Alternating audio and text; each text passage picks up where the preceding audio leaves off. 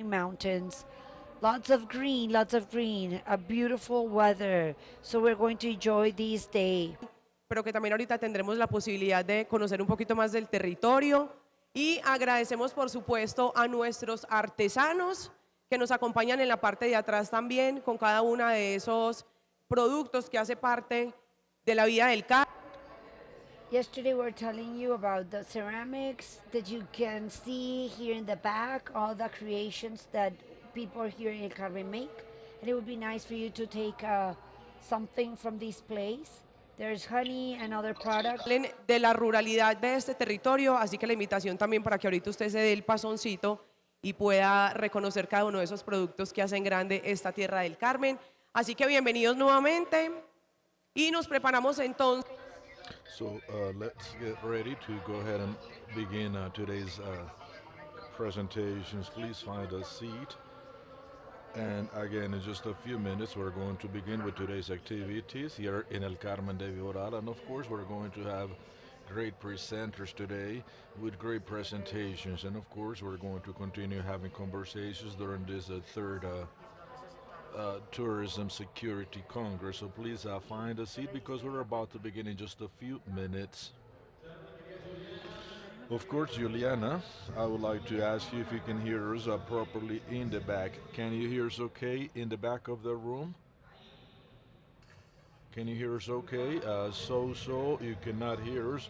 Yeah, apparently acoustics are not really going to work that well today. So, those of you sitting towards the right, can you hear us okay?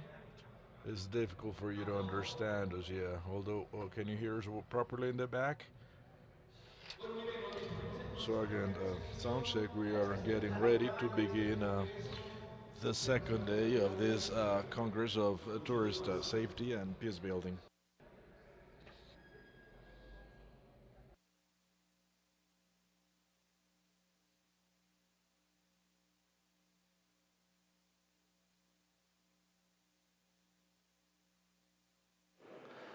Dos, tres. Ahí cuando usted suba a la sala, ya sabe lo. Ah, no, espera un momentico, que es que usted está muy largo acá. ¿Qué día abajo? Eso ahí. Listo. Ya cuando usted suba, ya el amigo. Después del. Ya sabe la vista. ¿Está prendido? Sí. Ciérrele ahí al señor, por favor.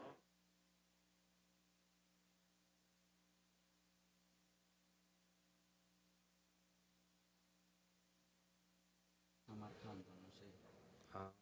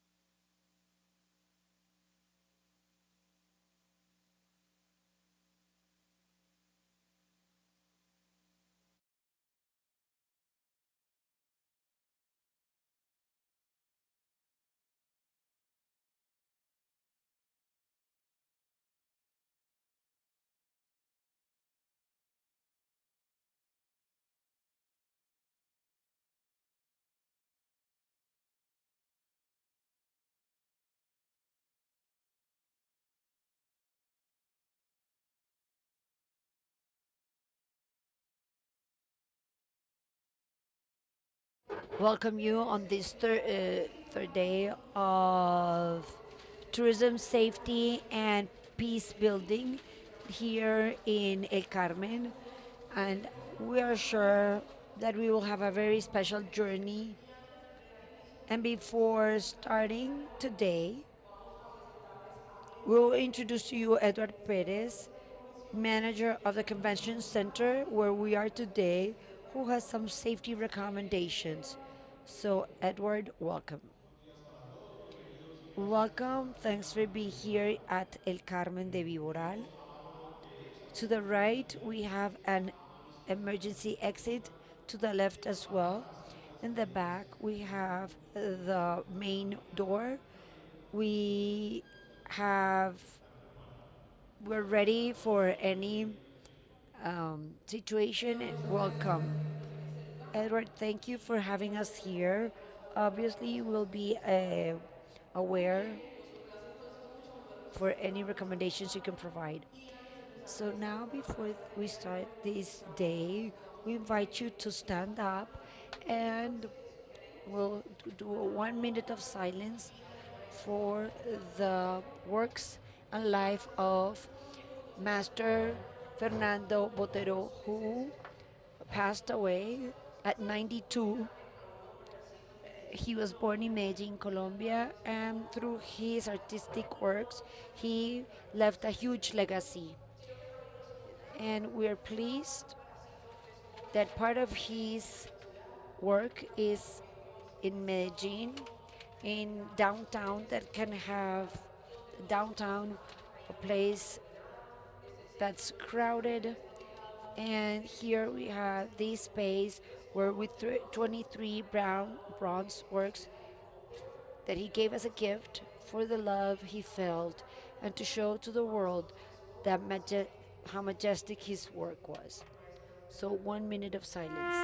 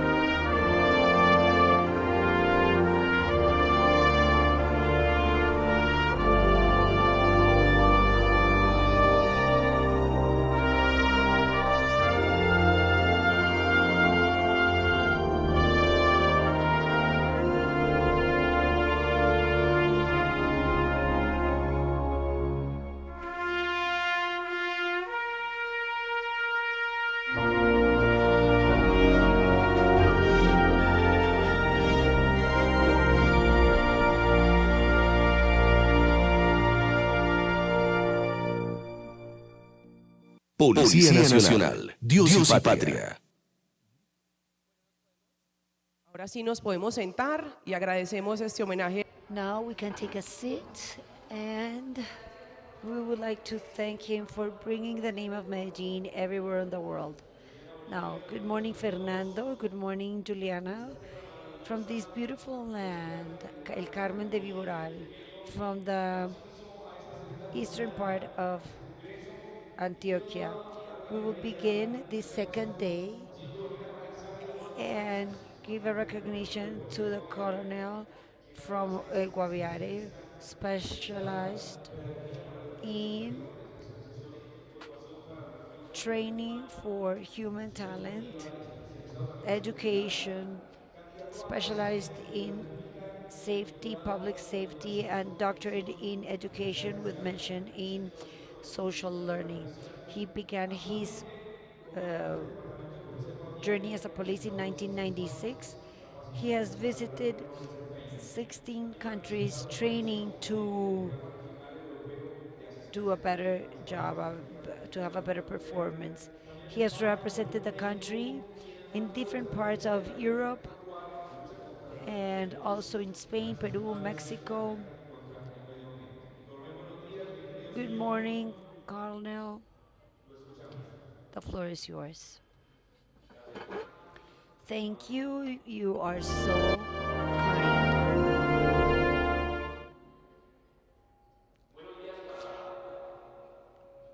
Good morning, everyone. I'm Colonel Alexander Obando. It's a pleasure to be here this morning. I am so thankful to the Direction of Protection and Specialized Services, to the Ministry of Tourism, to the Mayor of El Carmen de Viboral for providing this important space to build safe tourism in the country, to the Governor of the Department of El Guaviare, everyone. I come in representation of 700 men and women from the Guaviare Police Department. We've dreamed of building a better country, and that is why Safe Tourism Routes of Hope has become the navigation roadmap for safety in our department. Before beginning, I would want to bring you to this beautiful department for 1 minute. Please share the video.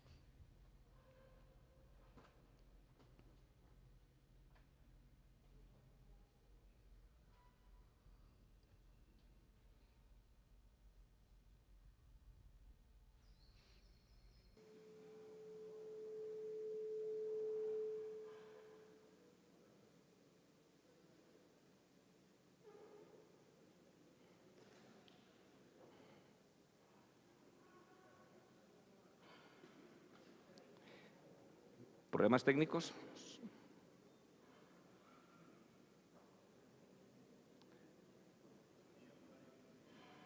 Bueno, mientras organizan el sonido. While we solve technical issues, let's learn about safe tourism routes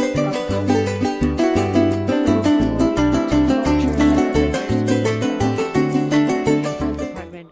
When we arrived to Guaviare, or before stepping into this department, I was asking myself, how can we add in a positive manner to this beautiful region of the Colombian Amazonia?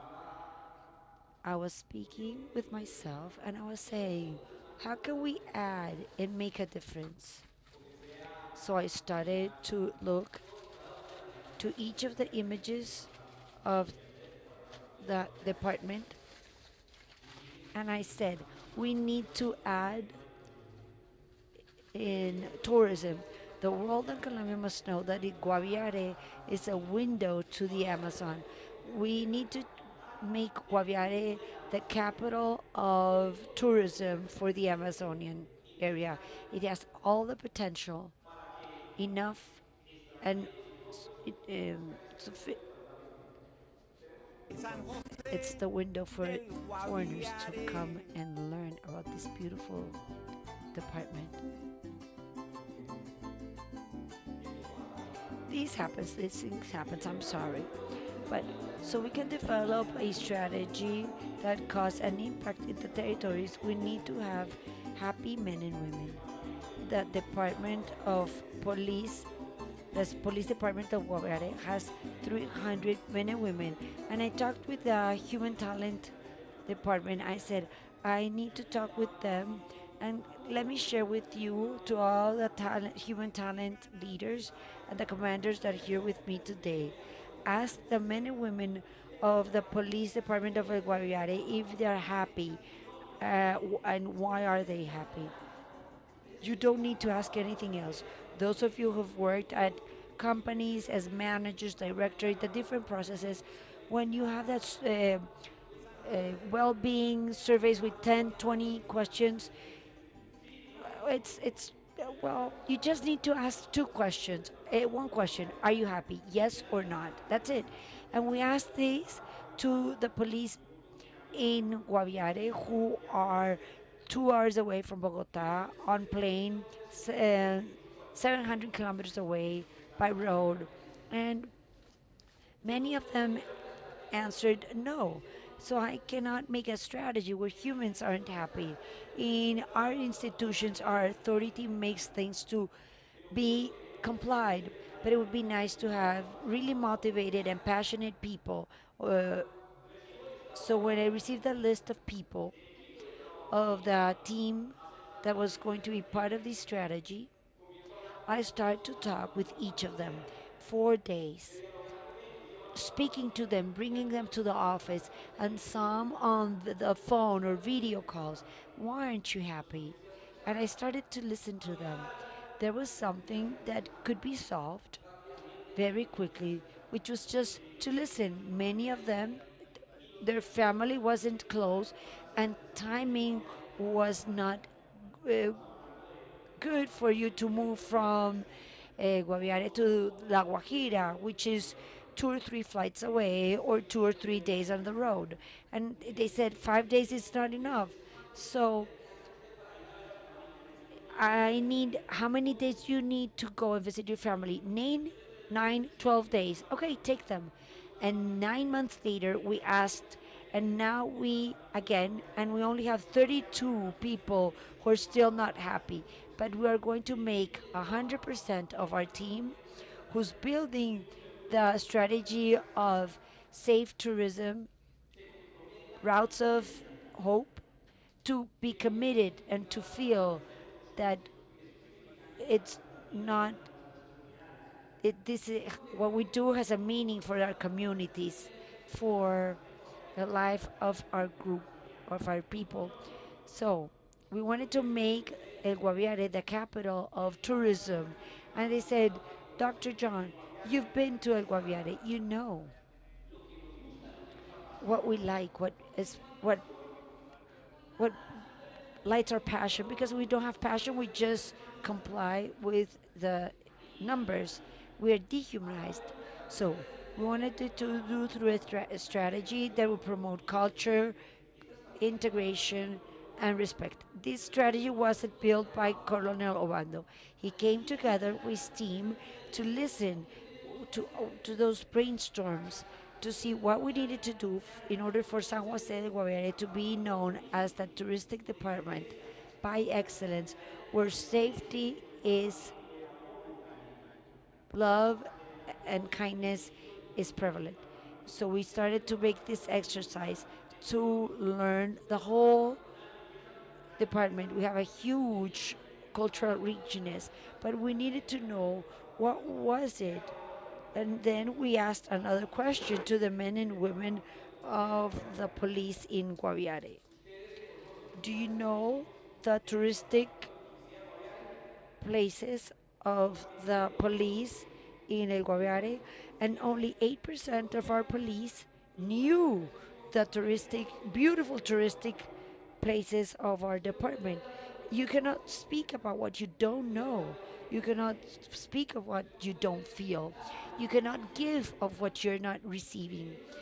With those premises in exercise, we started to understand that the integration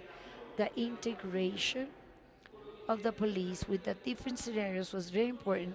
If I am at the airport, at a control post, and a citizen, a foreigner or national, and I said, oh, I think it's some close, different from way they felt it, lived it with by themselves or with their family, that will allow the police to provide a real felt direction to the tourist. So this is the invitation that I'm making to you, to all our tourist leaders nationally. It's not indicators, it's not pictures.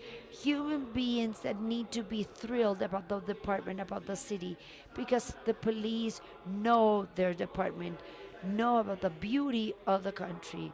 Beautiful motto, Dr. Joan, the beauty, majestic. How do we do it? Articulating with communitary corporation, Corpo Lindoso. I don't know if you know that corporation, but I sat down with them. I said, what do you need? Corpo Lindosa brings together the farms that offer tourism in our department. And what is a commander doing with them? Well, listening them. Because in terms of matter, we need to unlearn of certain regions the bad. The good we take. The good we take in order to grow at San Jose del Caviare. But they told me, Dr. Heider, we are missing a tourism master plan where they all have a feeling, not only the communities and the operators, but the institutions. A plan that gives us a horizon so the capital of tourism in the Amazons can find a real support and some steps that allow them to be consequent with the tourism design in order to provide trustworthiness to the national and international tourists. How do we do it? With an articulated plan with everyone that visits our department. This year, we are around 25,000 people have visited us, and my Colonel Cubides, you that have generated these spaces, that's done a wonderful place with our police. We don't need to bring numbers. This year, tourists haven't had any issue in our department, no issues. Not at the hotels, not with the food. In any space, we have concentrated with an exercise, safety exercise, and we validate them in each space because we have 750 men and women selling tourism through their activity as police, the carabinieri, the transit, the gaula police, and there and we all just want to warrant a safety for tourists. What we expect to strengthen the economy. Strengthen the economy. If we strengthen the economy in our departments, in this case, Jose Guaviare, what will happen? We'll have greater employment, less young people becoming or being delinquents, criminals. We don't just tell violence situations. We generate economy that allows to have some economical and human dynamics worldwide. This is the exercise that 162,000 men and women in Colombia are doing with the police, at the police. That human police, human police, not in the speech or in the rhetorics. It's in the acts of kindness with the citizens, with others, and the other with nature, what we feel in those special areas. Tear the tags of violence. I know it's hard to do that in our territory. Yesterday I was talking with some friends from Spain. Oh, I'm coming to Colombia for vacations. I'm going to San Jose del Guaviare, and they look at it through the internet. And this is something we're working at with the governor's office. How do we remove those labels of violence? Why don't come and look for Pablo Escobar? Come and look for the works of Botero. That to change these internationally, it's wonderful. And for many years we've talked over the bad and not the good. That's why we are showing the good. Of course, we have difficulties. Of course, every day we have difficulties. But we need to unlearn of what? Of the strength of men, women, of the difference we find in the territories, so the territory can become safe, kind, happy, in a country that is extremely beautiful. Strengthen the safety indicators. When you do this, you are not concerned about them because they just show up. The indicators simply show up. This is an exercise that's wonderful. But in order to comply with these objectives, we needed something special. We need to be trained. We need training. And Dr. John, here I leave you a doubt. How can I train 715 men and women in tourism? In which ministry do they need to request? Because still we don't have a space. I went to El Sena and said we're about to open it. I went to the Carlos Slim Foundation in Mexico, who conceive tourism as a big uh, portion of the economy of the state. And it said, let's go there, let's learn from a world who has built and who has done its homework in tourism. And nowadays, 92% of the men and women, Mr. Cuides and it's Colonel Cuides and Mr. Governor, they're trained in tourism. Why? But if I work at Gaula, I work at Sigil, I'm environmental, I'm not tourism. No, they're all trained. And it's so nice to see that a man and a happy woman bets upon tourism in our department. This has a meaning. Has a meaning. Well, the meaning is well defined by a dictionary. This one is more significant, which means it's interiorized. And there's a huge difference when we do this exercise. The indicators give us meaning, but the being significant is provided by other humans, the relationship of the territory with safety. So the basic training, General Salamanca, he invited us to participate in an English course. How hard is to convince our police that we need to prepare ourselves, that we need to train, that we need to go to the university. It's not that the police is going to be full of doctorates. No, in our countries, they're full of people with knowledge that will provide to its personal activity and will validate the knowledge of a science of a police. It's hard that outside the civilians need to know what is the science of a police. It's not an easy activity, but in order to break that paradigm of we need to approach the knowledge. And General Serrano said, let's learn English. So if these things come to my email, I'm so busy, I don't need to study English, I don't have time.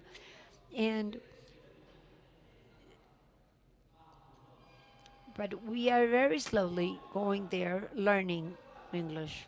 Very, very slow. 20% of the people in our department are among those 17,000 women and men that today are studying a second language. We are building the safety of the future. Touristic safety validated by knowledge and the passion for what we do. And we are doing it online every day, our job, our homework, because this is what tourism is betting upon. And it's hard for you to find a tourism leader that doesn't speak English or 2 or 3 languages. There's where we need the competition. This is a universal language that allows us to relate, to communicate, to understand what that the other one needs to express himself, and many doubts the co-responsibility. Here we find a strategic ally, which is the governor's office at San Jose del Guaviare, who has bet upon tourism, on the safety of people from Colombia and from abroad. And I thank you, Governor Heider Palacio, for the effort that you are making for our department, because there are over 100,000 inhabitants in this broad territory, and they feel validated in one feeling, a co-responsibility of the national government.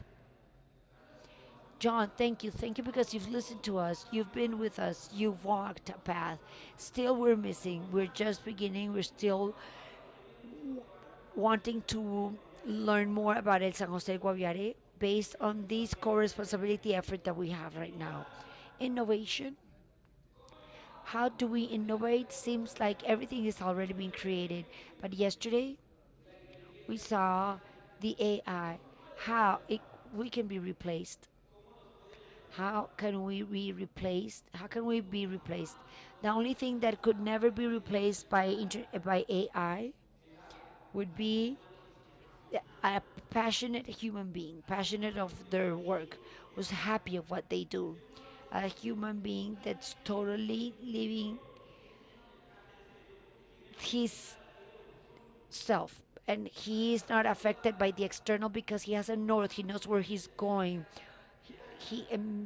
Even though there's AI, that human being that's committed and in love with his activity will never be replaced.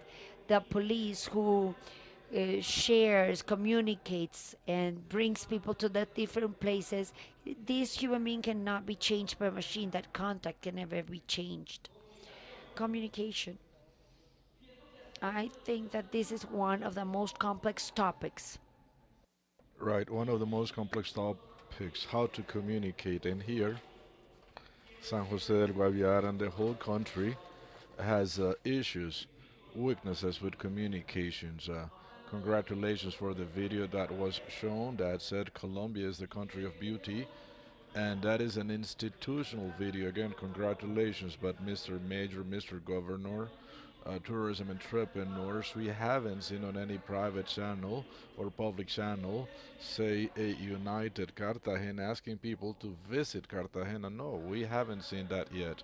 Barranquilla is just beginning to work on that, and in the Eje Cafetero, there is no ad campaign to communicate this information. We all know that bad things happen in Colombia, but why don't the regions come together to communicate what's beautiful? Uh, Not to say come to my country house because I don't have a country house. The idea is to help a region.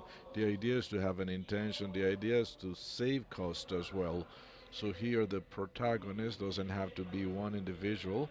Protagonist should be the whole country or different regions, and in the different regions the protagonist should not be an agent, tourism agent, or one single tourism farm. No, it should be the whole region. And in this value change, we need to learn to communicate assertively.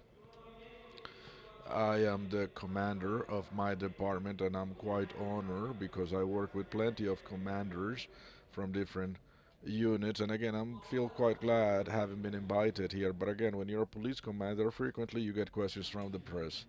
They want the breaking news. They want to know if someone died, if someone was raped. Those are the things.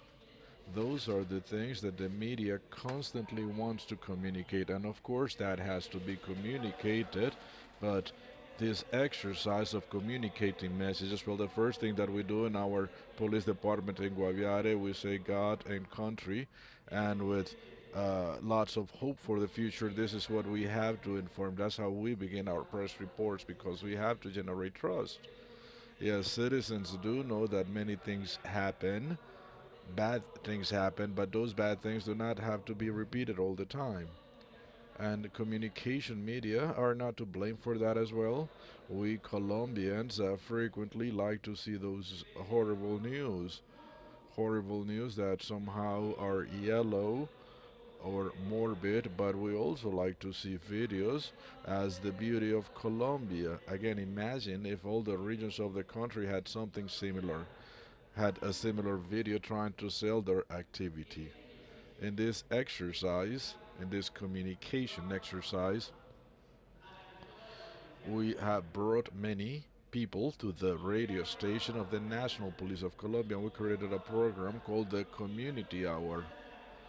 We receive visits from communals visiting our radio station, and they come to tell us the successful experiences that they have had in our territory, and the ideas for others to listen to their stories and to understand that being in the territory is not easy, but it is definitely possible when different efforts come together. And this is where or how the National Police Department, with all its efforts, again I'm speaking about the radio station that reaches up to 7 municipalities in the surrounding area, including Meta and Bichada departments.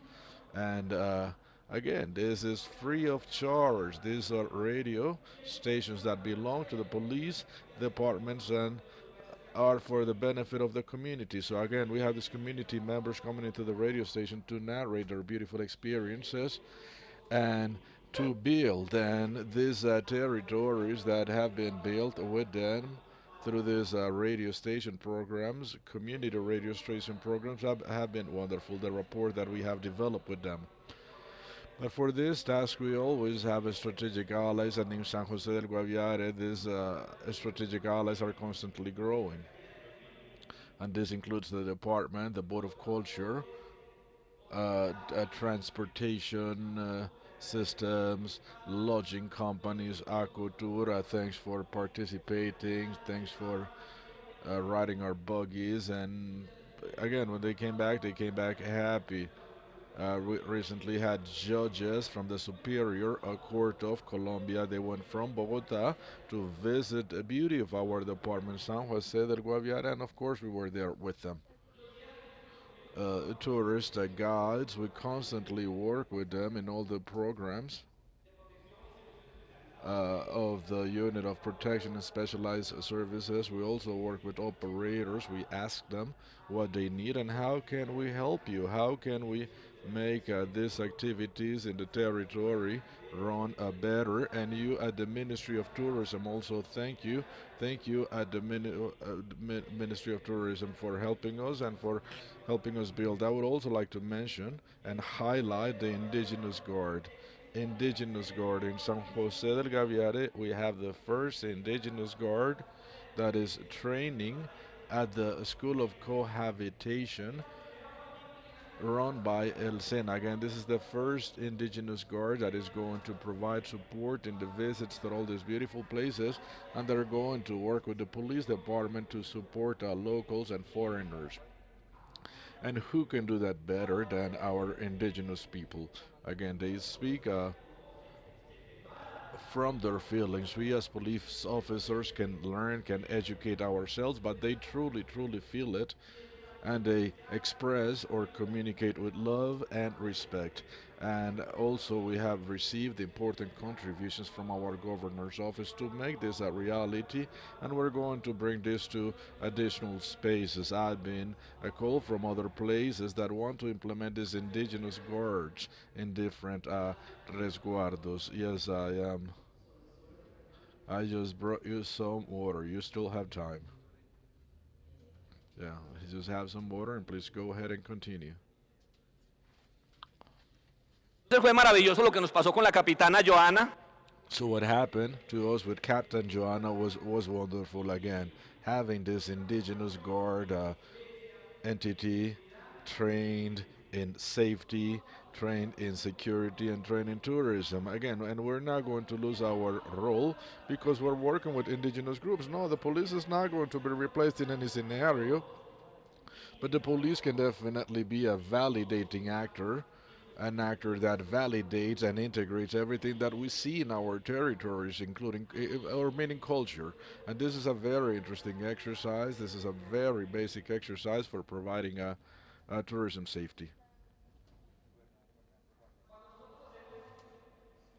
When we do natural tourism, gastronomical tourism, or archaeological tourism, we frequently say this is a wonderful spectacle, a wonderful thing. In San Jose del Guaviare, there's places that do not exist anywhere else in the world. Wonderful places they are. And with the National Police and the Unit of Protection and Specialized Services, we're going to inform the world of these things that we have in San Jose del Guaviare, and many of you are going to act as ambassadors of these beautiful things that are happening in our department. And the most important thing is that you're going to want to go. You're going to want to go to our department. San Jose del Guaviare has a beautiful gastronomical history because it was a land that was colonized. In other words, we have food from all over the country, from the center, from the Caribbean, from the north. Uh, People from all over Colombia have moved to live in San Jose del Guaviare and to form their families. So we have this tremendous gastronomical wealth, similar to the situation in Peru. I've been to Peru 3 times, working and visiting, and the gastronomy that you have in your country is indeed quite pleasant.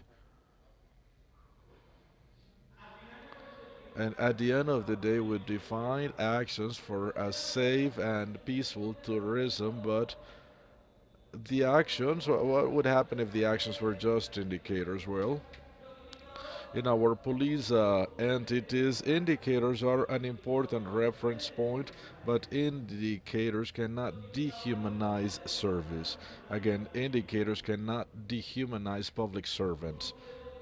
We cannot validate indicators simply to validate them. And we cannot simply say, okay, this is a green indicator. No, before that, we have to create some sort of feeling.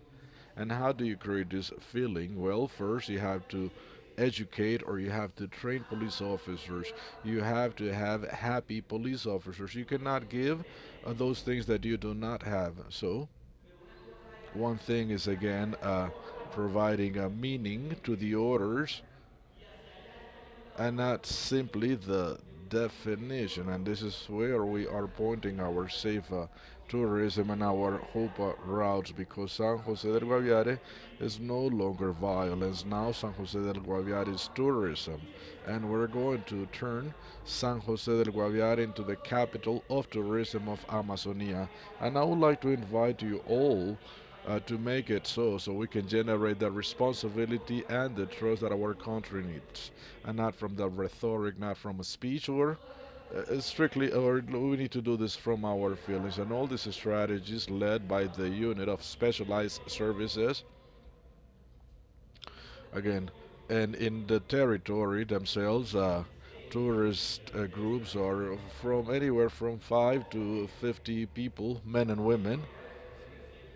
And in San Jose del Guaviare, we have 715 men and women that have been trained and that are willing to understand that the department's vocation is unique, and that this vocation contributes to peace. Because when we trust ourselves, when we receive investment, when people visit us, locals and foreigners, well, that strengthens our economy. And when you have a strong economy, there's jobs, there's investment, there is trust, and we can have this peace that our territories really need. The different tourist safety fronts have gained lots of relevance in our department. Again, this is about generating trust, trust with those who are part of these fronts. But those of you who are directors of tourist police, it's not simply having 2 or 3 fronts to comply with indicators and to respond to those directors in Bogota. This is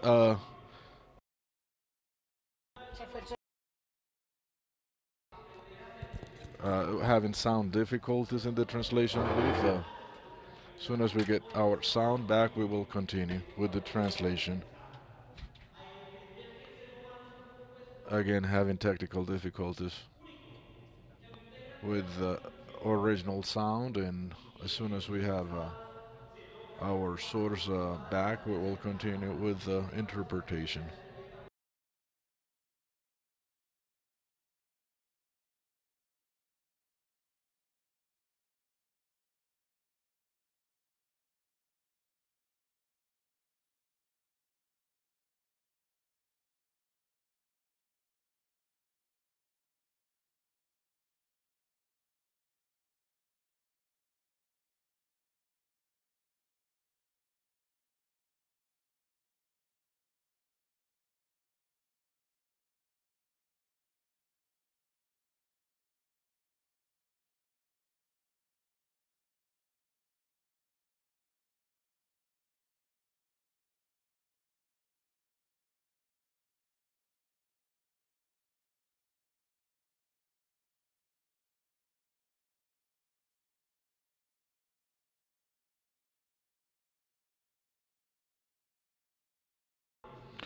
Again, so I'm having some technical difficulties in the translation, so as soon as we get sound back, we will continue.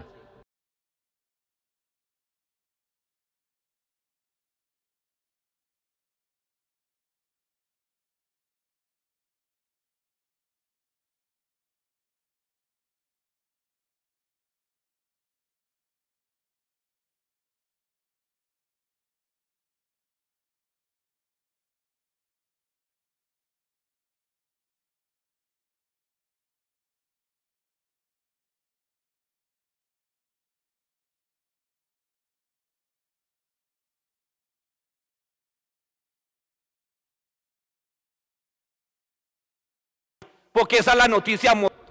Because those are the horrible news that come out of these beautiful regions in our territory. So again, it is very important to ground this information.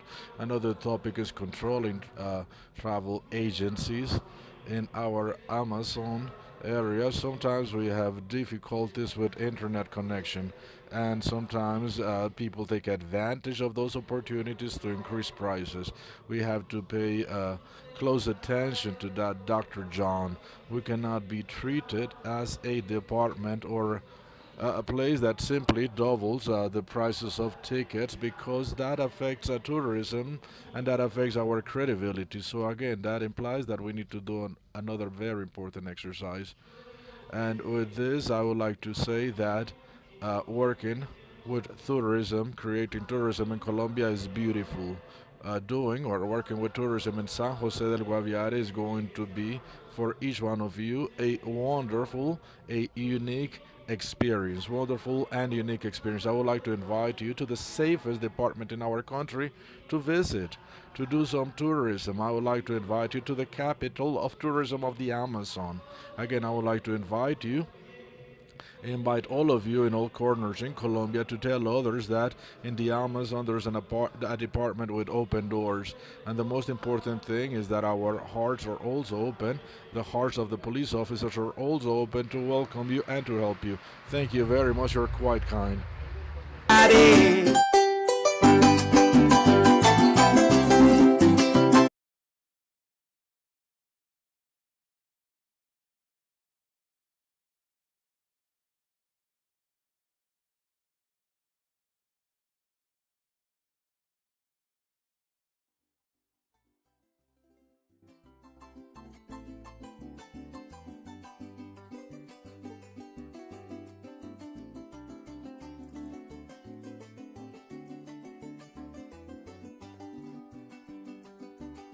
Sentí ganas de llorar cuando mis ojos te vieron, mi San José del Guaviare. Me flechaste el corazón porque eres mi gran amor y de todos el más grande.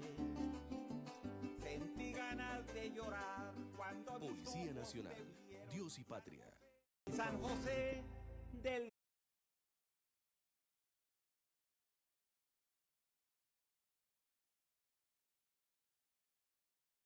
en la tierra del Guaviare. So that was Guaviare, beautiful territory in Colombia. Let's give them a round of applause. Please, my Colonel, quite generous presentation, and definitely we would like to visit your territory. But before you leave, we have a recognition for you, as well as we have recognitions for all the presenters yesterday. Yes, obviously we're quite thankful that you came to Medellin to partake in this Congress, and through the Colonel we're going to make this recognition, and again to express our gratitude. Juan Pablo Ramirez Salazar is going to express his gratitude again, and we thank you for your presence, and again we extend our feelings to all the people in El Guaviare. So thank you, Juliana, for your introduction. We would like to recognize Mr. Colonel Alexander Obando, and I think that the Guaviare does not really have a commander. What they have is an ambassador. Beautiful, clear presentation, and again I would like to recognize your work. I would like to thank you for this presentation. I would like to thank you for the fact that you as commander see the department as a tourist department. as if we do understand developing countries do understand that tourism is a resource that we need to exploit to move forward, and this is being validated by territorial and national entities and by our guilds. So through Colonel Alexandra, I would like to recognize our first speaker today in this wonderful conference on tourist safety. And as mentioned before by Juliana, uh, with regards to this recognition to Colonel Alexander, again, the National Police Department thanks you for your valuable participation in this international congress, and your contribution has been fundamental to improve the cohabitation and the safety of our country. I received this recognition on behalf of the 715 police officers that allowed me the honor to be here today. Thank you.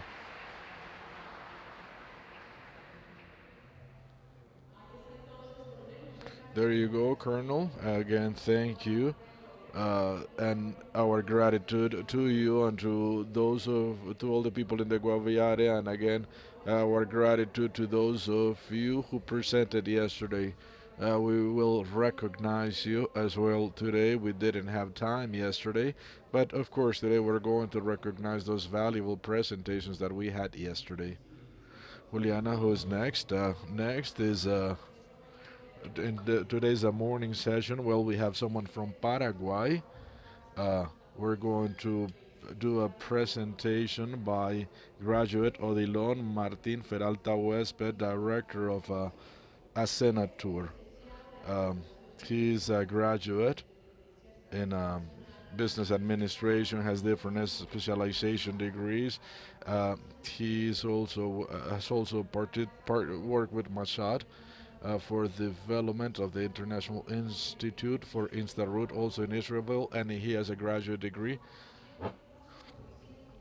He also has police courses and scholarships from the Embassy of Israel. He took part in a course in Buenos Aires where he also took part in hotel safety. He also has a course from the World Trade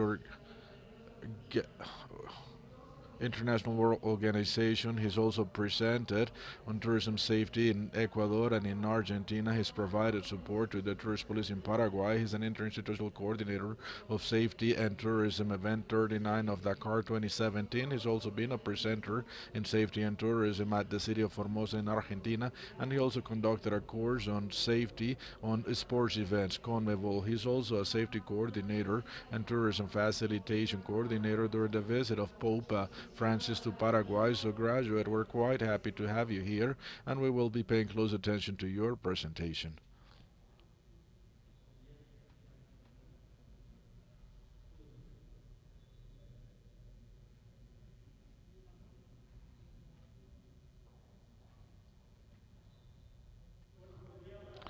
Well, Good morning, everyone.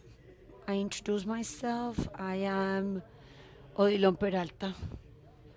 I am chief of department of the Paraguayan Tourism Secretary. I want to thank God first for this opportunity to share with you, and it is a very important event. Last night I was taking some notes and talking about tourism. What does this mean? As my peer said, talking about tourism means happiness, moments. Before starting this presentation, what I'm taking home from this meeting, I'm coming to be a tourist, to share experiences, good and bad, that from my institution we've done in order to share them with you, and so you can take advantage of them. So Peru, well, I would love to visit Peru again to work with the ministry to strengthen the relationship between the institution and the safety department. We took lots of pictures. Colonel Gonzalez, he is a person with a different caliber, so his people are in great hands. I would like you all to visit Quintana Roo. Have the support of the friend from OEA to strengthen the tourism safe plan of my country, the people from Interpol. I am known as the man of contacts in Paraguay. So I'm here if you need me in Paraguay. To my peer from Chile, my colleague, the method of teaching that you're sharing is based on the reality. I identify myself a lot with his way of working because it's the only way to approach our peers, to speak with, because we have that theoretical, but there's a different thing with what you live on a daily basis, and this is what really gets you. David also talked about intelligence, the strategic intelligence within the tourism environment. I celebrate to mention this word in this meeting, in this Congress. If we talk about intelligence, we're talking about the analysis of the situation of the city in terms of tourism, of the corridor of the area, to identify the risks and warrant the safety of the visitors or those who provide the services and and the citizens in general. So I would also like to meet Paquito and learn a little bit about that QR topic. And also, why am I mentioning all these? Well, I have 2 minutes. So you can realize that when you're doing tourism, you don't only take memories in your mind, but also in your heart. And this is the time to share all these experiences about tourism and tourism facilitation. So it is important for the police to be in the shoes of tourists. Sometime you have been or will be tourist. So understand the essence of tourism. But it is important. A picture with Colonel Cubides to show them that I was here. I need to take a bite of the bandeja paisa, that typical dish.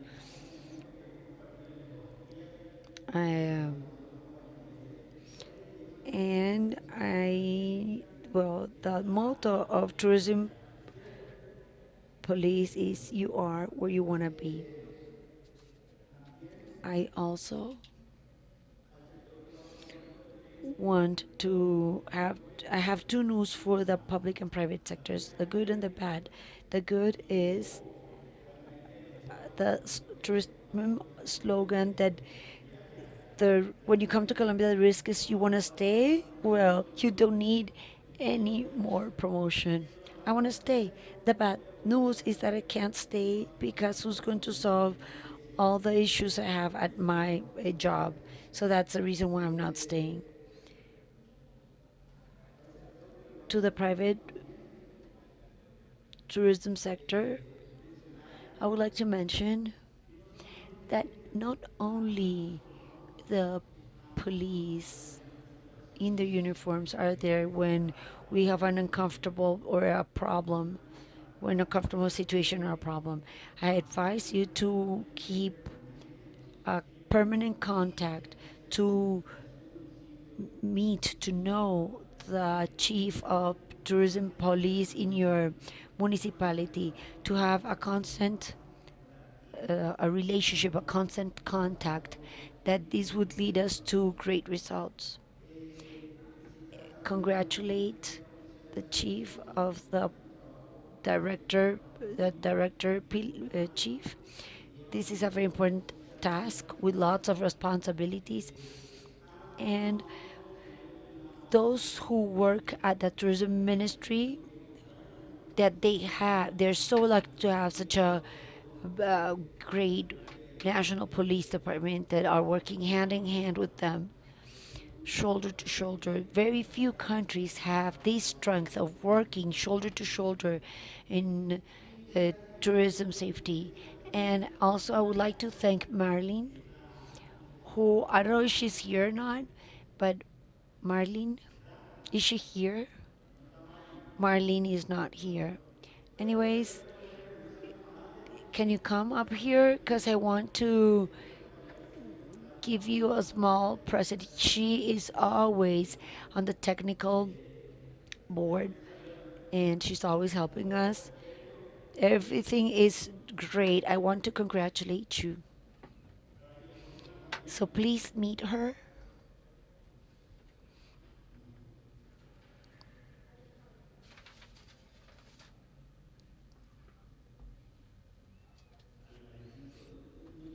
I'll just take a minute of your time.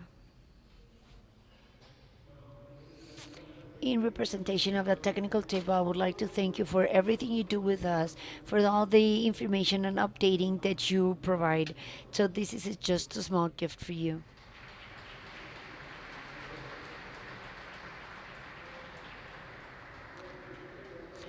Okay, I hope I don't forget anything. Oh, excuse me. The last point, I would like to introduce to you a peer who's very important, that for the last 10 years he's been with me. He is from the National Colombian Police.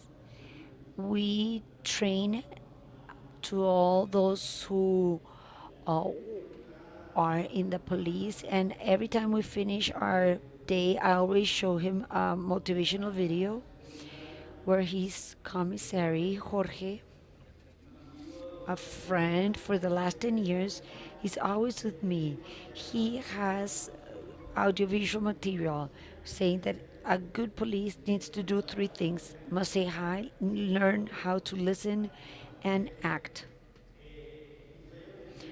So it was nice to meet you. It's a dream come true, meeting you face to face. Okay, I want to share with you about 11 years ago in Colombia, we implemented a strategy in order to be able to approach the community and we as police to be close. And we did a strategy called Say Hi, Listen, and Act. And I added some music.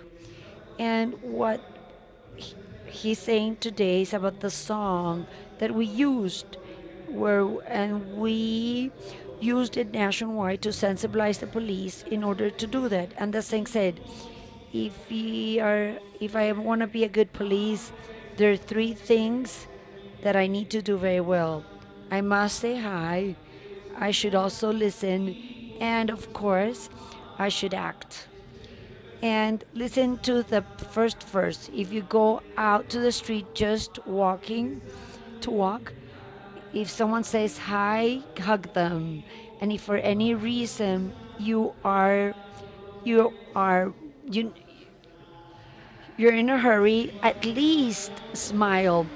If you're in the motorcycle or in the patrol, raise your hand and also say hi. Patrolling at night or patrolling during the day, people like that the police smiles at them. Thank you very much.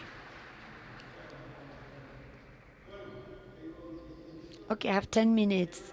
So I want to share with you today facilitation and tourism safety. So in Paraguay, we have Brazil, Argentina, and Uruguay as neighbors. We have 406,000 square meters. We have 2 languages, Guarani and Spanish. He's speaking in Guarani right now.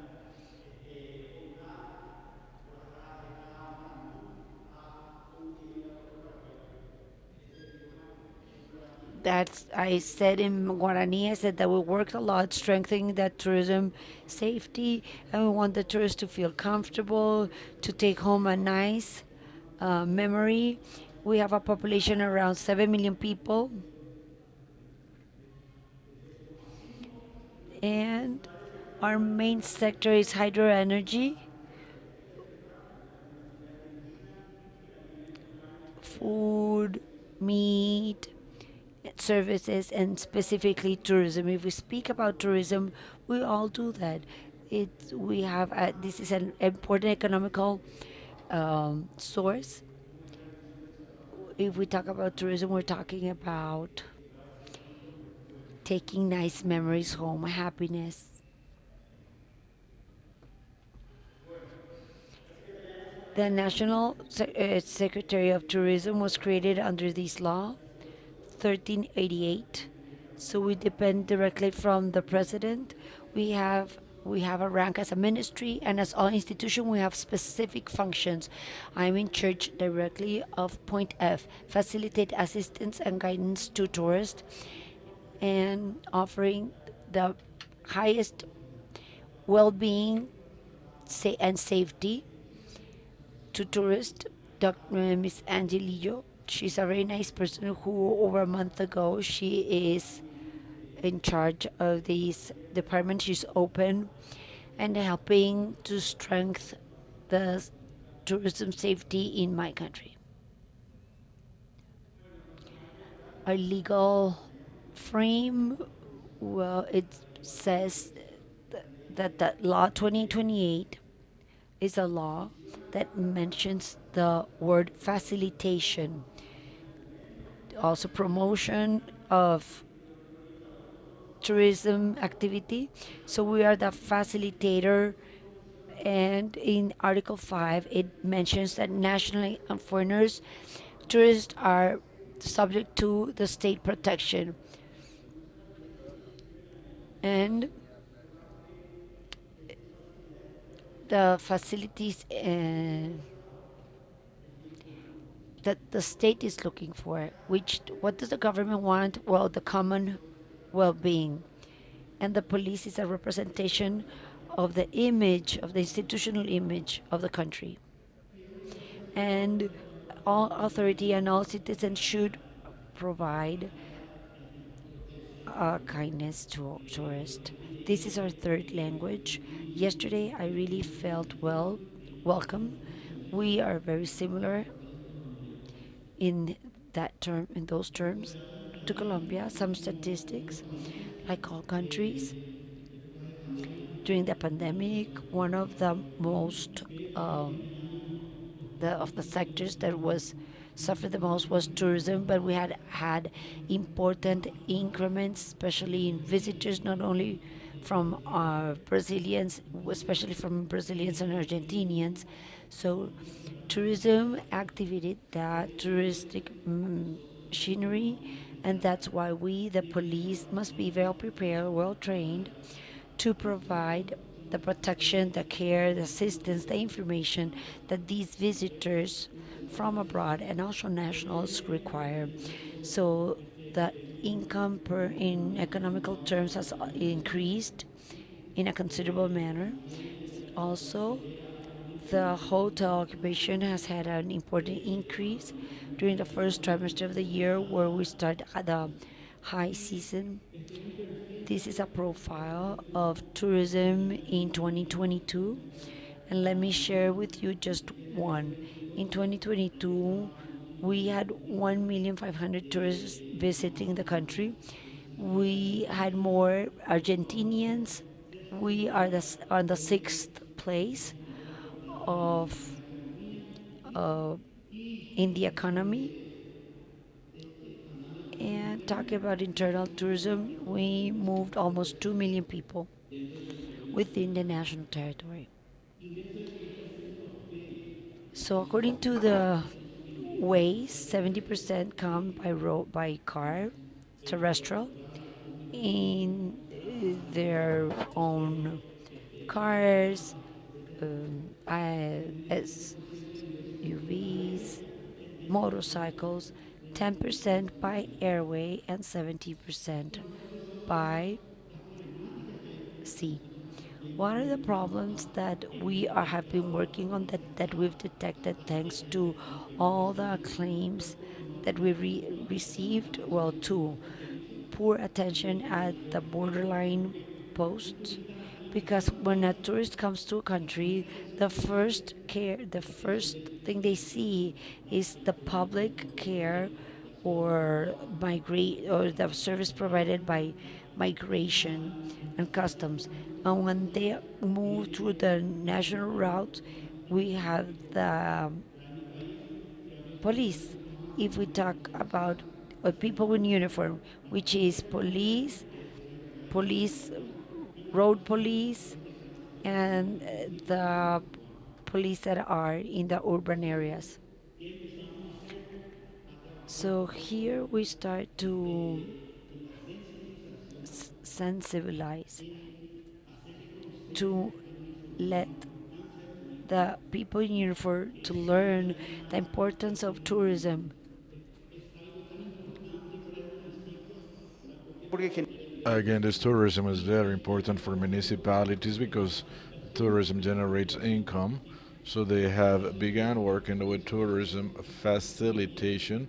In other words, these are actions or measures with the objective of simplifying and making viable all procedures related to tourism. This is a problem that we used to have in the past. For instance, our police officers would see a vehicle with a foreign license plate and they would see that vehicle as an ATM machine that they could take advantage of. So yeah, facilitation or simplification does not mean using these foreigners as ATMs. It's the opposite. It's approaching them and helping them and telling them what you know and providing them with trust.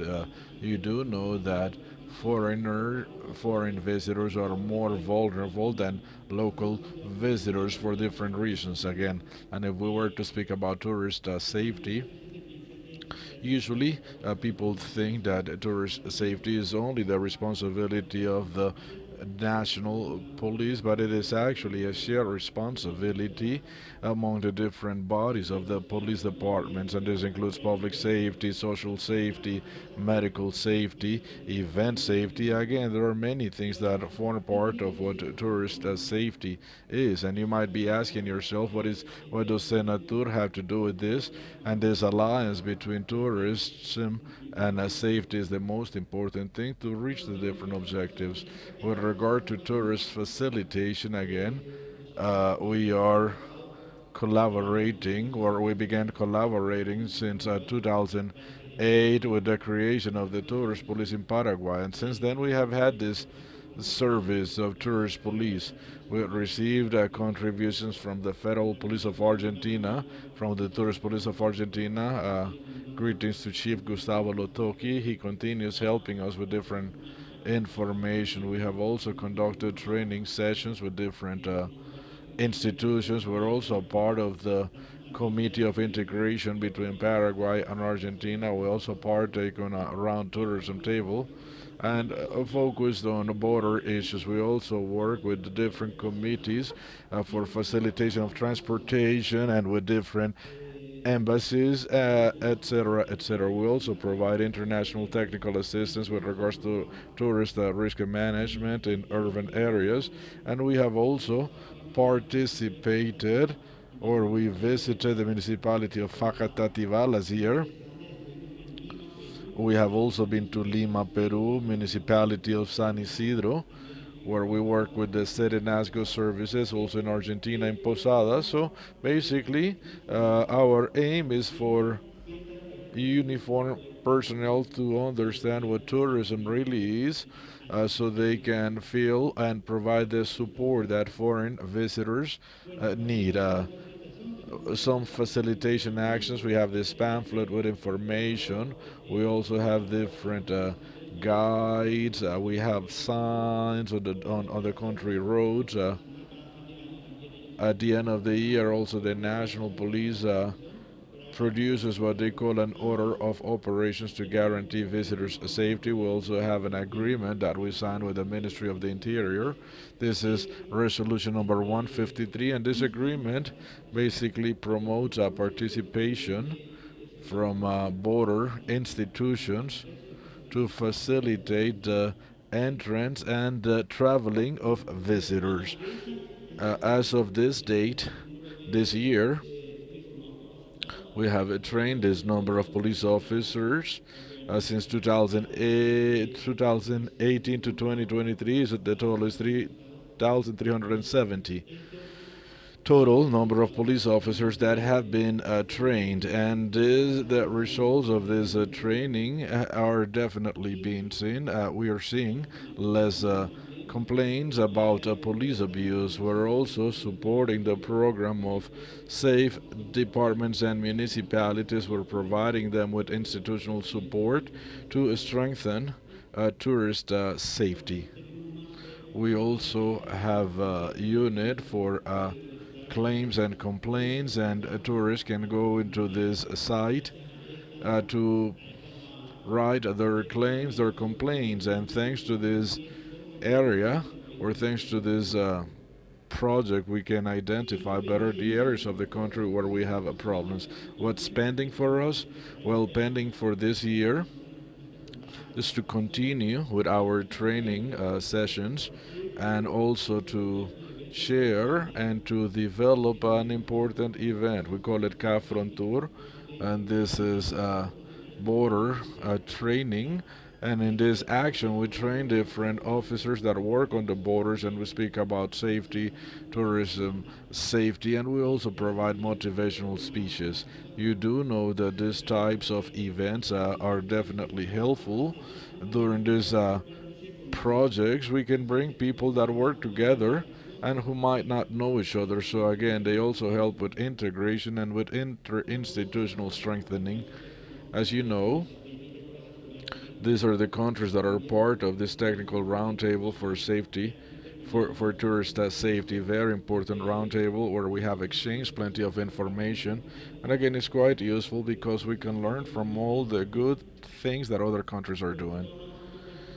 This is a photograph of Asunción's tourist police. They also conduct a city tour. Again, this is part of the training. The idea is for them to be able to feel all these experiences so they can provide better services. This is the College of Police in city of Cafete. Every December 8th, they receive up to 1 million tourists for 2 weeks. Is religious tourism, and these are those that are aspiring to become sub-officer. Every year, 200 new officers join the National Police Force. They're all trained, educated, and they have once they graduate, they have the foundations as to what tourism is, as to what travelers are, and different matters regarding tourism. So this is definitely working for us, working with these students, police students. This is during Easter week. This is the Asunción Police Department. We have some bicycle patrolmen as well. These are members of the Municipal Transit Police. We are working in 3 different levels: tactical, operational, and strategic. And this is another picture of the road patrol. They also participate in the different training sessions, because it is important to create different work groups. Again, police by itself cannot do it. Travel agencies by themselves cannot do it. Hotels by themselves cannot do it. All of them have to come together and coordinate their efforts, and this can only be achieved by bringing together the different efforts around this framework of tourist safety. These are some additional images of different actions that we are conducting in our country, and the idea of all these actions is to make tourists feel comfortable, safe, and more than anything, for tourists to come back, for them to go into our municipality happy, leave our municipality happy, and come back. So to conclude, I would like to make a general comment. I have talked with different colleagues, and they have asked me about the traditional drink in Paraguay. In Paraguay, the traditional alcohol or the traditional drink is querere, which is mate with ice, water, and medicinal plants. For different situations, we have different remedies. So I shared the story with some colleagues, and I wanted to ask it. I want to make sure, or I want to find out if they remember what I told them. Remember at what time do we drink Quereve in Paraguay? Paraguayers drink Quereve at a certain time, and I mentioned this to you. Do you remember at what time do we drink it? Someone's raising his hand. No, that's close, but that's not it. That's not it. That's not it. Again, at what time do Paraguayans drink this Quereve drink? I don't think anybody's going to get the prize for knowing the right time. 11 in the morning? Yes. Perfect, perfect. Perfect, ma'am. You're not from Paraguay, right? Okay, please come up to the stage so you can get your gift. You can get your award. Again, I'm out of time. And one more question. One more question. How many departments do we have in Paraguay, and what is the capital of Paraguay? And that's it for me. Right, the lady raising her hand, please. I think you studied. Okay, perfect. Yeah, please come up to the stage so you can get your prize. Muy bien, felicidades. Great, congratulations. I see you learned something. So with this, thank you very much for paying attention. Again, congratulations for hosting this very important Congress, and I would like to leave you with this sentence. Travel is lived 3 times: when we dream about it, when we live it, and when we remember it. So please, let's make tourists remember all the beautiful things that happen in Colombia, but more than anything, the great service that they received from you, directors, and from all the members of the tourist police. And with this, thank you.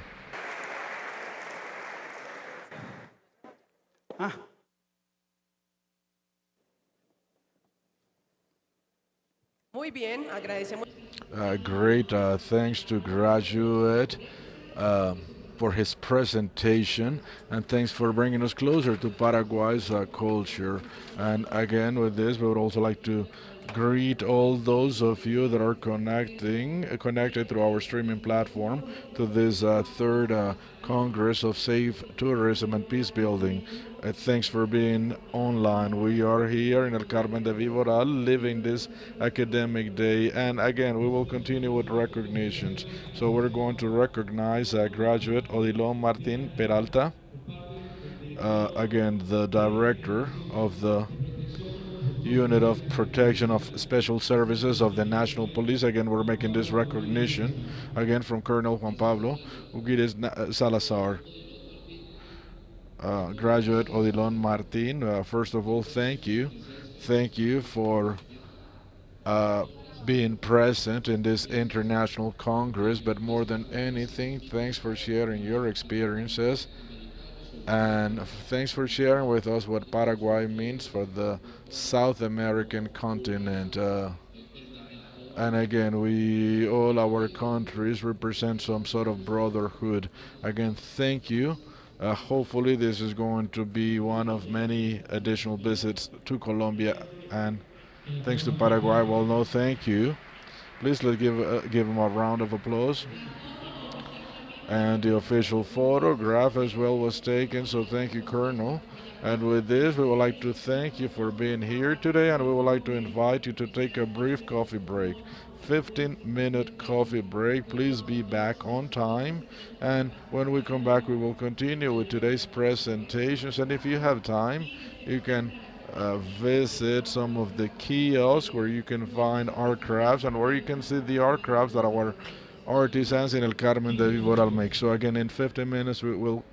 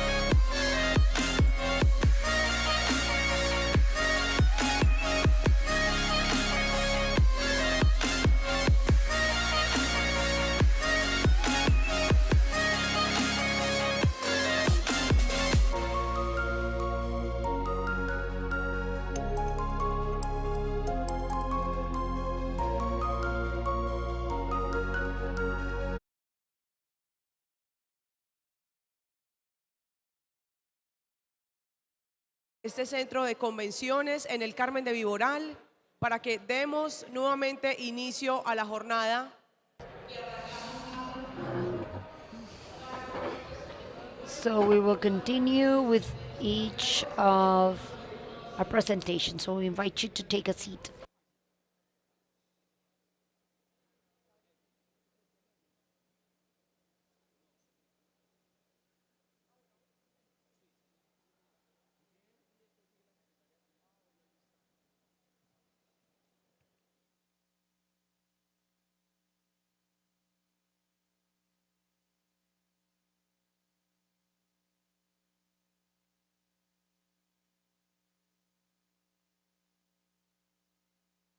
De nuevo, el llamado Again, we call everyone who's outside, so please take your seat so we can continue.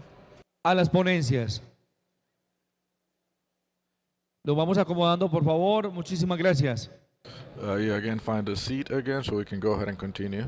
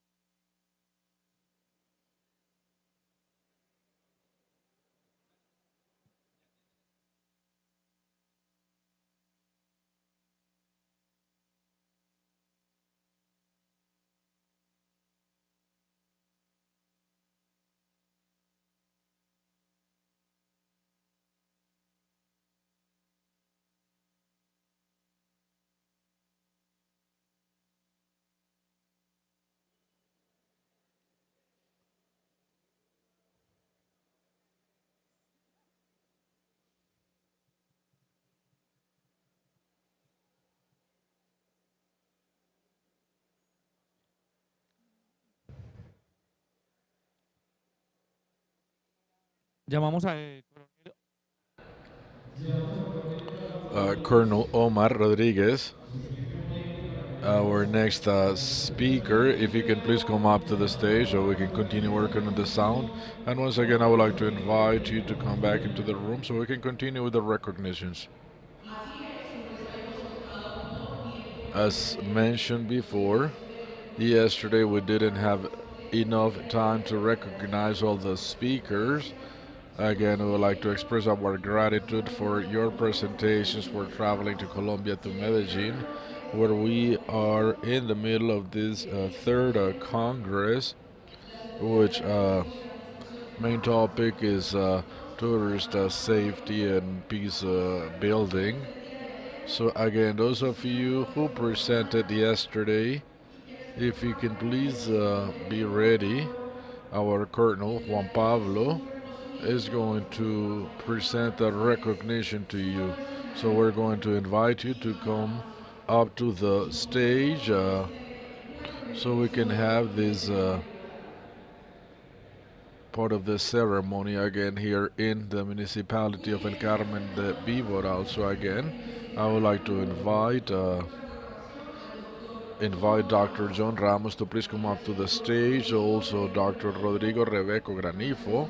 I would also like to invite Carlos Entis, likewise Mario Bonilla Bello, Major Karen Viviana Carrera Pacheco, if you can please come out to the stage. Also Francisco Eduardo Granizo Torres, also Lieutenant Colonel Julio Javier Gonzalez.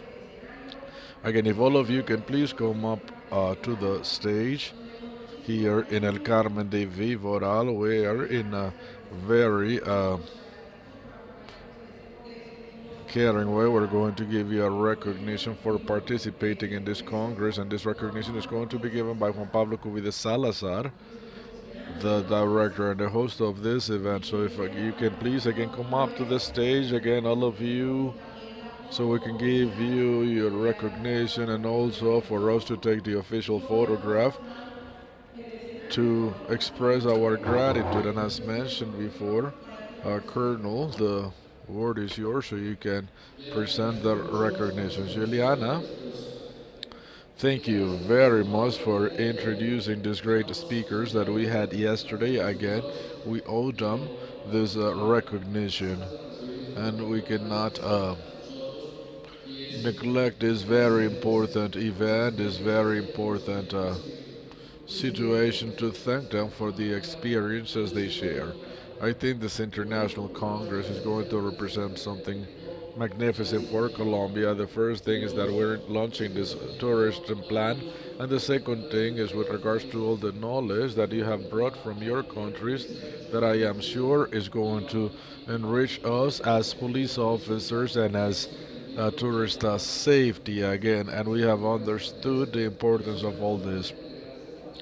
So I would like to present this to you, this recognition to you, and please place it in a very important place in your offices or in your homes.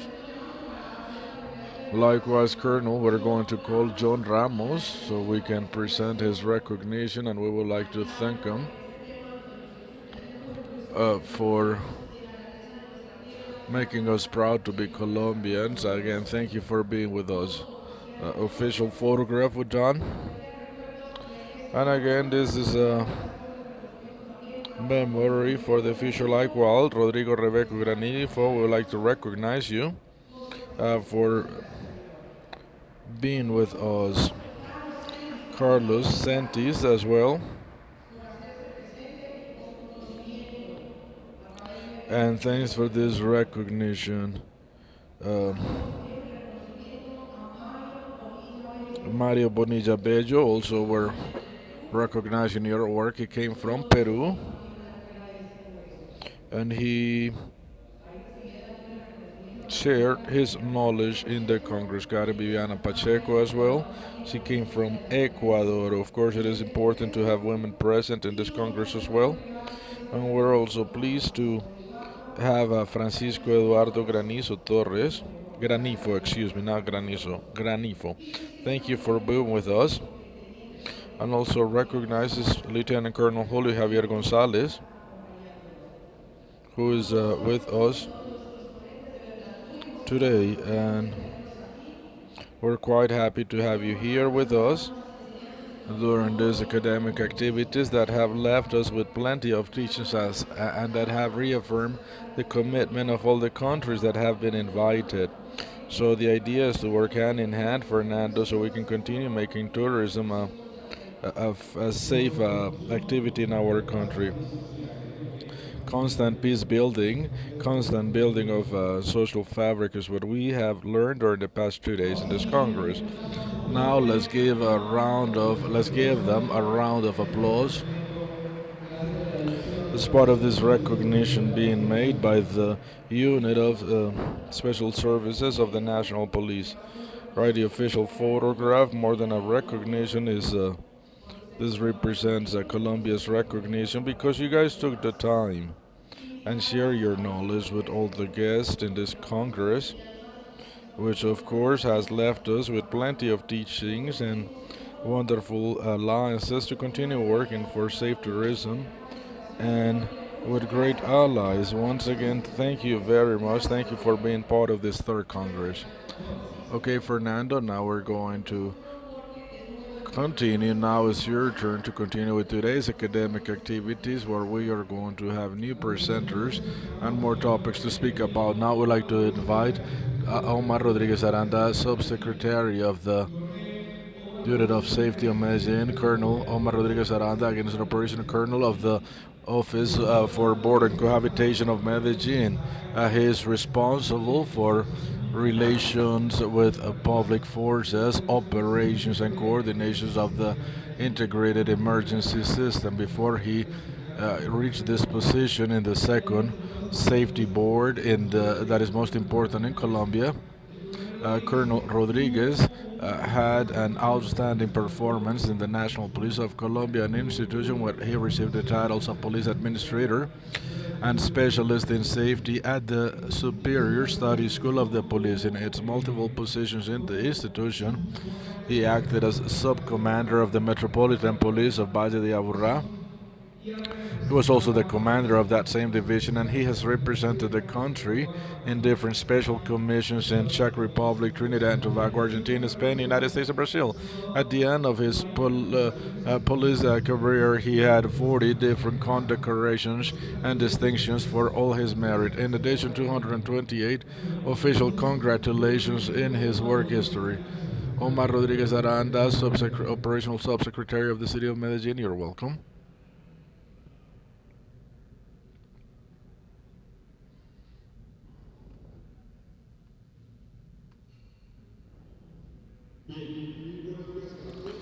Well, good morning, everyone.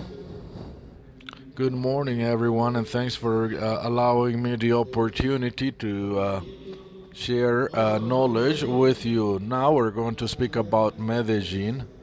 We're going to speak about safety cover from the Board of Safety and Citizens Cohabitation of the City of Medellin. Again, we're going to speak about the board's perspective.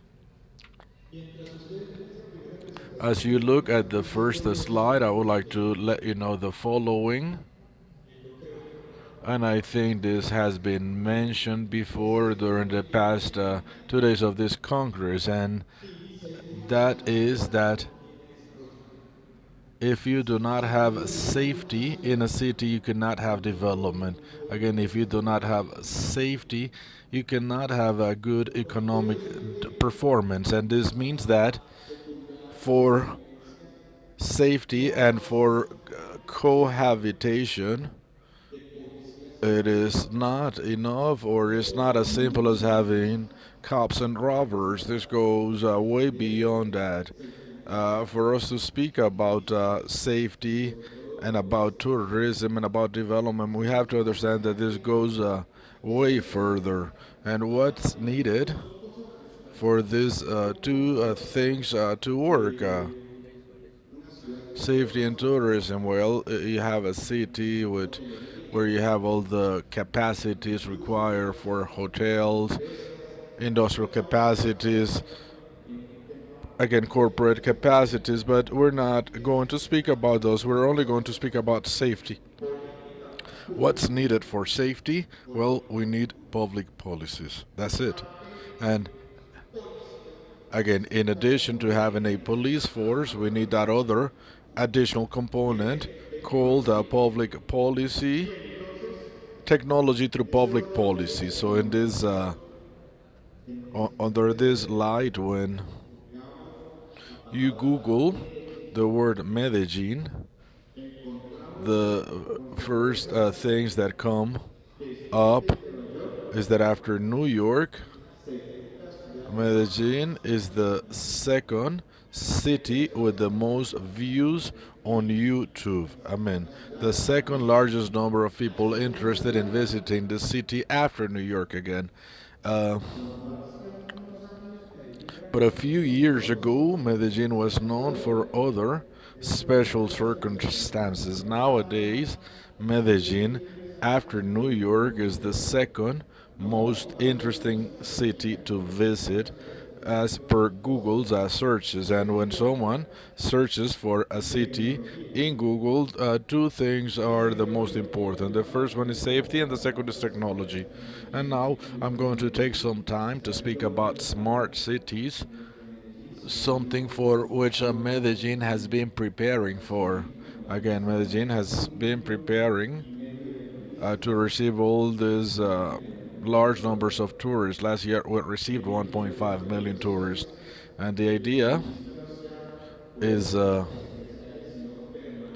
to project that there's not going to be seasonality with regards to tourism. In other words, not to have tourists only in August during our flowers fair or during December for our Christmas festivities. No, the idea is to have tourism throughout the year. So what has turned Medellin, or what has Medellin done in terms of uh, safety to the point that it has become so attractive in terms of tourism. Again, how was it possible for Medellin after the 1990s, after being the most violent city in the world in the 1990s, 1991 exactly, with a rate of 395 homicides per 100,000 inhabitants, which dropped to 9.7.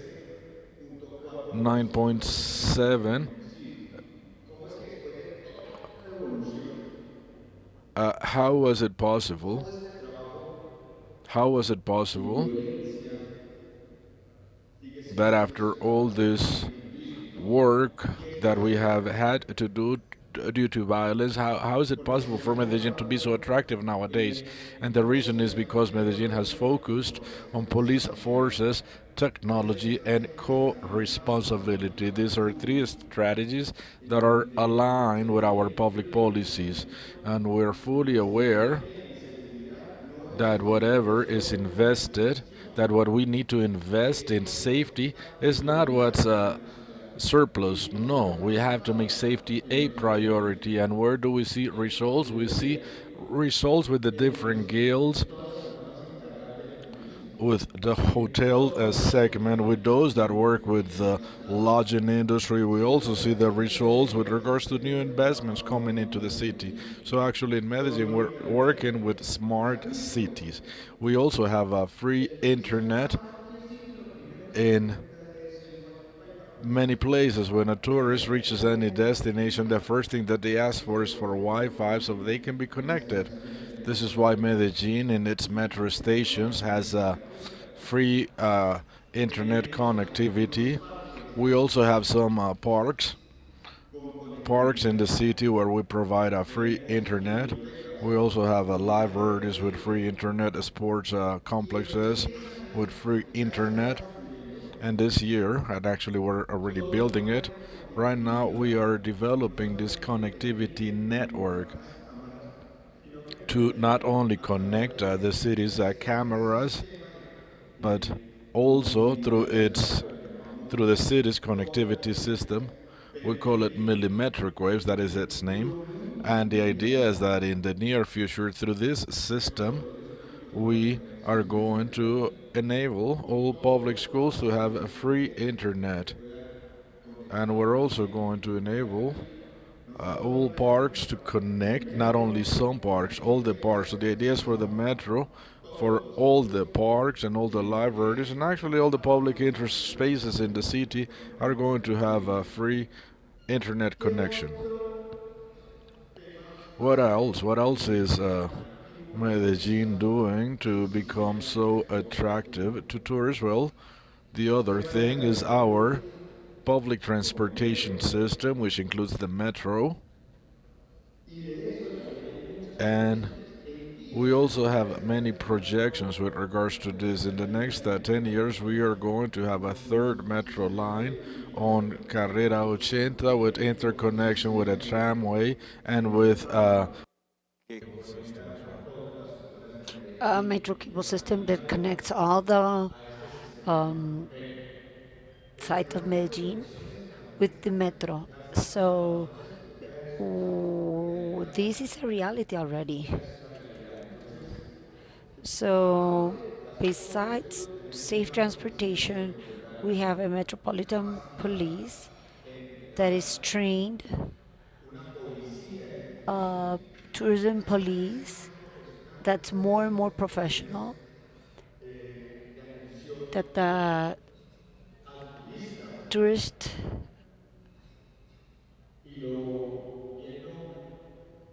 attention is better and better. And looking at an important YouTuber from Mexico, that within what he highlighted from his visit to Medellin, he mentioned that he highlighted the gentleness of its people and that the police was close to the citizens. So we also have a presence in the territory of tourism police. We have a a touristic ecosystem. What does that mean? What does that mean, a tourism ecosystem?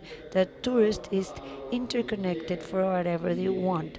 If they come to gastronomic tourism, there are hotels, there are agencies that will connect to a gastronomic tour. If imagine you want to travel to El Carmen de Viboral or to El Peñol, there's all the logistics to take him to El Peñol, to receive him in El Peñol, and allow him to enjoy the trip. It has the capacity to be able to link and interconnect the tourists with the tours, with the apps, with the agencies. Un CSN, sistemas de emergencia. We have a CN, which is an emergency system that works 24/7. It's bilingual. The ones who work at the 123 phone line, they are bilingual. So if a tourist wants to use that line, they can dial 123, and we have 4 people per shift to take care of any emergency in another language, because this is a teamwork. This is something that it's not just for one institution. It's a work that we need to do together as we build in order for the city to become more attractive, so Medellin can be safe for tourists. So we have an articulation with the police in order to have an immediate attention. We have a connectivity project because definitely the police, yes or yes, needs support for its work to be more efficient, to be more effective, to be easier to be done. And we are talking about cameras, technology. We are in this administration closing with about 3,246 city cameras that can be scaled to 1,000 more in the near future. What is the idea of having so much technology? Well, the idea is to make Medellin a city where it's going to be difficult to commit a crime, mitigate impunity.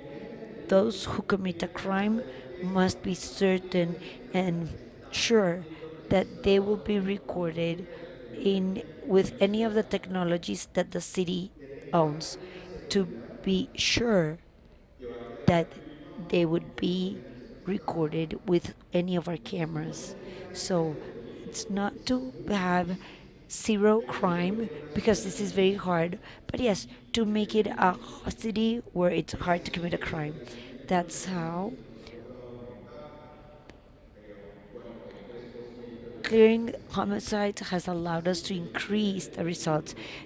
The crimes have reduced. That's thanks to technology. This year we've recovered around 3,000 robbed motorcycles. And all this technology is integrated here. In our emergency system, it's integrated in 123 with 11 agencies. 11 agencies. 123 isn't just a space for police taking phone calls. No. This is a space where they work as a team. There. At the line 123, we work with mobility. We have national police. We have social agencies. We have the agency called Women from Medellin, firefighters, metropolitan women that cares for all gender issues in the metroplex area, health.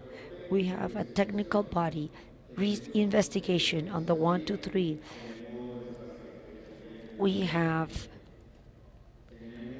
the prosecutor's office.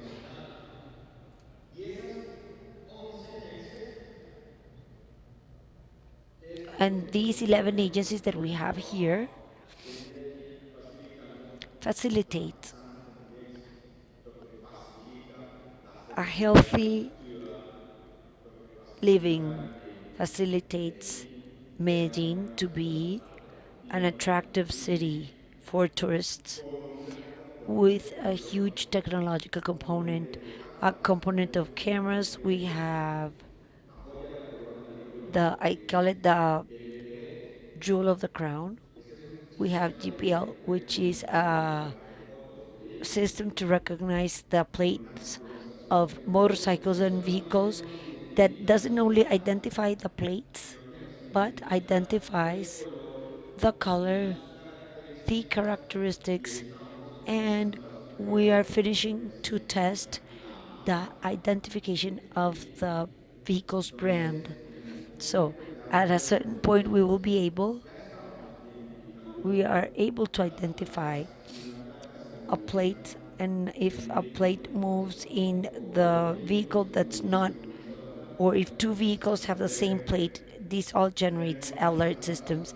We have community alarms in special attention centers. We have the Falcon system, which is helicopters that will warrant the safety in our airspace, supported by the police. We have our car buy system, which is a technological system where the tourist can call for any emergency, and since they don't know the town, they don't know where they are, they just, through that platform, the car buying platform, we send a link to the tourist, so when he clicks, it automatically opens that location and the location in real time. And you can also open a video in real time. So we've taken care of emergencies, health emergencies, or accidents of people who don't know where they are, or that we need to take care of a person due to as a specific circumstance.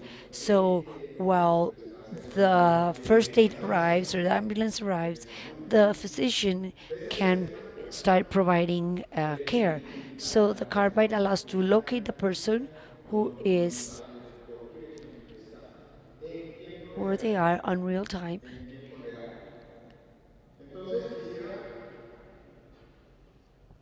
And I would like to talk a lot more about why Medellin is today an intelligent city,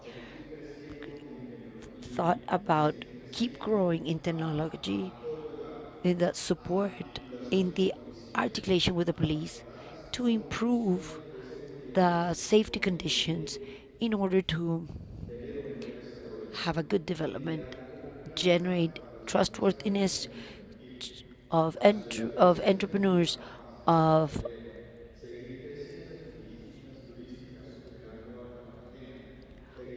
businessmen, so we can keep growing in international consultations, in visits, in tourism.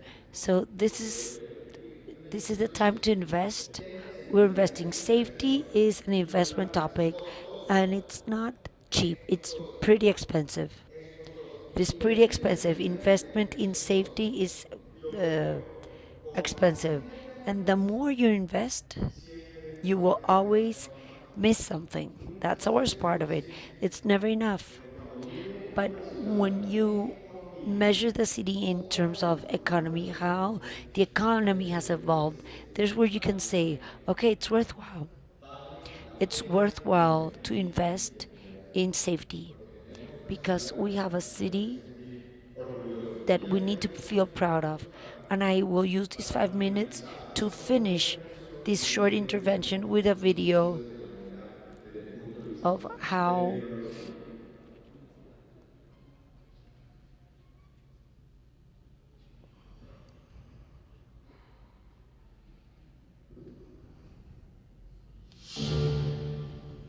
have grown in technology.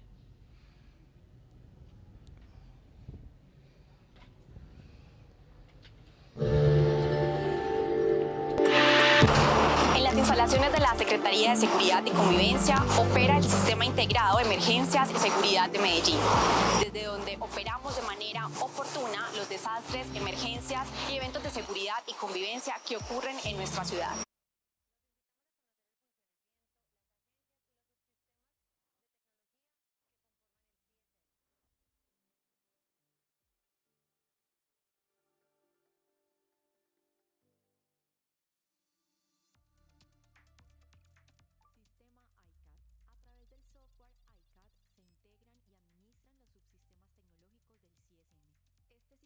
Fue instalado en el año 2020 y cuenta con capacidades completas e integradas para el manejo y envío de llamadas, mapeo inteligente, comunicaciones de campo, informes y análisis de datos e integración de aplicaciones.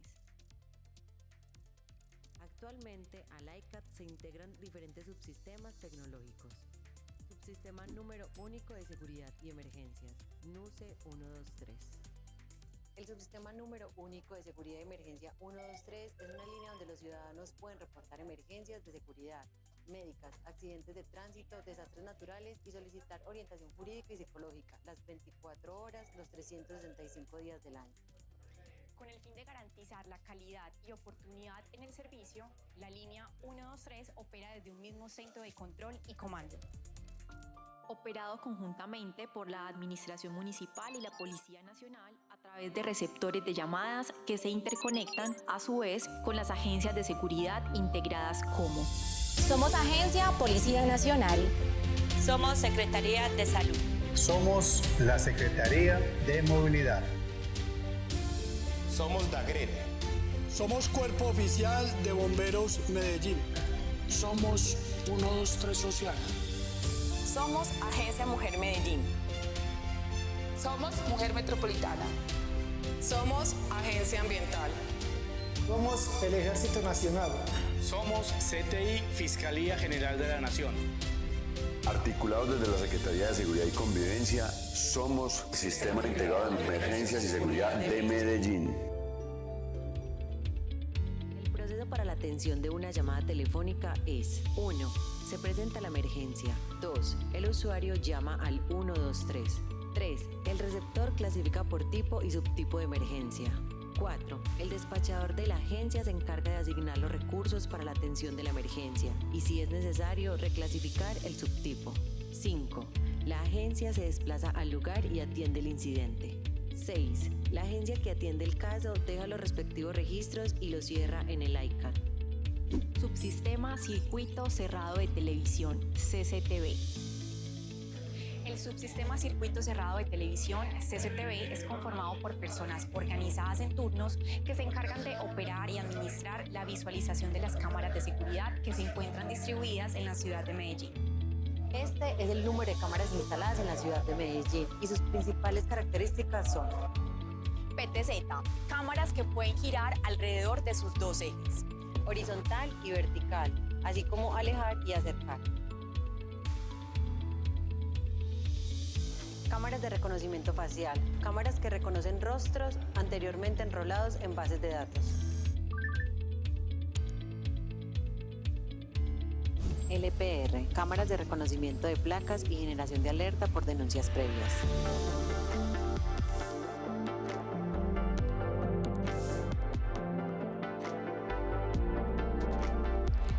Fijas de alta resolución. No cuentan con movimiento, pero tienen gran capacidad de captar detalles en el lugar en el que sean ubicadas. High capacity to capture many details wherever they're placed.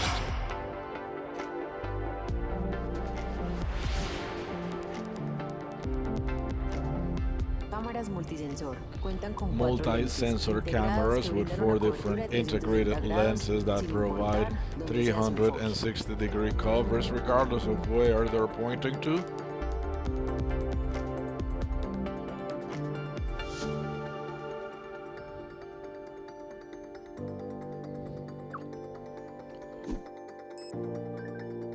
Subsistema de reconocimiento de placas, LPR. We have a system El for subsistema license de plate reconocimiento de recognition, placas cuenta con cámaras que son LPR. This utilizadas para subsystem combatir el uses hurto y cameras to además para hacer prevent a monitoreo theft a los vehículos and to implicados en monitor delitos. vehicles that partake in crimes. Is saying that this person is wearing a green t-shirt, gray shoes, a license plate, and so on. CSM visualizing operators recognize a motorcycle, Yamaha, using the LPR cameras. This vehicle was reported through phone calls because it had taken part in different thefts. After locating this vehicle, visualizers contact the Laureles Police Department and they begin their pursuit using the city's cameras. The individual, when he realizes that the authorities are after him, he decides to go towards the stadium area. However, thanks to the fast action of the police, this person is detained and the motorcycle is unmobilized. Automatic vehicle location. AVL, it's geolocalization system where you monitor the police vehicles. These tools allow us to do an internal control by the police about the adequate use of the vehicles, of their vehicles. If they go, if they stay in the same place for a long time, or if they are speeding, you can see all these. Besides, you can optimize. Good. So that's the participation of the Secretary of Safety and Security of the City of Medellin.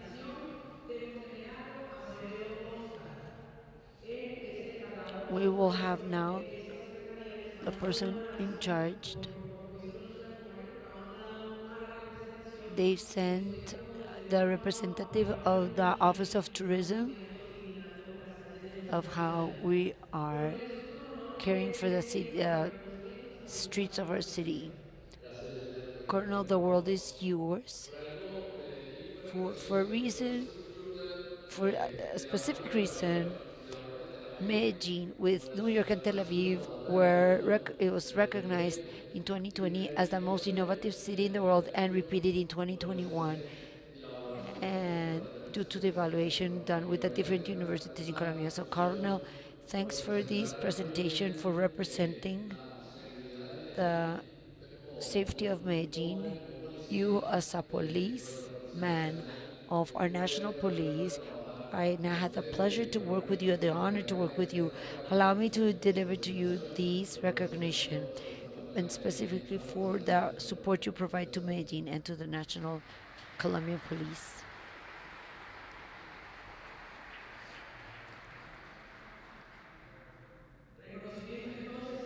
Acknowledgement to the Secretary of our city for the job they've been doing on behalf of the citizens' well-being. Now it's time to continue and to welcome Ladies Vianney Lopez Zapata, Subsecretary of Tourism of Medellin. She has a doctorate in tourism at the Baleares Islands. She is Subsecretary of Tourism of the Mayor of Medellin with 12 years of experience as undergraduate and postgraduate level, investigator, consultant, and she has published several books and academic papers about tourism, and we have her today to chat with her. So, Subsecretary, welcome to this space. The floor is yours.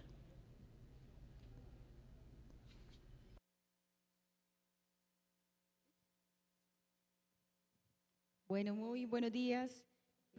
Good morning. Thank you.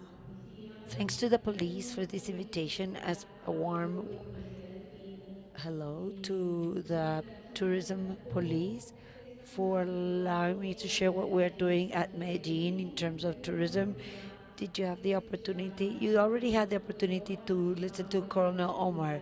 We worked with him in an articulated matter about safety, but I'm going to talk to you a little bit deeper of what we've done in Medellin in the last 4 years in terms of tourism and what has led us to have this recognition of Medellin as the first intelligent touristic destination of Colombia. Explain also what it means to be an intelligent tourism destination, and what is the role of intelligent tourism destination. In 2020, we started to review and evaluate to make Medellin an intelligent tourism destination. This is a process of continuous improvement. It's not a one award. It's just an exercise for development whose results generate a certification that the city complies with several criteria to be considered a district with intelligent tourism. In 2020, we did the first evaluation with Segitur, a Spaniard company. We were the first destination from Colombia that adhered, and last year we had the second evaluation process, and we became the first intelligent destination in Colombia. So let's watch a video to begin with. Welcome to Medellin, capital of Antioquia. Our city is the second most important city in terms of economics in Colombia. Average temperature 24 degrees centigrade with 2.5 million inhabitants. Medellin is one of the favorite destinations by tourists, highlighting the experiences with coffee, nightlife, gastronomic offer, arts that provide to the cultural and social life of the city. During the last years, Medellin has received acknowledgements that place it on the eyes of the world. Some of them are Best Emerging Destination of South America, Best Creative Touristic Destination by the Red Destinos Creativos. Medellin was considered one of the coolest cities in the world according to Time Out, one of the most attractive cities for digital nomads according to Airbnb, and first intelligent tourism destination in Colombia. Today we're so happy. We're the first intelligent tourism destination in Colombia, a certification that highlights the articulated job with strategies of sustainable tourism respecting the environment and territories, advancements for accessibility to all, technological infrastructure, and services that improve the tourist's experience within the territory.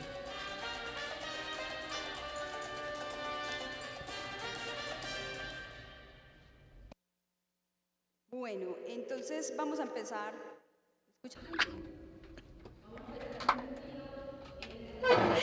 So let's begin in terms of numbers.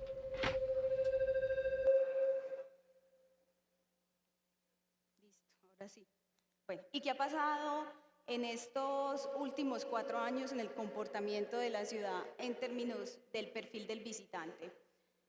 Medellín es una ciudad que había definido una vocación turística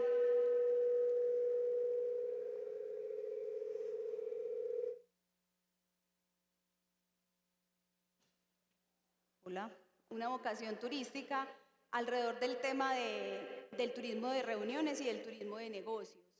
Sin embargo, a través del sistema de inteligencia turística, nosotros empezamos a identificar una serie de insights o de temas que ameritaban un poquito de atención, y era cuál era el perfil del turista que efectivamente estaba llegando a la ciudad.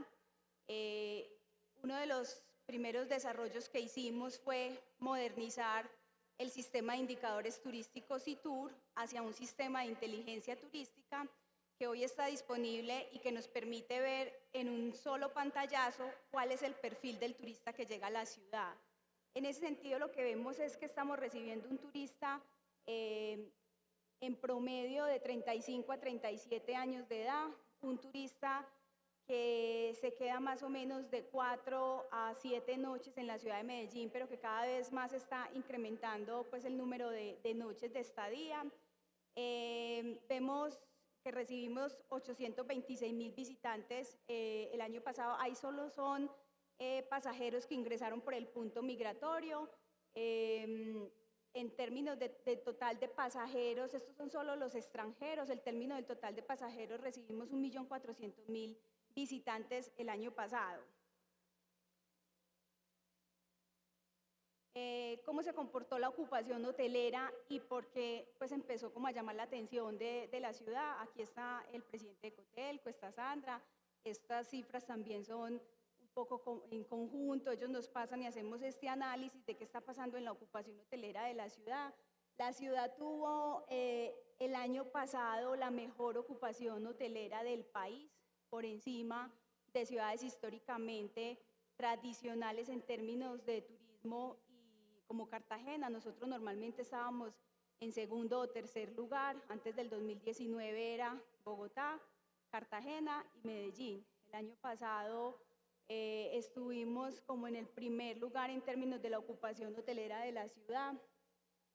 Comparado pues con todo el tema de regiones, aquí está Medellín, 77% de ocupación, 1.386.000 pasajeros ingresaron por migración, y esto es un dato importante porque empieza a explicar un poco también el fenómeno de la vivienda turística, que ahí es donde también el apoyo de la policía es muy importante en el control de la vivienda turística, y es cómo ha crecido el comportamiento de propiedades de alquiler o de renta corta en la ciudad de Medellín desde el 2019 al 2023, aproximadamente 6.000 viviendas puestas a disposición para rentas y vacacionales y estancias cortas. Sí.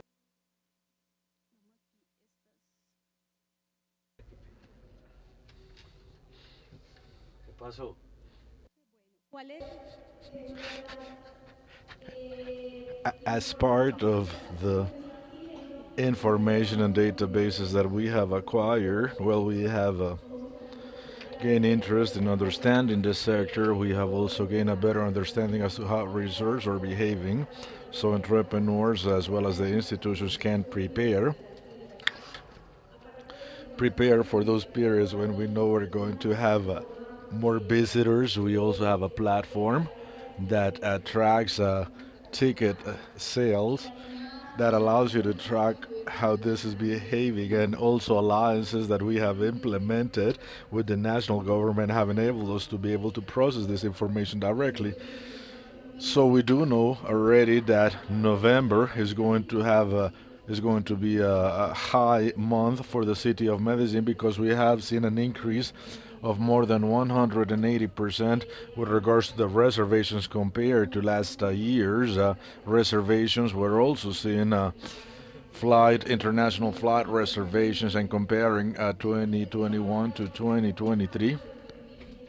And as I mentioned before, we have seen changes with regards to the tourist profiles. We're seeing more vacation tourists over business tourists. Again, another piece of data, which is an important insight for our city, is with regards to the increase of the number of nights that tourists stay, from 9 to 22. 40% is somewhere here, from 9 to 22. So this also refers to digital nomads, those who are staying in our city for more than, say, 15 or 20 days because of the now conditions of teleworking. Again, touristic housing, over 6,000 housing possibilities are in the Airbnb platform in Poblado, in Laureles, Estadio, Belén, and La América, which are the areas where we need to be more alert about the behaviors that sometimes that thing happens between traditional housing and working housing. So we have an average of how much it costs to live in the different types of housing, which is 26,000 beds available without considering the beds in the hotel industry. How has this process worked, and why we say Medellin is the first smart tourism destination? Well, it's not a prize that we got, but this is a process that we were very conscious, we were very aware of, that we were going to be evaluated, measured, and what we needed to achieve this. In the year 2021, after adhering, we started the implementation process. These generated internal changes in the working teams, how we articulate with other actors within the district administration. In 2022, we received the award, and we have an action plan that has a series of activities that the city must keep doing in order to keep this award. What is measured? They measure 5 pillars: sustainability, governance, innovation, technology, and accessibility. What is the process, that comparison?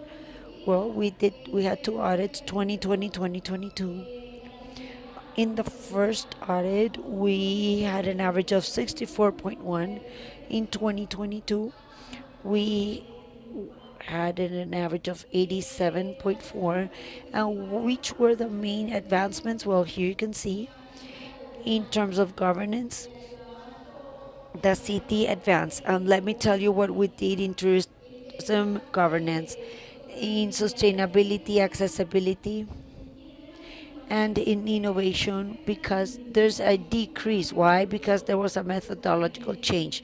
Medellin, even though it's considered the most innovative city, a change in the methodology that measures us. And precisely here they were asking us about the innovation capacity of the tourism companies, not of the cities in the city, but of the tourism companies. Leaves us with a great challenge, because the innovation capacities of tourism agencies are very limited. So they have to work around this topic, or to solve this. So what did we do in terms of governance? Well, created the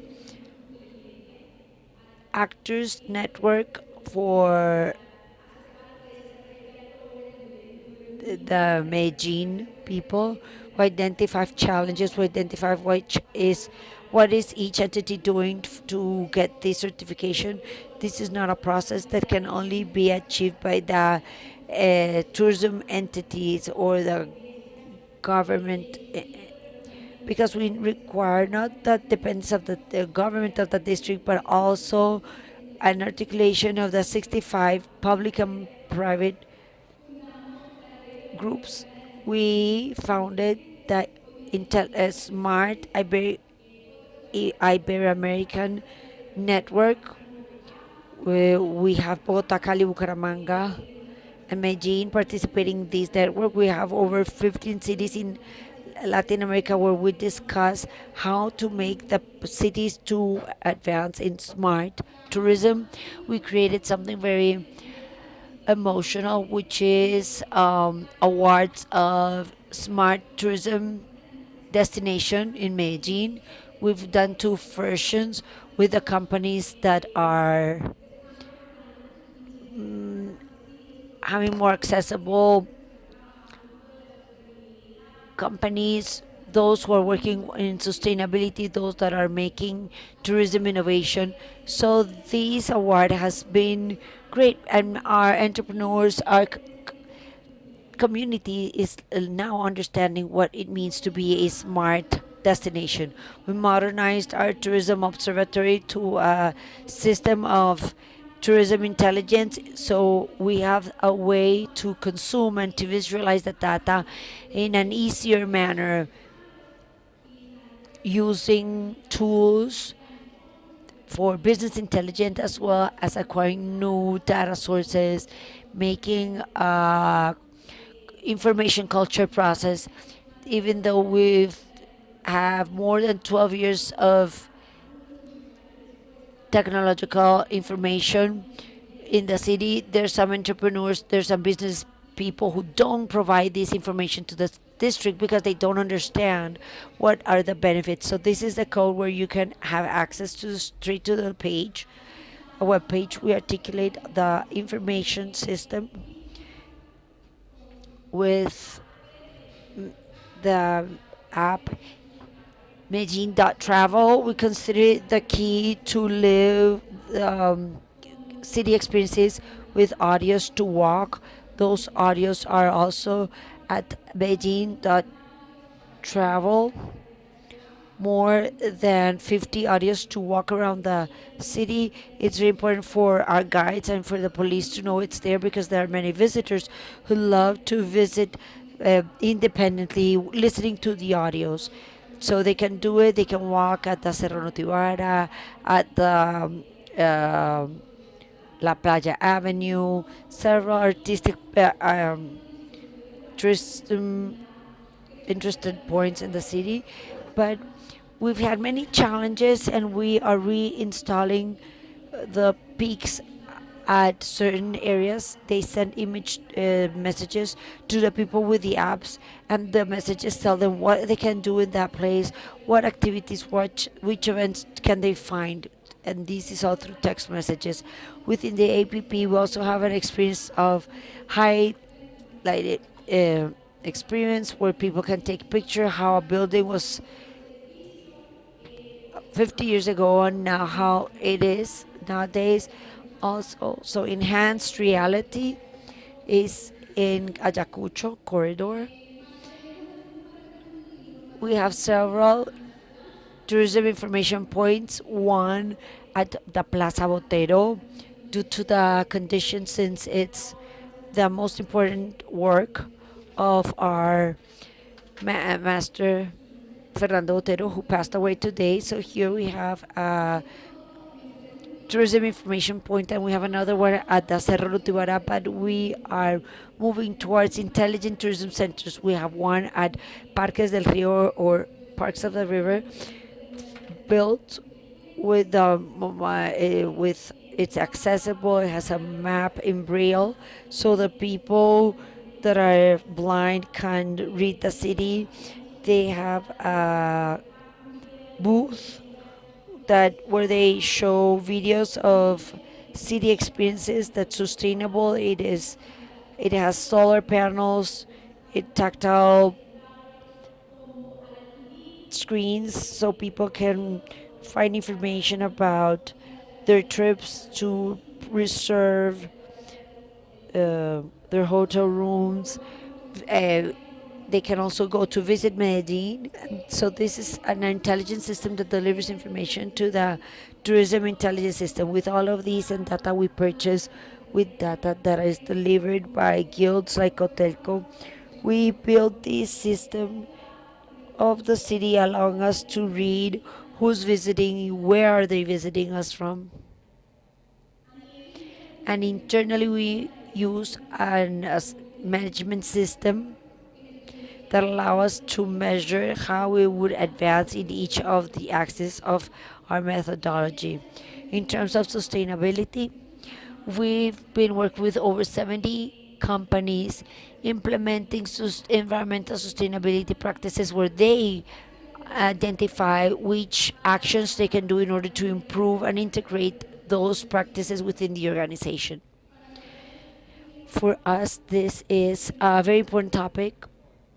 And even though it's under the model, in the international model of smart destinations, we do include this within the sustainability, everything related with the community, and it's about responsible tourism. We know that the city has a phenomena in terms of prostitution, but we have to be very responsible caring for the children and teenagers. So we've made several strategies. We provide information to the visitors through the articulation through migration. When they arrive to the airport, we deliver a key information to discuss and live the city in a responsible manner. We activate all the fields, telling tourism that nothing justifies tourism with sex, and we are protecting the children of our city. We redesigned our portal of Medellin.travel. We had a portal with lots of information and very difficult to consult. It is as a portal that we all can consult. It is classified by tourist products, so each tourist can come in, and this is my culture. I want nature, or I want to busy tourism. It's given through product. In the pandemic, this was one of the strategies. Implementing the Visit Medellin platform. This is managed by the Medellin's Bureau. It's a platform that allows to close the whole circle from getting information at Medellin.travel in order, and then buying, selling, and that those who provide services can sell in a platform that will grant them that this is a platform of the city. It's not a book, it's not a platform that is charging fees, but it's a platform that gives confidence to the platform. It's an official city platform. We select through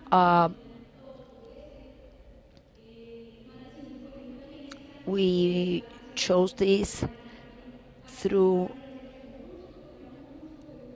we were seeking to have a graphic identity and visual identity of the city's brand for the next year. It's not the brand of an administration, it's a city's brand. So since 2015, we wanted to do this. We said that the city should have a brand, and we should eliminate the brands from the administrations, which is a great idea, though they should not be in the tourism campaigns because tourism don't identify which administration said what. So this agreement said that we should eliminate the brands of the administration, but we should do an open contest. And in 2021, we selected this brand as the winning brand, Medellin. Here, everything blooms, from the agency Jaime Uribe and Associates. We implemented the digital passport or Medellin City Card, which is a strategy that allows the visitor in one purchase, in one transaction, to have access to the main parks, museums, and attractions of Medellin, like Parque Arví, Parque Norte, the Museum of Antioquia. And we sit with them in an articulated manner to work strategies of that digital passport. We created 3 new products for the city of Medellin. We are active members of the Committee of Municipal Accessibility. We're committed with universal accessibility. Through this committee, we receive recommendations about what should be done in the city to warranty the accessibility. In that sense, we have worked with the 20 attractives in order to improve universal access. One of the most advanced in our city is Parque Explora.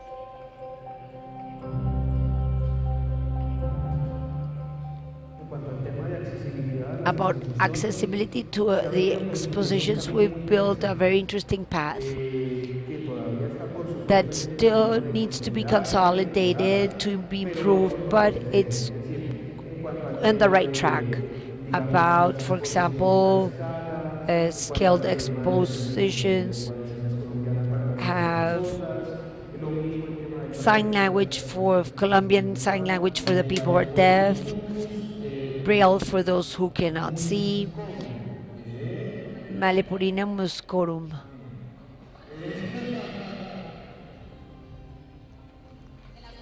One of the nicest things that I could enjoy, besides working with those disabled, has been the happiness of being able to touch and to listen. You're like, wow, does this work this way?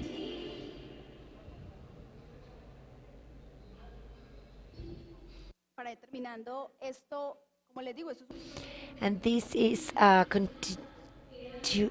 a process that needs to continue progressing.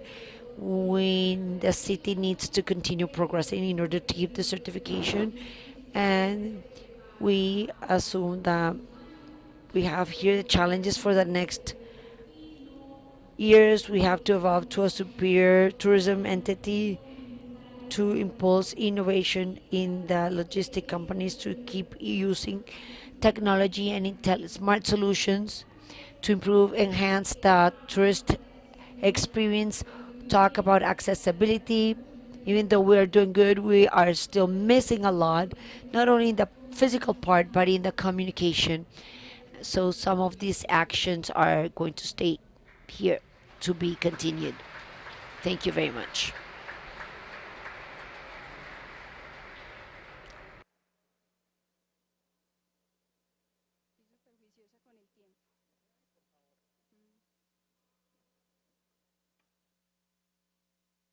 Muy bien, para Ledis Vianey López. Thanks, ladies, for sharing with us how we're managing tourism in Medellin, and invite you to stay here because we will continue with the acknowledgements where we will keep thanking you for the space to come here and share your knowledge with this auditorium, with the people in this room. So, Coronel Cubides makes an acknowledgement. He is the host.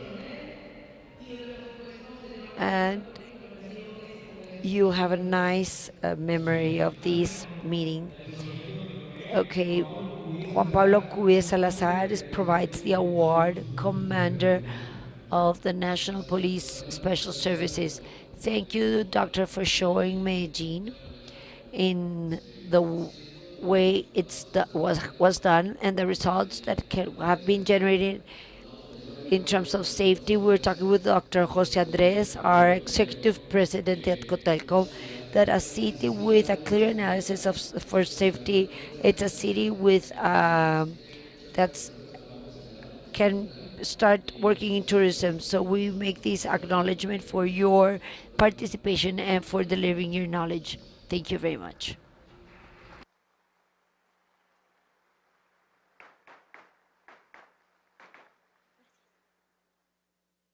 Muchas gracias entonces a nuestra subsecretaria. Thanks to our Subsecretary of Tourism, thanks to our Colonel for all these recognitions.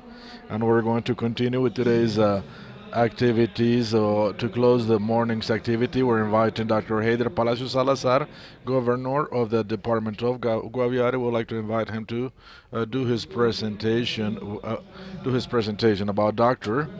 Heider Palacios Salazar. I would like to let you know that he's a business administrator. He was also a major from 2012 to 2015. He's also been a councilman and a deputy of his municipality. He also worked as an advisor for the Congress of the Republic, and he was also part of the Chamber of Representatives. As the current governor, currently his objective is to bring to the countryside agro-industry and develop technologies to preserve the forest and to sell environmental services for the rural sides and have access to food security. His idea is also to develop a sustainable adventure and ecotourism. So Heider Palacio Salazar, Governor of the Department of Guaviare, and he's going to close the morning's presentation.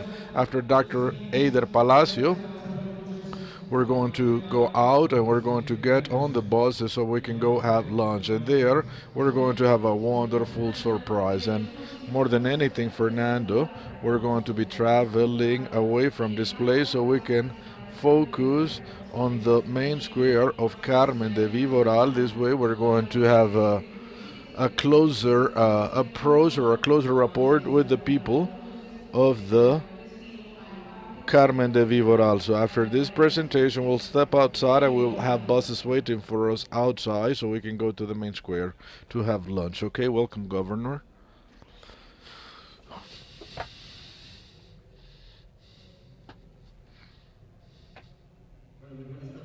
Well, good afternoon, everyone.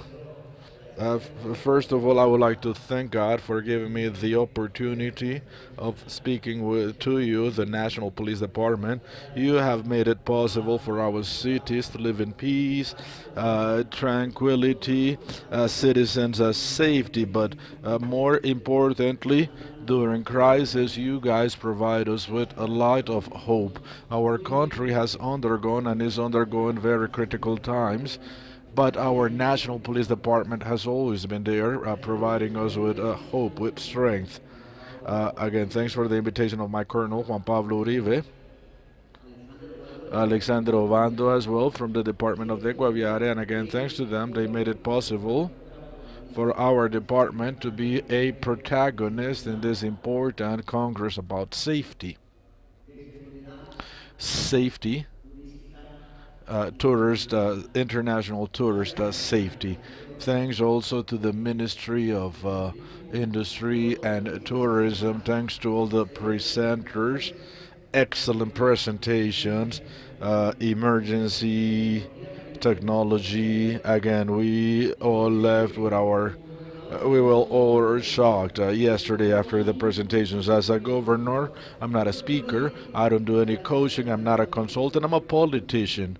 And Mr. Major, you have a beautiful municipality, and as politicians we always speak about public works and energy works and so on, and we always speak about investments, and all these investments, the idea of the investment is to develop this productive chains, including nature tourism. So we're going to conduct the first exercise as to how to make you fall in love. And again, I was not born as a speaker, and I was not born as a politician, but I was born in Guaviare. I am the son of one of the most beautiful and biodiverse departments in Colombia, and this is also one of the nature tourism models that we're trying to showcase nationally and internationally. I would like to tell you a brief story about my department. We're part of what we call the Guayanese Shield. Guayanese Shield is one of the oldest parts of the earth. We have rock formations that go back to the Precambric period, and we actually have 4 municipalities: Miraflores, Calamar, El Retorno, and San Jose. Our capital is San Jose, and most of the touristic sites in our department of Guaviare are located in San Jose. It is very important for me to highlight that we are one of the 7 departments, one of the 7 largest departments of Colombia. We have a total of 55,000 square kilometers, approximately 4.5 million hectares are part of our national parks. We also have many Indian reservations and jungle, virgin jungle in El Guaviare behind us, where we also have Caquetá, Baupés, Amazonas, and Peru and Brazil. And having said this, special greetings to the police officers that are representing the safety projects in your countries as presenters. I think that you have done a great job, and your experiences are going to help our national police for sure. I would also like to let you know that one of the biggest strengths of the Department of Guaviare is its people.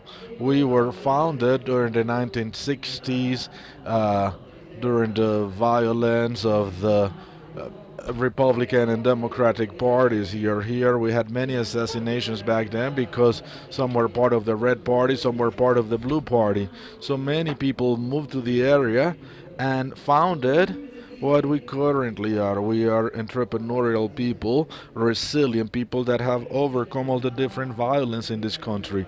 Violence through the FARC front, 44, 39, 7th front of the FARC as well, and the first front of the FARC.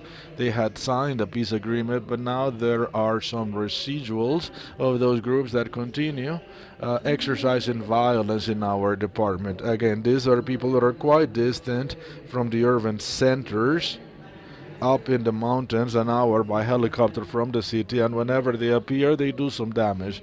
And as some presenters mentioned before, the media always repeats these bad things that occur whenever a police officer is killed or a farmer is kidnapped or displaced. This is repeated and repeated on the media, but we're overcoming these situations, and thanks to the resilience of our people, again, we're overcoming all these violent situations, and we're making Guaviare a safe destination. We have had many different bonanzas as well during the 1980s, where we sold the skins of cachites and other wild animals, both nationally and internationally. Then after that we had the rubber bonanza. Our economy was one of the best economies. And yes, we were also part of the coca bonanza. We have to say that we sold the best quality of coke in the world. And again, these are all periods that we have overcome, and now our farmers live from farming, from agriculture. We have meat and milk cattle, and we're also living of this growing tourism, nature tourism that is, and I cannot ignore all the support that has been given to us by the ministry, by Fontour, Colombia, provided us with support and training of our leaders. Many of them priorly grew coke, and well, you guys came, trained them. We also had many universities and international cooperation that helped us abandon those bad practices and embrace this growing nature tourism. And as I have said, this is one of the emerging tourist destinations, and we also have to recognize that we are only 6 hours driving distance from Bogota, 380 kilometers on a paved road, and since 2020 we have had 2 airlines.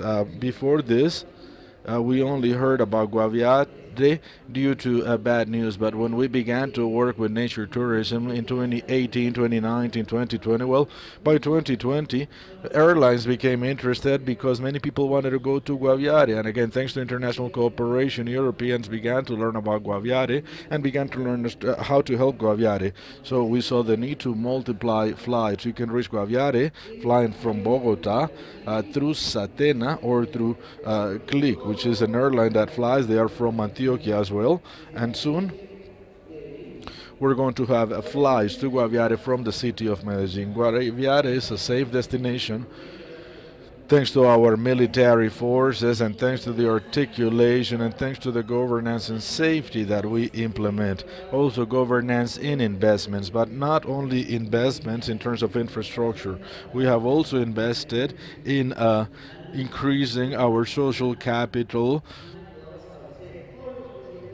and we have been able to do this with board presidents, community centers, youth association leaders, farmer association leaders, urban board leaders. Again, we have worked with plenty of people to develop these strategies, and these strategies now allow us to say that San Jose de Guaviare is the safest capital in Colombia. People can leave their door open, leave their vehicles on the street, and thank God the figures of crime in San Jose del Guaviare are almost null. This is why this articulation between these different entities, including the National Police Department, has enabled us to receive an award for being one of the safest capitals in Colombia. Again, women can use their cell phones or wear jewelry without being afraid of crime. And this was mentioned to me by the prior presenter, the manager of tourism of Medellin. She mentioned that she visited my department, and she said that one of the things that was most shocking to her was safety. At the airport, tourists are informed. They're also asked about their hotels, and we are all very much integrated to make sure that information moves quickly. Y esas redes de información funcionen de la mejor manera. The idea again is for farmers and others to work with the police so we can have good information networks. Another thing that I have to mention to you is our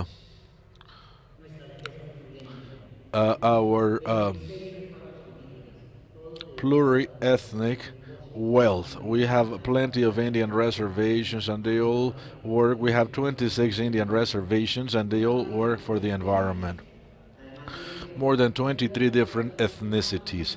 We have a population somewhere between 6,000 to 10,000 inhabitants. Guaviare has the only nomad tribe that we have in South America, and this nomad tribe has ancestral knowledge. They have also preserved our national parks, and they have taught us plenty of knowledge, including medicine, through their elders. So again, they have provided us with plenty of knowledge with regards to what fruits can be consumed by humans. They're also hunters and gatherers.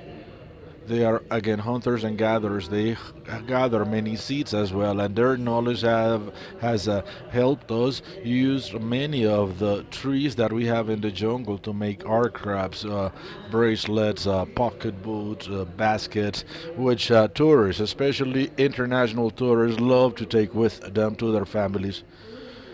We also have to recognize our ethnicities, all the knowledge that they have through their health. We have different ethnicities. As a matter of fact, we have a group that has been there for thousands of years, and there's still more than 1,000 members in this tribe, and they have never been to a doctor. Most of them are naked in the jungle, which implies plenty of insect bites. So this knowledge that they have, this diet that they have, they eat fish, and frequently they capture fish that are bigger than me. They also drink this dorado. Soup dorado is a type of fish. They also eat some type of dried fish, which then they flame in the ovens and eventually cook using vapor.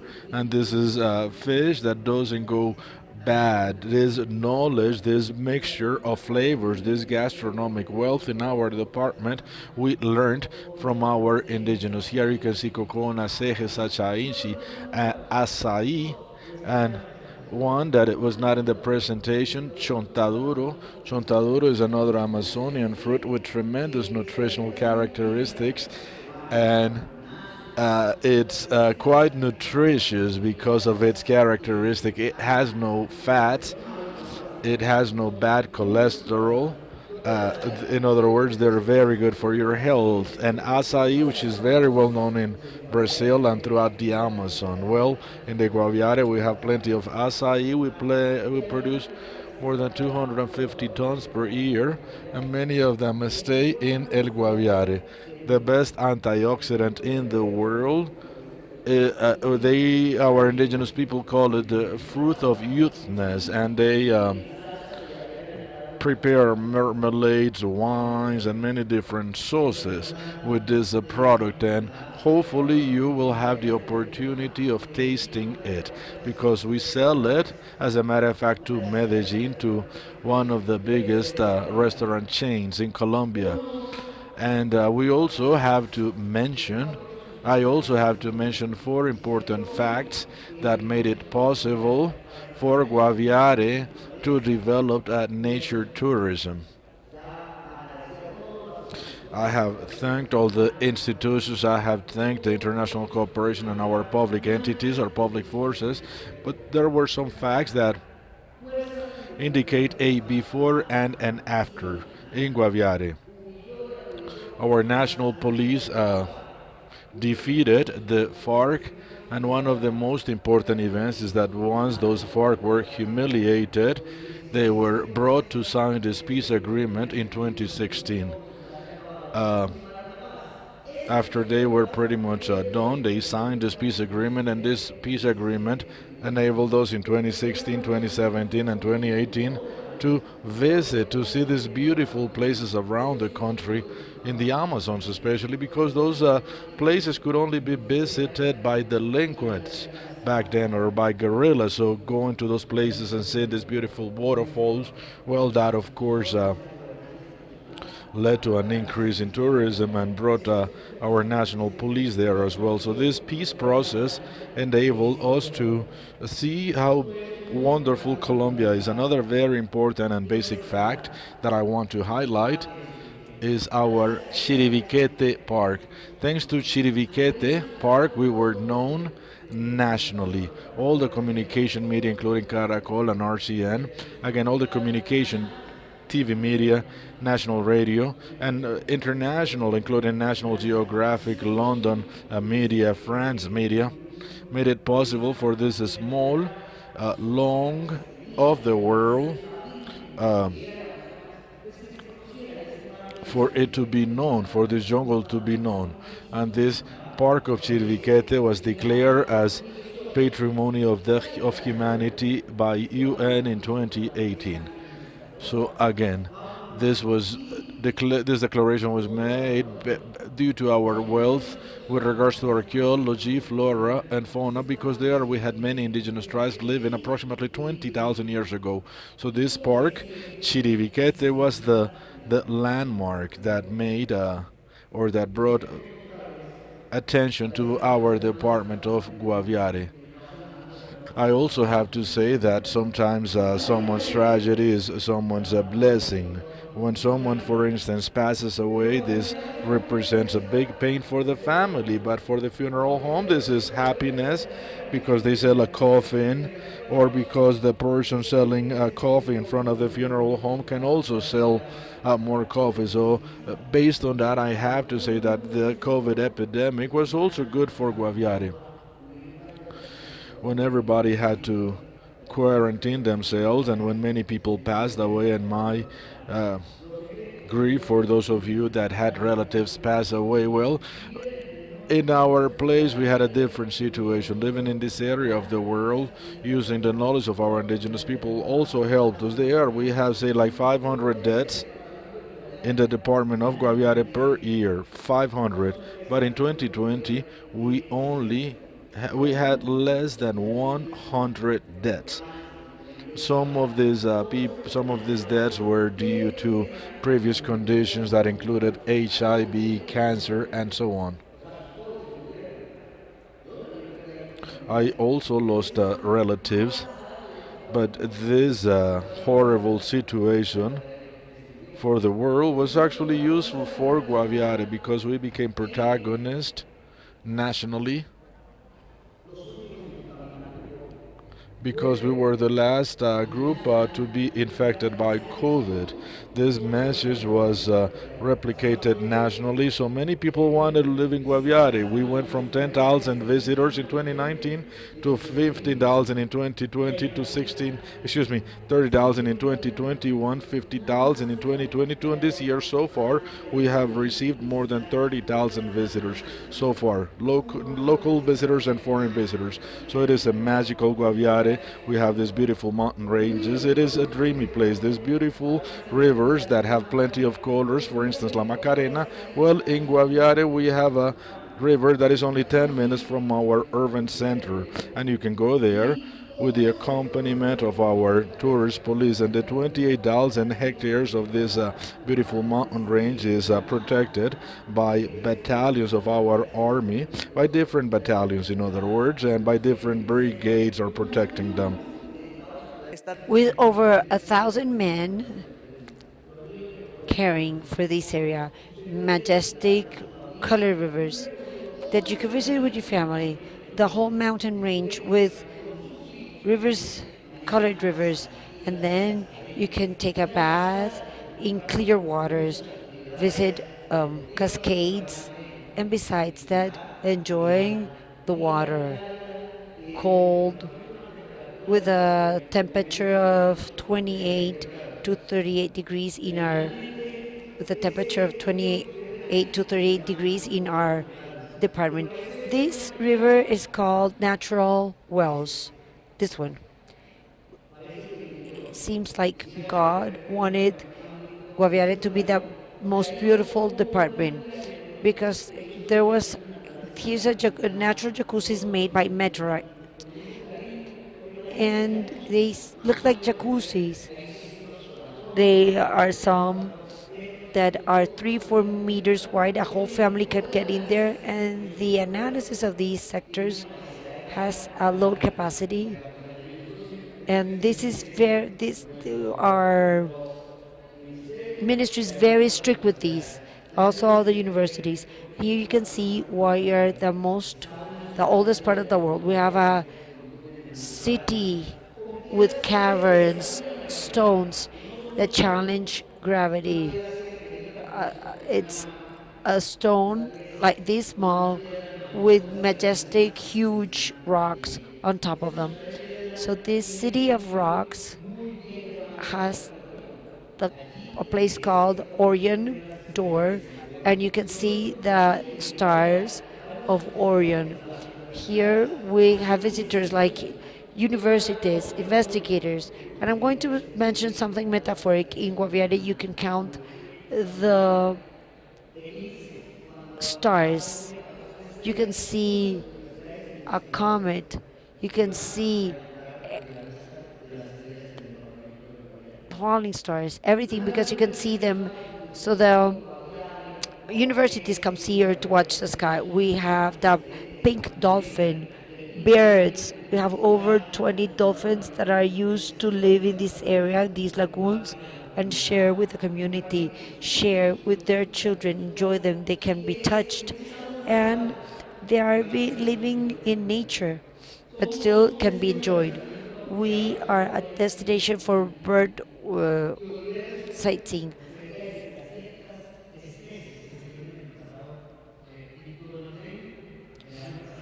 Last year, the Global Day, we had the visitors that came to see all these beautiful birds of the Amazon, and also to find a danta, tapir, or a jaguar, which is the spirit of our Chiviquete Park.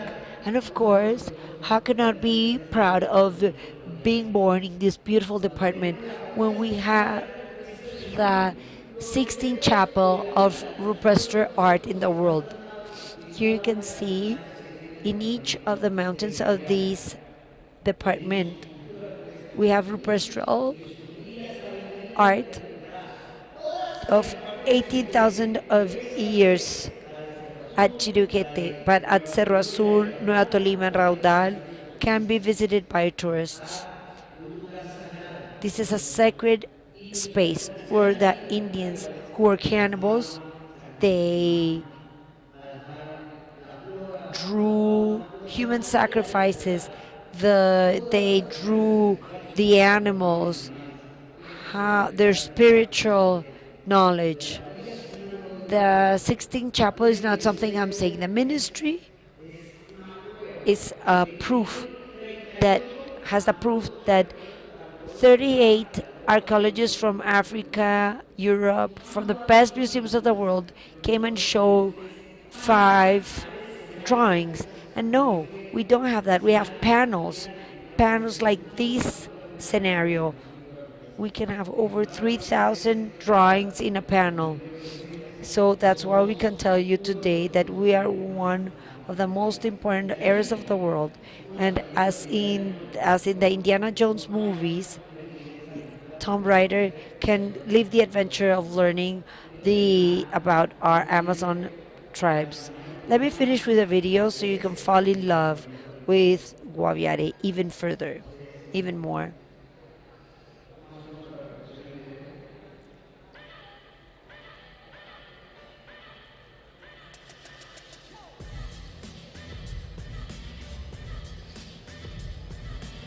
I swim with pink dolphins. Tranquilandia with the colored rivers. The river of colors. Rupestral drawings.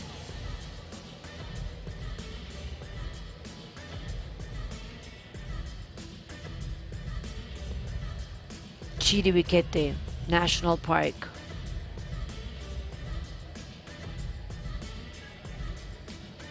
National Park.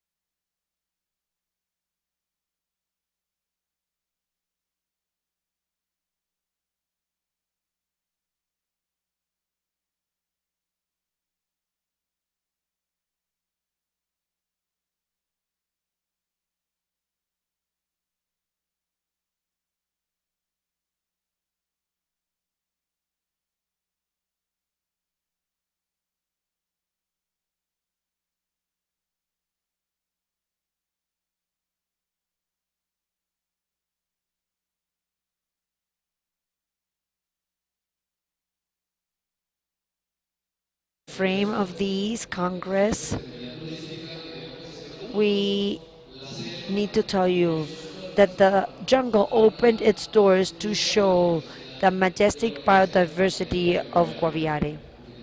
And definitely those huge jungles that represent nature, and those virgin jungles are extends at Guaviare, and now they're shown from a different angle. So thank you, Mr. Governor, for sharing your experience. Thank you for being today here, for your dedication in the frame of this International Congress, to having your team here who has been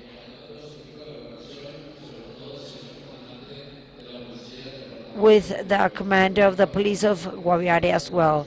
So please receive this plate as an acknowledgement of your and support for your support for tourism safety police. So here we're talking about safe tourism. So thank you all. I invite you to have lunch. On the back to the right, we will find the buses that will take us to downtown so we can have lunch, and we'll be back in 2.5 hours. Please recall in which bus you came so we can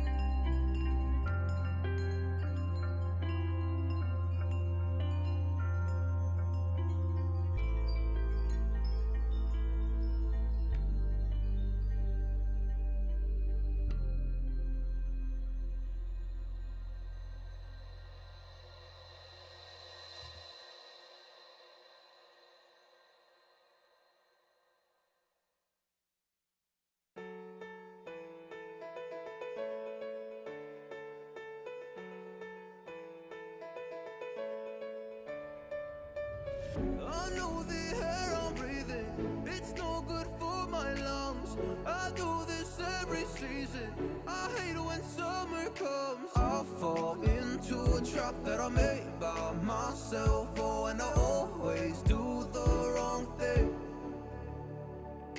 I'm unstable and I'm unsteady, I've lost a million times already, and I'm so sorry, but I'm not able to slow down. I feel unable and so unworthy, my heart feels heavy, I've lost already, and I'm so sorry, but I'm not able to slow down now. And I'm so sorry, but I'm not able to slow down now.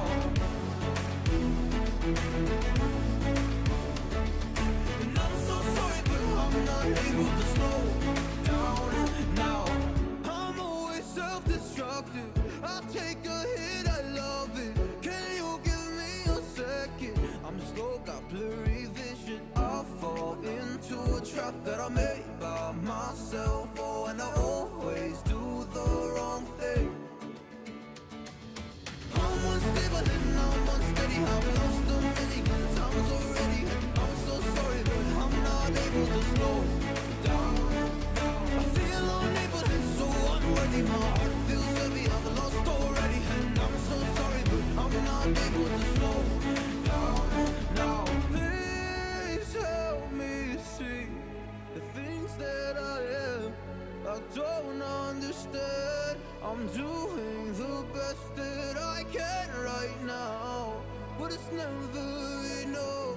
I'm not even ready to slow down. Just slow down. And I'm so sorry, but I'm not able to slow down now. And I'm so sorry, but I'm not able to slow down now.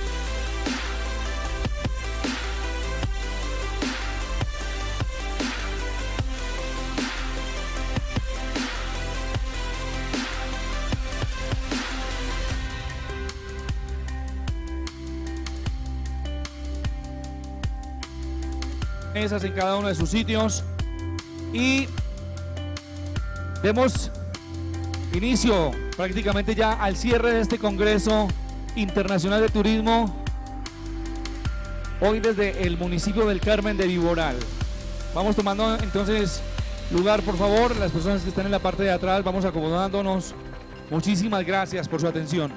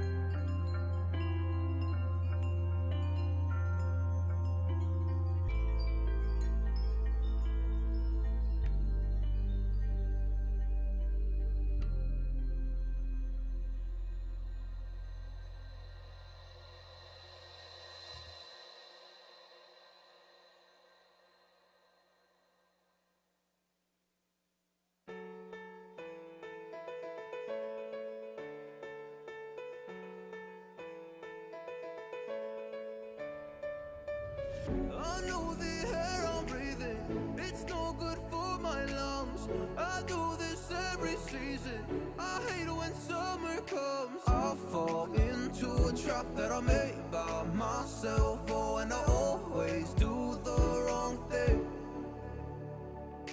I'm unstable and I'm unsteady, I've lost a million times already, and I'm so sorry, but I'm not able to slow down.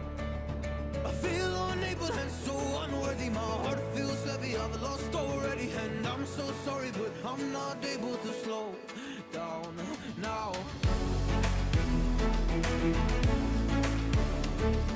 And I'm so sorry, but I'm not able to slow down now. And I'm so sorry, but I'm not able to slow. Bueno, de nuevo, qué pena por la insistencia. Por favor, vamos acomodándonos para que podamos dar inicio a esta tarde ya de exposiciones. Por favor, entonces, para que vayamos tomando lugar o vayamos a... If you can please go back to your seats so we can go ahead and begin the afternoon's sessions. Those of you standing in the back, if you can please come in, and those of you standing outside as well, if you can please come back in. Again, if you're standing in the back, please tell those outside to please come back in, because we're about to resume this afternoon's presentation during this International Congress of Tourist Safety and Peace Building, okay? So please come back in.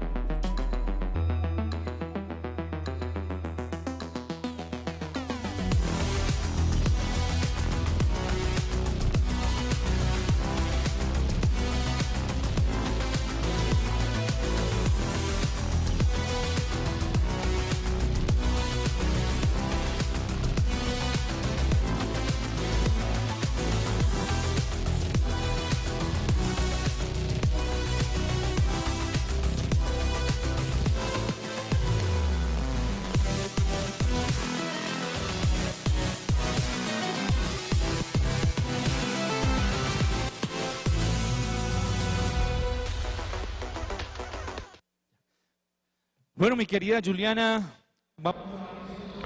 Okay, so we're going to begin with the last session of today's day. So what's coming up? Juliana, please tell us. Okay, Fernando, but first of all, I would like to ask you, how was lunch? Did you enjoy lunch? They're saying yes, it was great. How was our bandeja paisa? So Spain approves our bandeja paisa. Ecuador, what do you think about our bandeja paisa?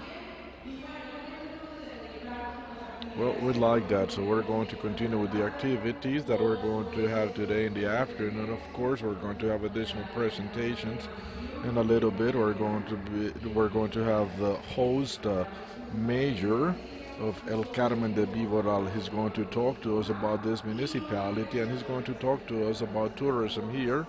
Likewise, we would like to greet those attending online through streaming. Many of you are connected. Hopefully you had a good lunch. And before we continue, Fernando, you know that whenever there are good ideas, it's good to have good allies. Right, Juliana? So today we're going to continue celebrating and expressing our gratitude to those that have joined us and that work with others' ideas. Cinco Telco, Hotel Association of Colombia. Without them, without Cotelco, we would not have a structured tourism in Colombia. And likewise, this is work that Cotelco has been doing for the past 69 years, and we're quite pleased to have them here today. We have their executive president, Jose Andres Duarte, who we want to recognize for the beautiful work that they are doing, for promoting the city, promoting the country, for highlighting the diversity of our country and highlighting tourism. Colonel Dr. Jose Andres, if you can please come up to the stage so we can recognize you through Colonel Juan Pablo Uribe Salazar, Director of Protection of the National Police Department. Juliana, thank you. Fernando, thank you. Great introduction, and it's quite a nice surprise to have Dr. Jose Andres. As you do know, this is a surprise for the president of Cotelco. Likewise, he was not expecting this. He looked surprised when he heard his name being called, and he had to put on his blazer. This occasions, for those that are not aware of them, this is again positive. So again, thank you so much, and this recognition is definitely well deserved. What we do know for a fact, we know about the support of the different guilds to the National Police of Colombia. And speaking about your guild, the guild that you represent, you guys validate many different police procedures. So the National Police of Colombia, on behalf of William Rene Salamanca, our national director, would like to give you Dr. Jose Andres Duarte, the executive vice president. We would like to give you a plate so we can remember this Congress, but this also represents a commitment from the National Police of Colombia with you. We would also like to give you the coin for this Congress, and a coin of the unit of protection that you support so much, and through the different chapters represented by Dr. Sanda, the Antioquia chapter, you guys lead and represent us properly throughout the country. So again, thank you so much.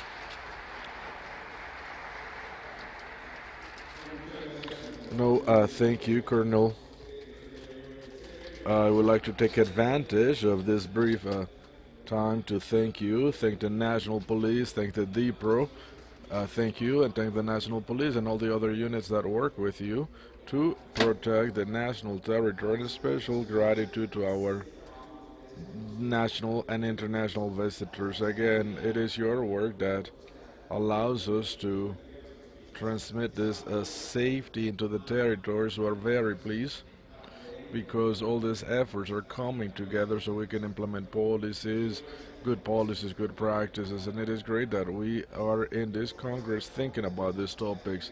And the idea again is to, of course, strengthen Colombia's capacities. And with this, thank you very much, and I'm quite honored.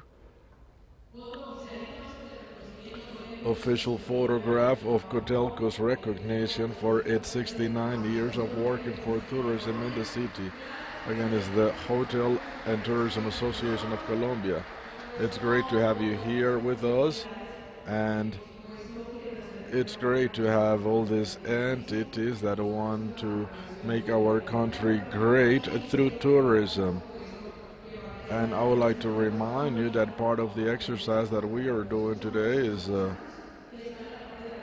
taking a space or taking some time so we can see the crafts that our artisans have produced for us. I have seen some of you buying from them, so we're going to support our artisans from El Carmen de Viboral. Great to have you here, great to have you standing towards the back of the auditorium, and in a little bit we will officially see what you guys are doing. So we have the mayor of El Carmen de Viboral. He was born in this municipality. This leader is married to Daisy Andrea Vargas. They have 2 children, and he defines his family as one of the main reasons for his life. And I would also like to share with you about his professional life. Since he began work, he focused in the health sector. He acted as a nurse for private institutions in the area. He taught, and his professional experience also include being the commercial director and human resources director in the public sector. He has worked as advisor for the Board of Health and advisor for the Board of Government of the municipality of Rio Negro. He's also been the planning director for Santuario. Currently, Freddy Quintero is the mayor of El Carmen de Viboral. From social service to politics, okay? So he entered the world of politics in 2011 when he was elected as councilman for El Carmen de Viboral from 2012 to 2015. So he was the president of the council during that first year at the National Congress of Councilmen, and he was also appointed vice president and deputy president of FEDECO Andina, National Association of Councils, representing Antioquia, Quindío, and Chocó. So again, from a human perspective, we're going to welcome our host, the mayor. Again, the mayor of this beautiful municipality, John Freddy Quintero. Mayor, welcome. The floor is yours, and thanks for having us here. Well, good afternoon. Again, good afternoon. I hope that you had a good lunch. I do know that this is a very uncomfortable time. We are in the middle of the alkaline wave. All our blood is concentrated in our stomach region, and this is why we feel sleepy. The main thing is for us not to fall asleep. I'm going to tell you how beautiful El Carmen de Viboral is. But before that, I would like to thank God for giving us the opportunity to be here. I would like to thank each one of you for being here. I would like to thank the governor of El Guaviare, our police officer, Colonel Cuvides. Thanks for coming to El Carmen de Viboral and allowing us to be the host of so many personalities. Colonel Carolina, Antioquia Mayor's, Antioquia Governor's Office, and those of you who are here today and those of you who are with us online. So we want you to fall in love with this place where you are today, El Carmen de Viboral, which is a land of enchantment and tradition. Colombia is divided in 32 departments, 9 subregions in Antioquia, including the east region where we are, 448 square kilometers in terms of extension. We have approximately 80,000 inhabitants, and we have approximately 10,000 migrants. So again, we're somewhere around 75,000 inhabitants. Our altitude is 2,150 meters above sea level. But we have the canyon of El Río Melcocho, which is only 700 meters above sea level, and El Páramo de Las Palomas, which is 3,000 meters above sea level. We have 56 villages. Our population is 30% mostly in the urban area, 4 kilometers of extension. Our municipality, El Carmen de Viboral, has a vocation, and we are recognized internationally because of our ceramics. What you have been looking at today. So we turn clay into masterpieces. None of these pieces are repeated, they are all hand decorated. This is a tradition that has been around for more than 120 years, and it was recognized in 2012. Again, we were recognized in 2012 with a seal for origin denomination, handmade. Each piece is handmade. We're at the same level of the Wayu hat or Jericho or the handbags from Jericho. And since 2021, we were able to make it part of the immaterial patrimony of our country. Again, this dish set has been recognized. We have our plate sets in many places around the world, including the Vatican. So our vocation originally was agricultural, then it was flowers, then it was ceramics, and now it is tourism. Since about 3.5 years ago, when I became major, well, I am originally a business administrator, and I was taught to sell products. So what did we do? Well, basically we took this dish set and we placed it back as a link on the value chain. So we have traveled outside of our country approximately 14 times. We went to Dubai, the largest fair in the world, with 190 countries. Again, we were present there with our ceramics. Been to Turkey, Israel, Dubai, France, Spain, Paraguay, Argentina, all over the world, but we are not selling ceramics. No, that's not what we do. Again, our ceramic pieces are all handmade, so we do not have the capacity to produce all these pieces. What we are doing is telling the world about the beauty of all these pieces, and we are asking them to come into the territory to buy them, because remember, there's plenty of opposition in the world of politics. Again, I have been told that I have traveled outside the country many times, and they ask me how many trade sets have I sold, and I tell them that I'm not selling trade sets. I tell them that I am telling the world about this beautiful municipality, El Carmen de Viboral. And here we also teach decoration, how to decorate these sets. Currently our municipality in this internalization plan has been able to sell the world this idea. About 6 months ago we visited 16 embassies in Bogota. We visited them as the municipality, and we told them how beautiful it is to be here. Out of these 16 embassies, we have had delegations from 7 different countries during the past 6 months. And the next meeting is going to take place in Monserrate. Again, we have invited an additional 16 ambassadors so we can sell them El Carmen de Viboral and make them want to come here to this beautiful municipality. Again, we produce agricultural products for the east area of Antioquia. We also grow flowers. Approximately 9,000 people make a living by growing flowers. Ceramic is another link in this value chain, as I mentioned before. And also, we have a tourist vocation. Un patrimonio arquitectónico nuevo y antiguo. Entonces, A las 3. So again, we are working with tourism. What do we offer as El Carmen de Viboral? With regards to tourism, we are recognized as a cultural territory. Again, 4 kilometers in extension, 40,000 inhabitants. And we have 5 theaters. We have the second largest theater festival in the country. Gesto Noble is the name of this festival theater, where we have visits from 5 or 6 countries from around the world. We invest approximately 1.2 billion pesos in this festival. So we also have a cinema festival, we have the theater festival, as I mentioned, we have a literature festival, we have what we call Andean Carnavalito, we have another music festival that we call Viboral Rock. This is like Rock al Parque in Bogota, or Rock al Parque.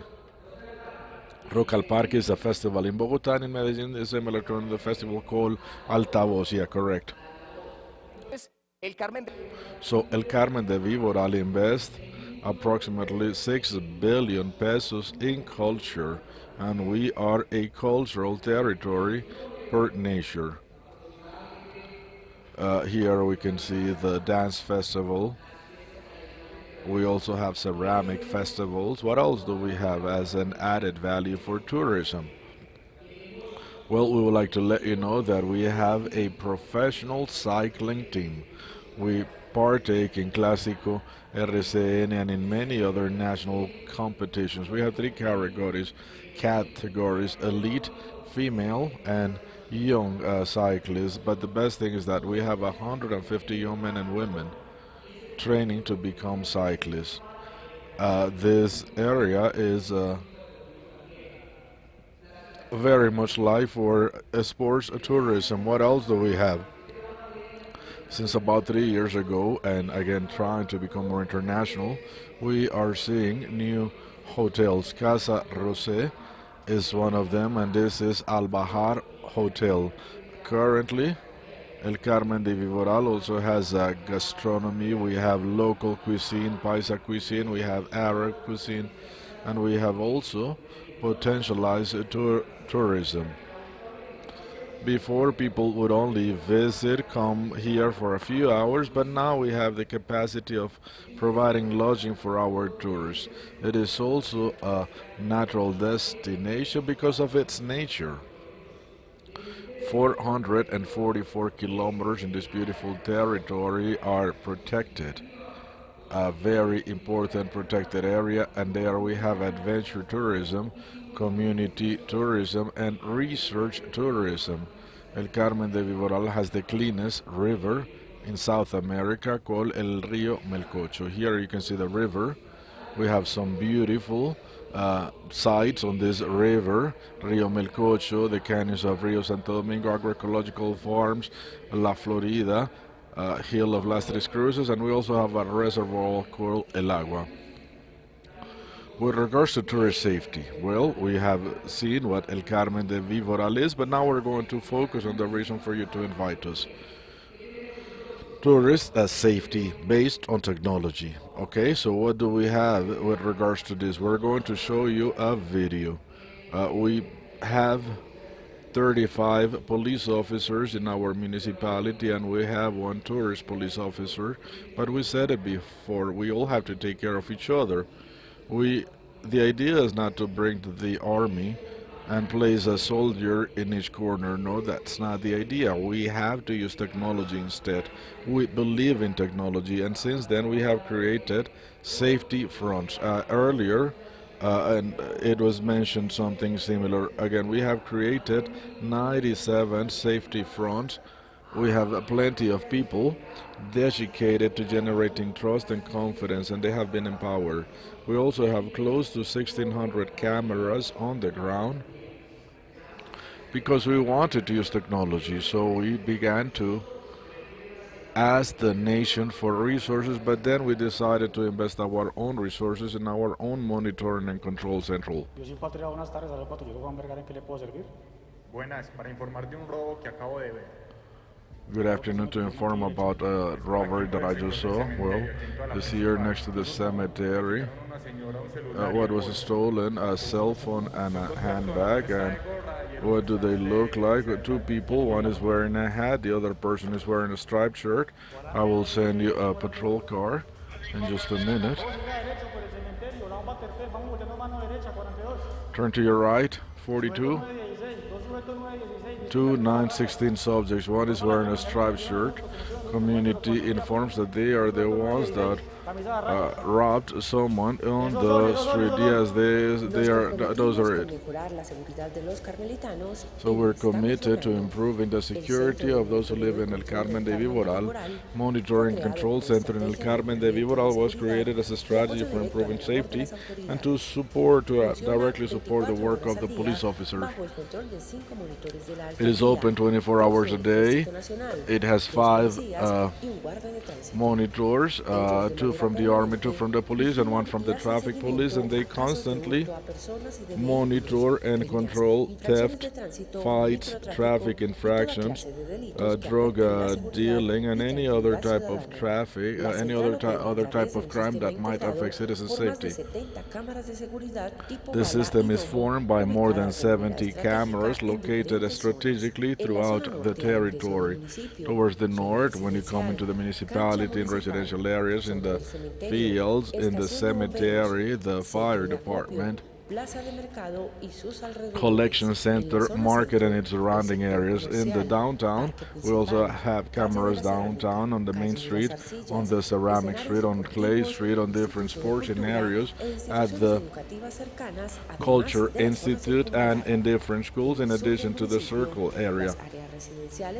To the south, we have cameras in residential areas close to San Juan de Dios Hospital, the educational park, the South Field, the skating rink, and the other roads to the rural area. This central also finds support in information provided by the community through the 70 safety fronts in the rural and urban area. And again, they are formed by 1,549 people that report in real time different cases and special situations to support the work of authorities against crime. The monitoring central has the capacity to act immediately when it receives the call of the community or when they detect through the monitors using the control and monitoring cameras. This central has made possible to capture different criminals during robberies in critical points and avoiding to increase illicit actions, generating a territory that's more legal and safer. Okay, this is what we've been doing. We delivered this central 2 weeks ago, but we have been working for the last 3 months. So here we have people 24/7, people from the police, from the military. We have 4 monitors from the mayor's office, and we are also surveilling in terms of mobility. And something we're implementing this week called Safe in terms of micro traffic. There's another video of another line we're promoting called 360, Safety 360. We're investing in technology, and our speech is to generate perception of safety, support with technology, and we know that today there's a weakness in because there are not as many police, so we need more police, but no, what we do need right now is technology for support. Can we play that next video?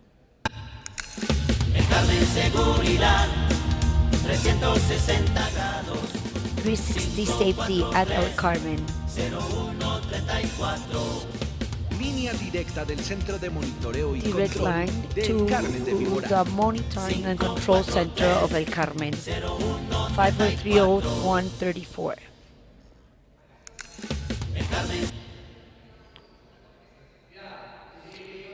So since we arrived to the municipality, we've believed in safety, and I've told you all I wanted to be a policeman. I presented myself to the police, but I was not accepted.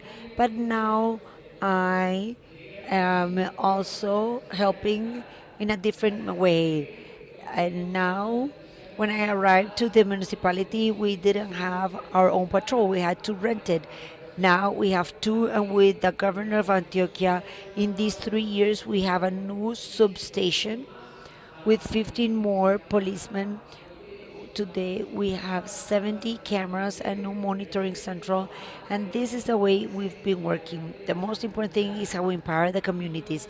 Here we cannot do things alone, and that's the invitation. You are tourism police.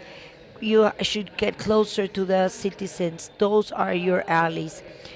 At each and here is what I wanted to show you of what we've done until today in terms of safety. But what I wanted to tell you is that we have beautiful safety, and this is a term, CAITA, which are centers for information and attention in environmental culture. What happens, we have lots of tourists in our municipality. They come to the urban area, but we have beautiful rivers in the rural area. And what happens, they want to meet that communitary tourism. And so this is the main topic, CAICA. CAICA is, what are CAICAs? It's an alliance that it's in the middle of the sustainability of the environment and tourism. The tourist wants to get to a cannon, but how are going to take care of him with no police, with no military? So this is a rural area, and please pay attention. And in the video you will see, and you will see a welcome from those who live in this municipality. This is something that we did with the mayor of El Carmen, San Francisco, and Cornare, which is a regional autonomous corporation, but a great ally for us. So these are the inhabitants of the Melcocho River. Please tell us, what are these caimos all about? Let's listen to the video.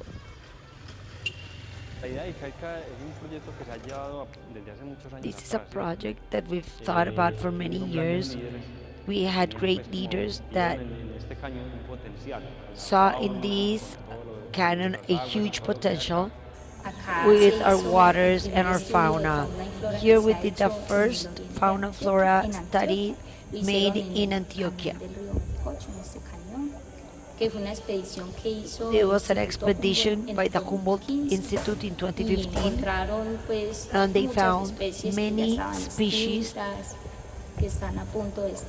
that were about to extinguish. Good afternoon, how are you doing? I am coming to the window. My name is John Freddy Quintero.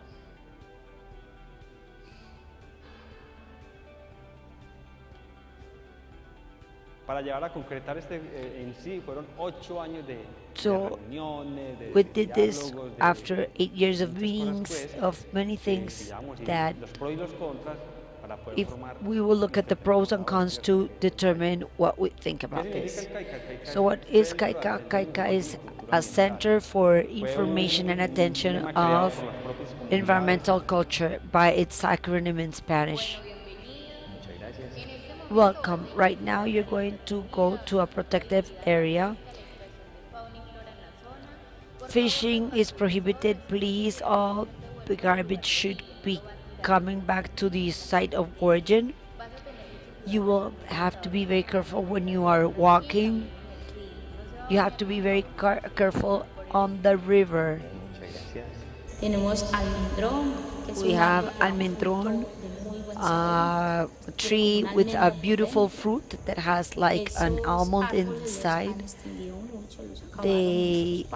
Our parents used the wood, so they are almost gone. They are great woods that could have 200, 300 years, and the growth is also important. We have el melcocho. The CAICA is special for visitors control. Here the visitor, in order to come to the protected area, should have a reservation. In other words, with one we have 22 tourism operators, so they have to come here, give their phone number, the ID number, and the name of the service provider that was going to take care of them. Of all these projects in the territory, they have to be with one of them. Fauna, we have a puma. We also have jaguars in plants. There are so many plants.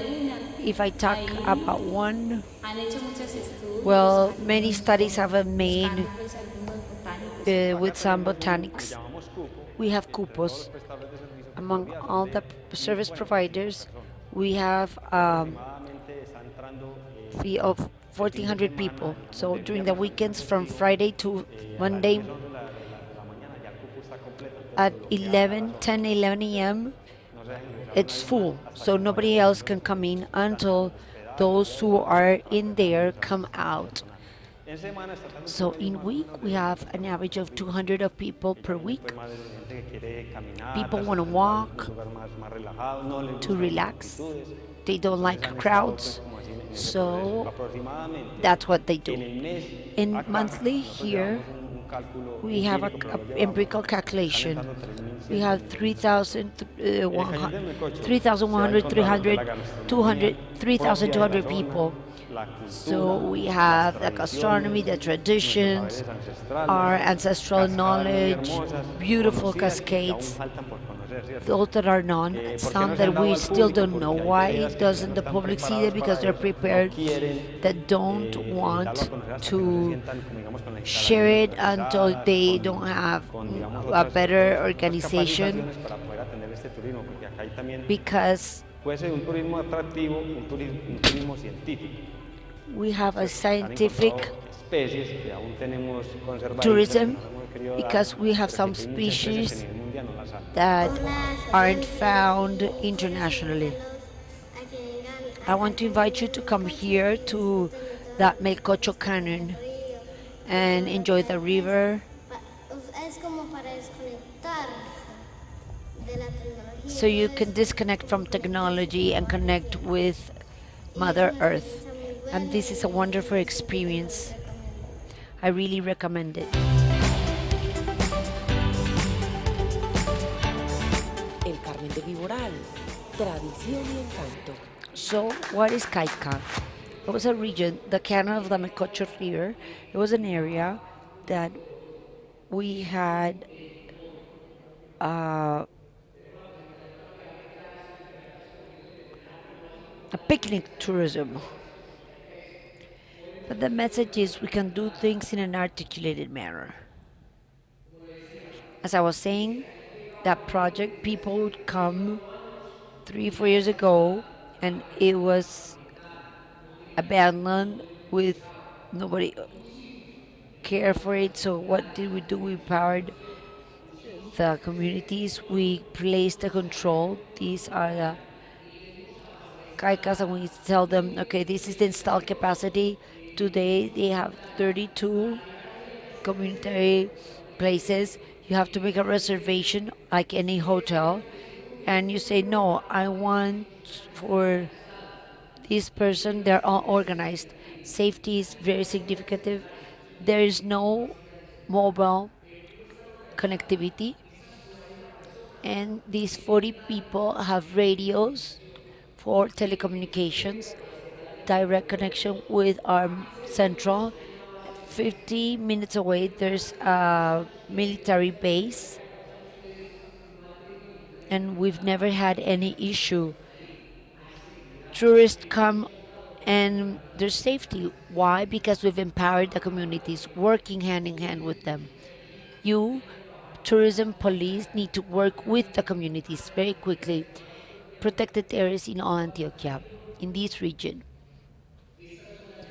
These are the species that have been found with positive and negative impacts. Please look here on this side how things looked. We had like picnic tourism. This is how they looked. They brought foam, styrofoam. Look at the impact. Today, with the community and articulating the visitors and the territorial entities such as the major office, we've been able to articulate. Of course, there have been issues. There's people that come and say, why are we, well, we are in a free state. That means we can go in. No, no, I'm so sorry. We have to follow the rules. So everyone who comes needs a reservation. If there's no reservation, they cannot come in. Here, these are the achievements. We improve the quality of life of people because before people brought food, now they buy the food there. Today, there's circular economy because people would like to ride on a mule to get in there, and now they can rent the mules. Regulation of coming into and the protected areas. If there's someone who's suspicious, they check the information with monitoring central. So here we have the projection we used to have since we organized the territory. Then El Carmen is not, we wanted it to be sustainable and safe, and we want to preserve these protected areas. So please, these are our caicas. Thank you very much. For us, it is a real pleasure to show you what the communities are doing. Let me reinforce, safety doesn't depend only of the police, of the major. It doesn't only depend on the control entities. If we don't empower our communities, if we don't give them tools, if we don't train them, and we give them big alleys, we aren't, it's impossible.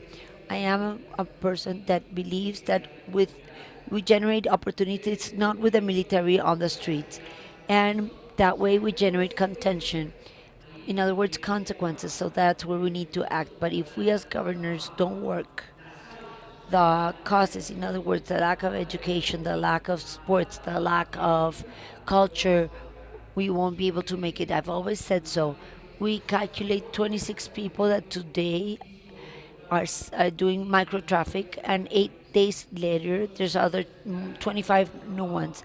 So we don't have them studying, and we don't make a new group, then we won't be able to do it. So that we need to have you, but you need to empower your communities. Thank you very much.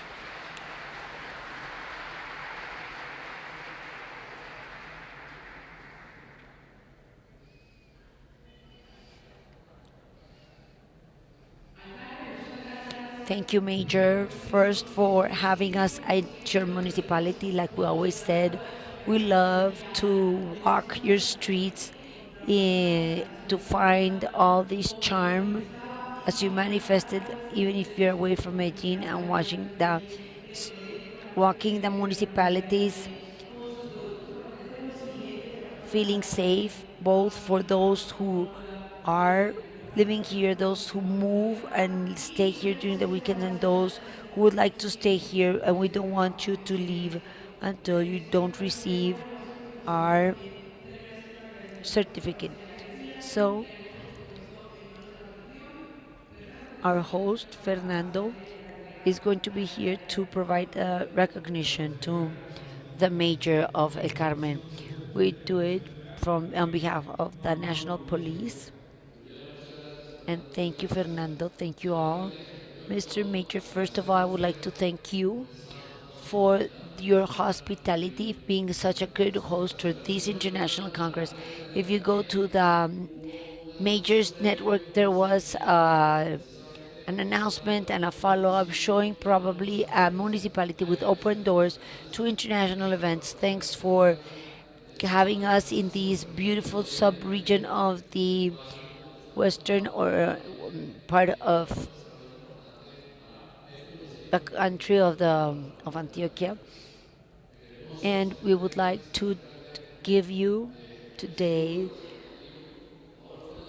the representative shield. And I had the great opportunity to check the technology that the Major was talking about. So all these cameras, all these drones have been working for 20 days, and this is support to the community. And when we talk about support to the community, this is something great, something that national and international tourists like. So let's give it a round of applause, and we thank you on behalf of your direction of protection and order. Thank you. And we're also giving you our coin and a strong round of applause for you.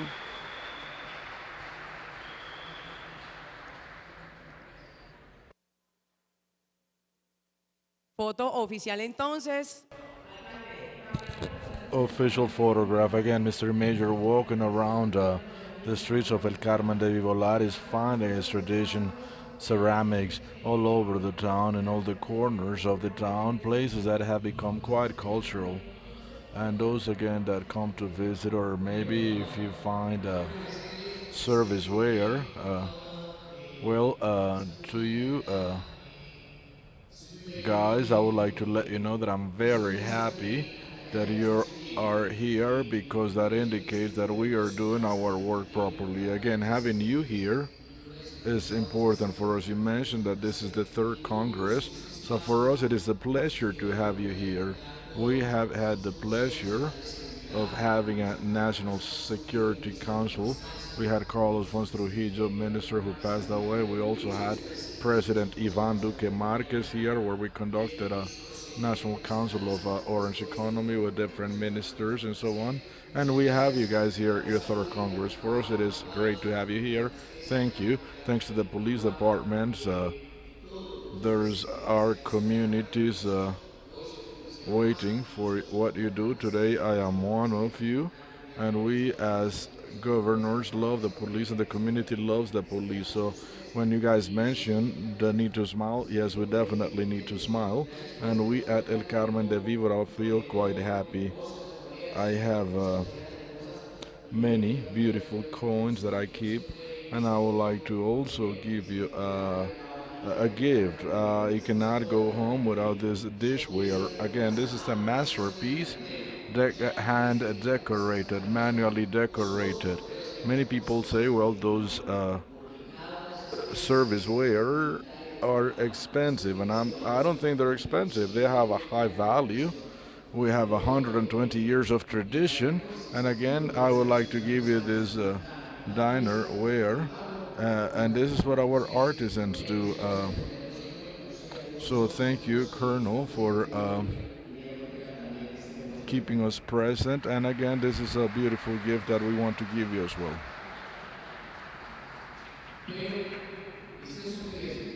But this is indeed a risk. Mr. Colonel, please make sure that you don't drop that box. You have no idea about its value. Well, this is a risk. All your relatives are going to ask you for the same serviceware or dinnerware, and you're going to have to come back here again so you can buy them. Or send them here, because I'm not going to send it to you. Are you going to say that you pay for it, or are you going to say that it was a gift from the Major? I'm going to say it was a gift from the Major. Mr. Governor, I would also like to give you a serviceware. While the Governor of Guaviare comes up to the stage, I think it is important to say that besides the manual painting, after that they do a specific polishing job, and again, this is a tradition of 120 years, and yes, it is a lot of work, but we can see the beautiful results. So as said before, this is treated in an oven, then it is hand decorated, and it goes back into the oven at 1400 degrees. So yes, it is, as mentioned before, a masterpiece. Mr. Governor, I would like to give you this beautiful dinnerware as a gift, so you can take with you from El Carmen de Vivoral. And likewise, I would like to invite your wife as well.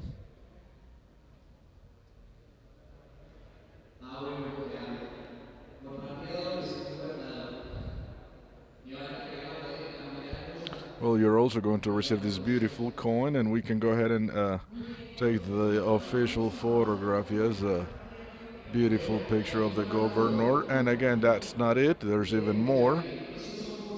These are ceramic jewelry that we are also producing in El Carmen de Viboral. So this is for your wife. And Colonel, this is also for your wife as well.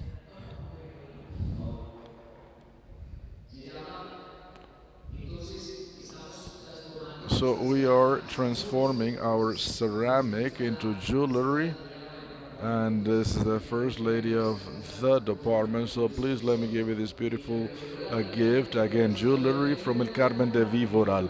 If anybody asks you where you got them, please tell them to come here and buy them.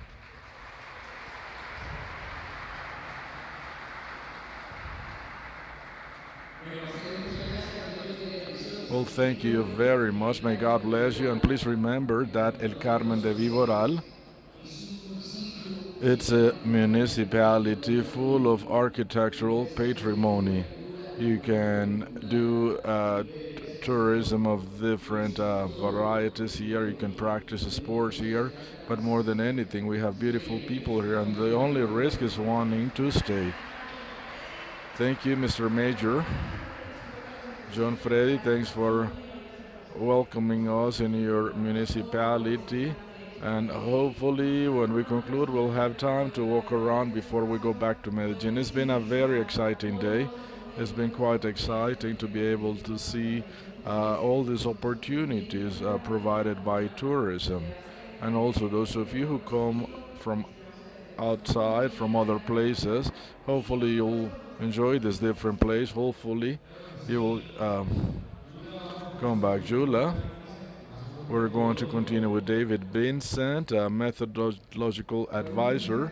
David Vincent is a specialist in planning, marketing, and tourist innovation. He has 18 years of experience, bachelor's degree in tourist planning from Alicante University. He's also a consultant, professor, speaker, tourism researcher with a tourist engineering fractal brand of tourist knowledge. He also developed tourist strategies for different destinations based on RIS3. He's specialized in smart territories or smart territory models, creative tourism, orange tourism, and innovation, open innovation models and co-creation with regards to tourism. David was also with us yesterday. So today David is going to speak about safety, and we're also going to have a workshop with him. So again, we would like to invite you to take to participate in this conference and workshop. And again, this should be a space for the workshop so you can apply all the concepts that we have gone over today. And again, this is the last day of the third Congress of amicable tourism, safe tourism, and also peace building. Mr. David, are you ready? Yes, you are. And once again, welcome.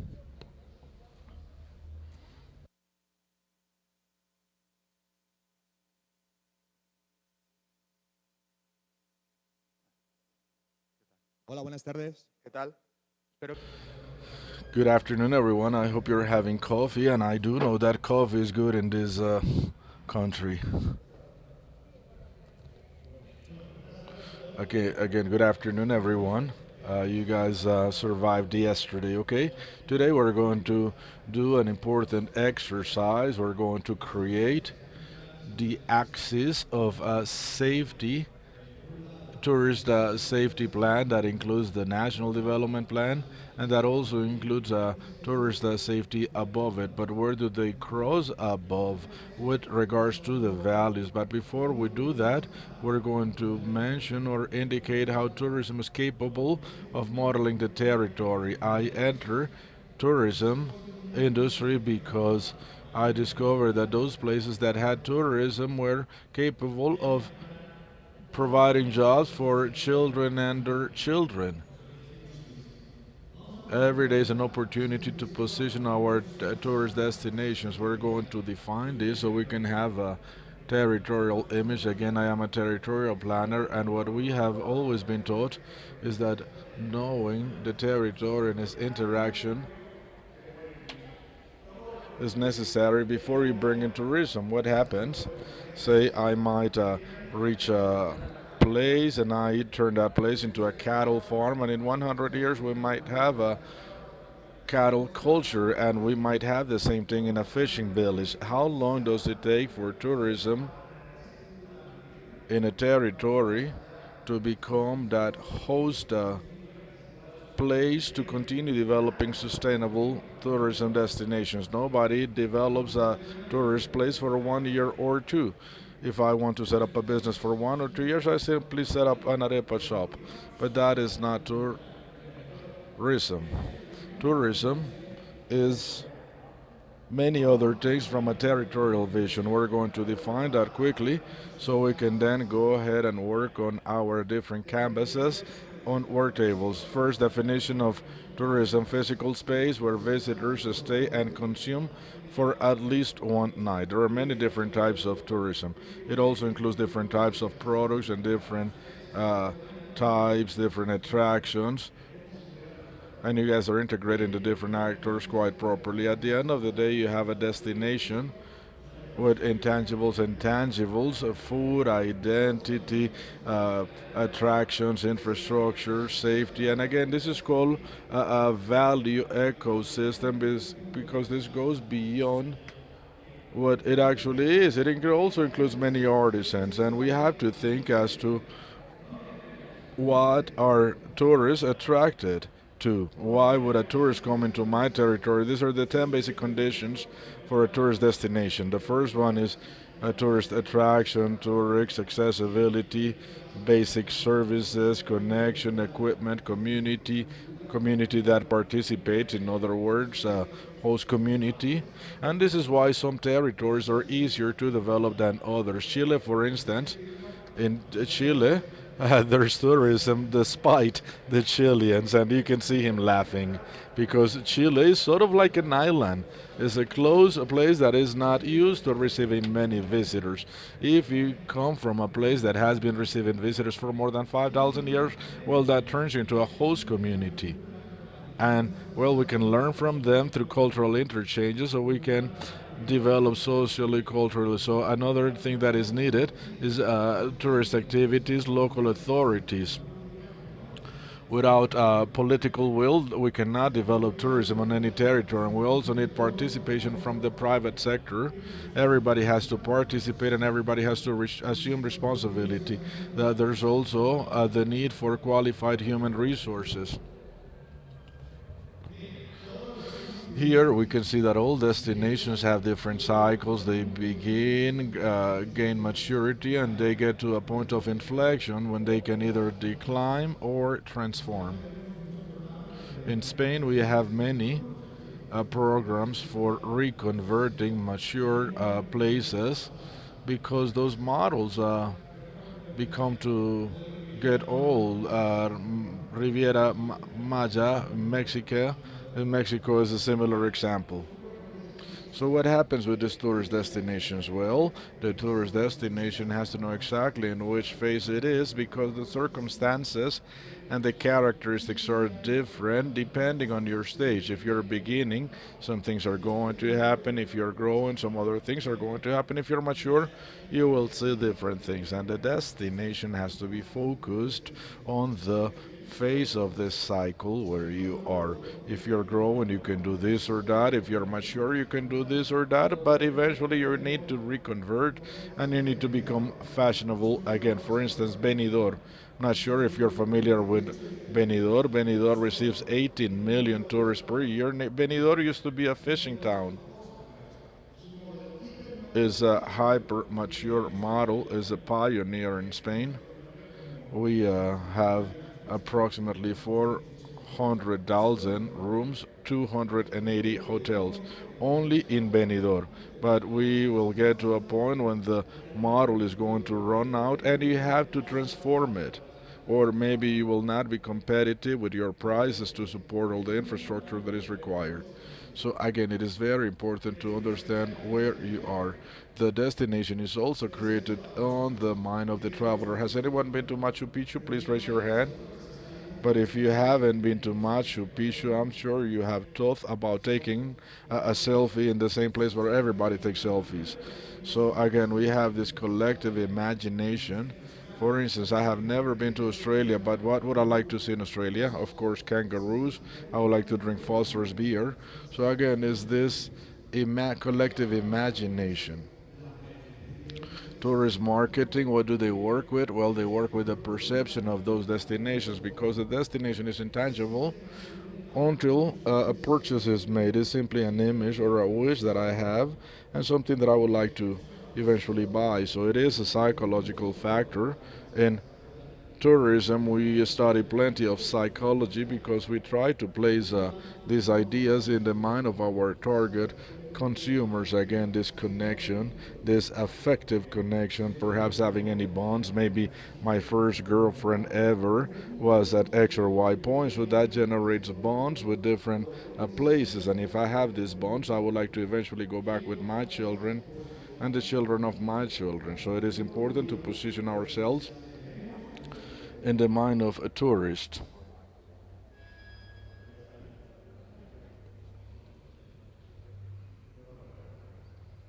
This is really not, clicker's not working the way it should.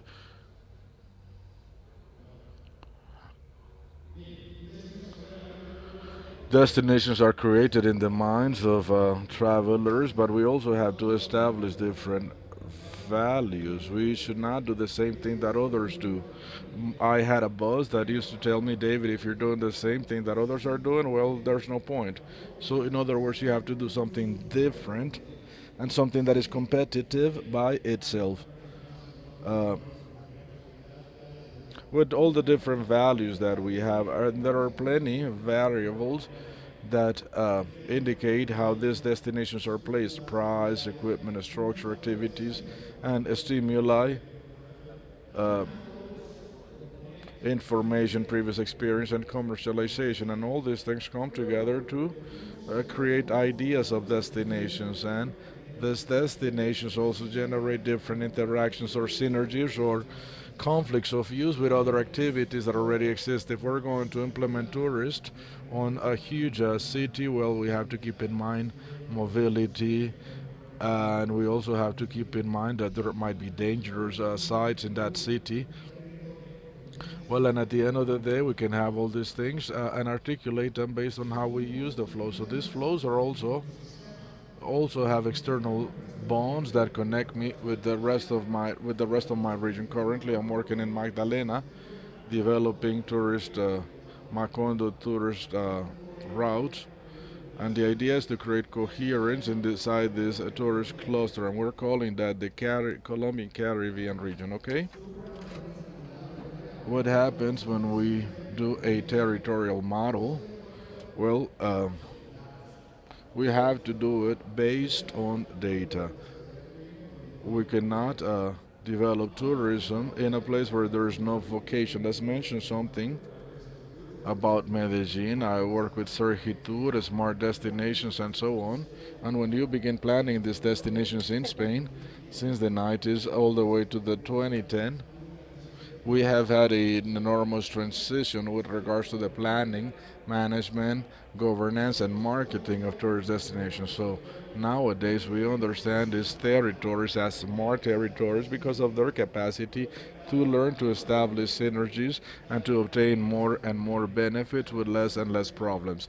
What does a smart person do? Well, take a smarter and smarter and smarter decisions, and they do it based on their intelligence and on the data, and on how their intelligence and data provide feedback for their decisions. This is why we have to connect so many tools with data. Smart destinations also have to be in smart territories that learn how to create those positive synergies and how to prevent the negative ones. This is Sergitur's model. I worked on this in 2012, 2013, so again we created the smart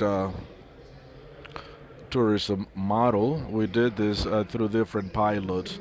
And at the end of the day, this is a territory with a tourist vocation that uses information technologies, that wants to have sustainable development, and that also wants to have a space where its local residents live better thanks to the tourism. Again, tourism generates synergies with the rest of the territory. It's not simply buying technology, it's having the vision for a process in which you're going to need more and more data so you can have better possibilities. This is also something that I want to show to you. Tourist interest generates flows and corridors that are usually used for other purposes, and this corridor generate different densities. If I am going to plan a road, I need to know if the road is going to be used by tourists, so I can determine its load capacity. I also need to know if I can conduct a tour from one city to another. I need to know what cities I can connect with so we can provide longer packages. And we cannot do that without being clear about the tourist flows and about the different interconnections between the different territories. Perhaps you have something on the hills, something on the jungle, something on a cultural side. Again, the idea is to have a vision of the complete territory, not only my municipality, Chile, Temuco. Again, we have developed plenty of tourist trails there. They have something that they call FOID, in which they regulate these tourist attractions and flows, and they create additional products around those tourist access. A challenge is to develop a competitive tourism in spaces that have a high environmental value, which is something that we have in Colombia. You have culture and nature. Those are the two main axes that can potentialize tourism in Colombia. So anything that I want to implement in this type of territory has to be done based on different zones. We have to plan the different zones, and this includes high-risk area, this includes areas that are covered by police and so on. This also includes where services, hospitals, infrastructure, and many other things are. And this also should include the ecosystems that cannot be affected. This should also include sanctuaries, and this should also include protected areas that we can work around to create ecotourism, agrotourism, and other types of tourism that relate to the vocation of the space. Model through the geoparks, UNESCO. They are international figures that allow us to have a better relevance and better positioning, but they all go through the planification, through data, and through the projection and sustainability of the model we are using. So how the geoparks UNESCO work? Well, this is something you can also develop because we're working these for the Tayrona Park. This is a program that's called Travelers with a Purpose, and we're trying to develop new experiences with these characteristics that comply with the two main things: to increase the number of visitors, but also the purpose why they are visiting. People can come for ancestral astrotourism, ancestral chef tourism, drone tourism. This is something that, well, we need to require diversified. This is Embadura in Ecuador. This is also very interesting. And this is something I recommend to you to work in these type of models. Why? Because what is protected is not only that geopark, it's also the geological diversity and how it includes artisan projects, and it has a unique promotion system, and there are several candidates in Colombia to do this too. And these cultural panoramas, for example, we're working with the Sierra Nevada Santa Marta to do this. This was a great project. It was pretty complex, but it has marked a before and after of this territory. Before being cultural area wasn't the home of Juan Valdez. It didn't have that possibility to position itself. Another case, this is touristic conceptualization for mountain spaces,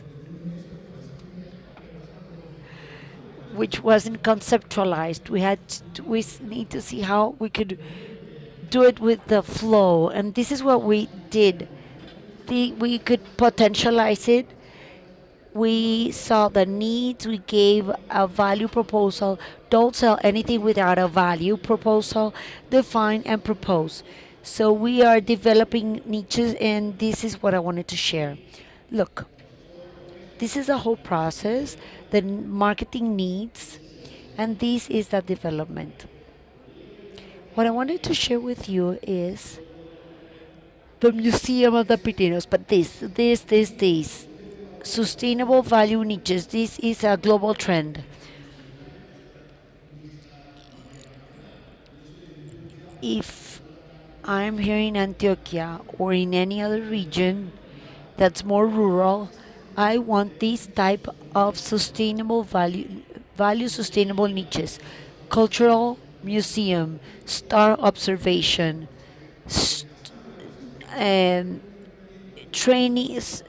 training for sports, not racing or not sports events, no, training, scientific tourism, holistic tourism, agrotourism. For example, in Spain there are 4 million of people who love mushrooms, so we can do this type of tourism.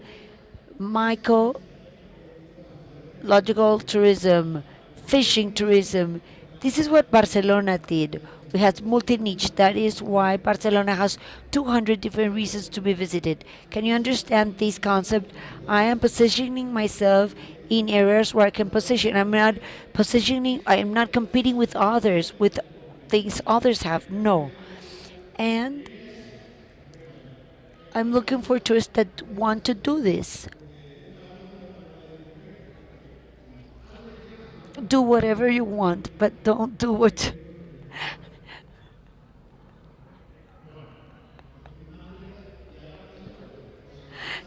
star observation. What happens with these? These can be a cluster. Those who like to do trailing, they can also watch the stars. Holistic tourism, people need, and after the crisis, need to find a spiritual uniqueness. So this is developed in many times. Mexico is a pioneer. Argentina also works with holistic tourism, and it brings thousands of people. But those who come for this reason learn about the destination, and then what comes with their family. Scientific tourism, ecosystems became laboratories for new materials, for new ways of doing things. Colombia is extremely rich. Here you have dry woods, the Amazons. It's hallucinating. So I'm sure you can develop things that still are unknown. Chefs tourism. Let's do gastronomic tourism. How do we do that? Well, I'm in a research project with circular gastronomy, and you have to position yourself. Chefs are the influencers of foodies. Foodies are the ones who are in Instagram always posting food posts. So we invite chefs for a gastronomic circuits, because you can see all the diversity, finding new products. They make their recipes better and they share it on their blogs, and this brings people. And this is the person who influenced them. So what I do is I bring the influencers so they give value to my local product. Mycologic tourism. It's not you can bring Europeans who love this. Not only birds, they love these things. and it's not developed yet. For us, it's just something that grows. No, this is food.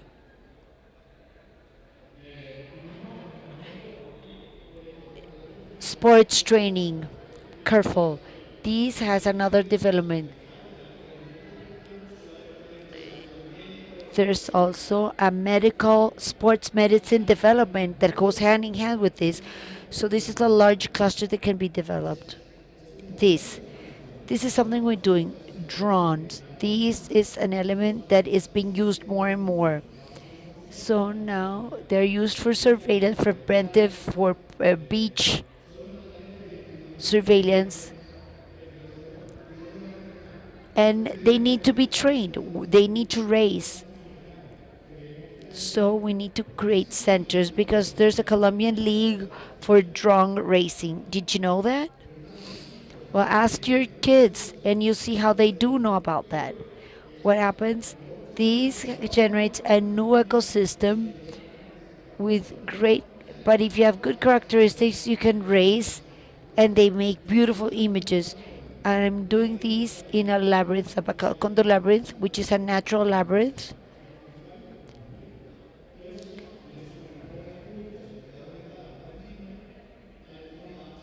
Drones follows those circuits like racing, and public loves to see these and to compete with people who have this. Beaches. Drone racing is amazing at Tayrona.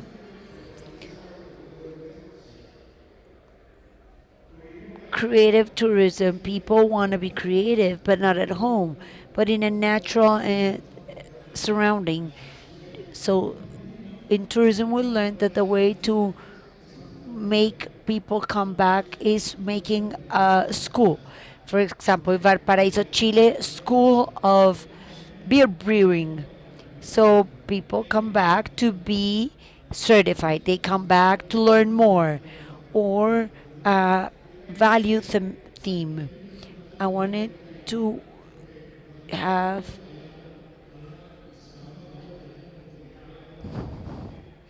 the Caribbean Rhythm School. So it would be nice to have that in Colombia.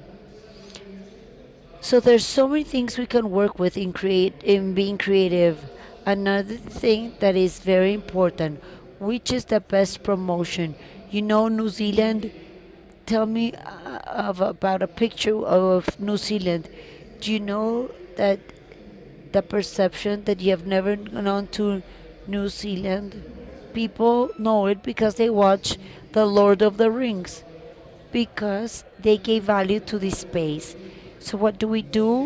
We make a dossier with space values. We send it to Netflix and we tell it, okay, it's not as simple because it depends on the country's position. What does Medellin does? Well, you wanna film here? I'll give you 100 million pesos. Well, they spend it, but some money. But while they are filming, they go to restaurants. They invite people. How many people want to go to the Central Park? Because you've seen movies with people skating at Central Park during Christmas. So yes, we have spaces. We can do an international marketing, and we've allowed people to do videos in these areas. These use of drones for nature. They cannot be used in cities, but we need to create regulations for the use in nature surveillance, etc. So this has a technical background. Look at this, so interesting. This is something we want to do at a hotel chain in Spain. Marine bioluminescence. It's investigation. So hotel is not a hotel, it's a brand that makes applied research. So it's lights will function through marine bioluminescence. Look at this development of biomaterial, Juca plates, and they cost the same as a plastic plate. And when it gets to the sea, it feeds the fish. So the more type of these plates that get to the sea, more fish will be fed. So a huge problem can be a great opportunity. Same thing with the balloons for party balloons. They're made it out of yucca because they're used, totally used, and they can feed the ecosystems instead of destroying them. This is the new reality.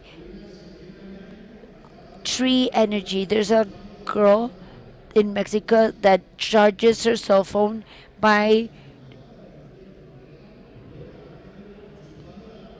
connecting it to a tree. Why don't you generate these type of apps?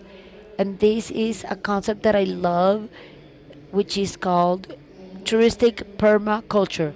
How some elements interact with the cycles of others, and among them they can generate what is required to grow.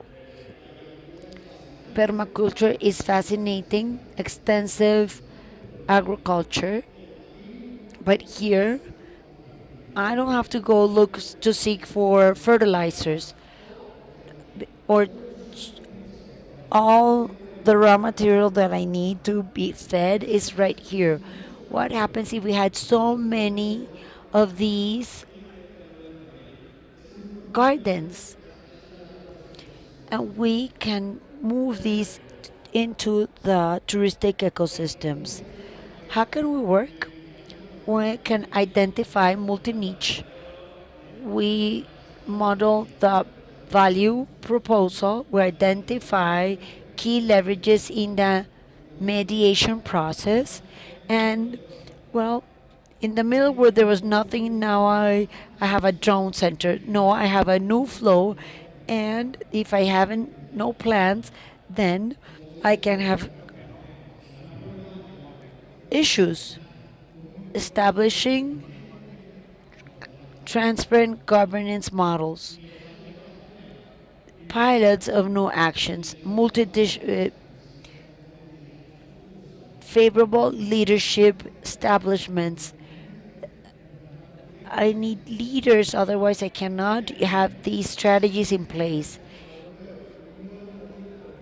Always have a new reason to come back. So annual interactivity, and as Peter Drucker said, work in silence and let success speak for you. Thank you very much. And once this was said, let's work. Let's make a 10-minute pause and we'll start a workshop. The international experts are going to help us to do this workshop, and then the experts will come up here and show the conclusions of what you've seen. From these, we'll have some access for the tourism safety for life. So we invite you to a 10-minute coffee break. Organizarlos y de ahí ustedes se puedan sentar para hacer los grupos de trabajo propuestos por David para que al final de la jornada entonces hagamos las conclusiones de este gran día de trabajo en este último, por supuesto, mesa de trabajo de este Congreso. Sí.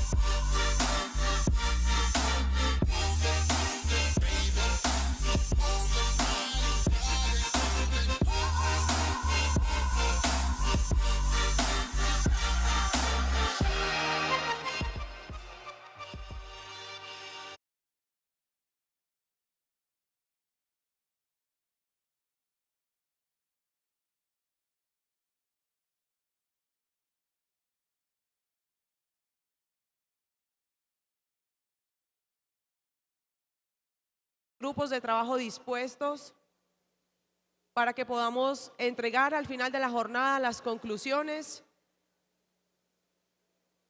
de trabajo del día de hoy, así que estamos esperando a que ustedes se reintegren a las actividades, por favor. Muchas gracias.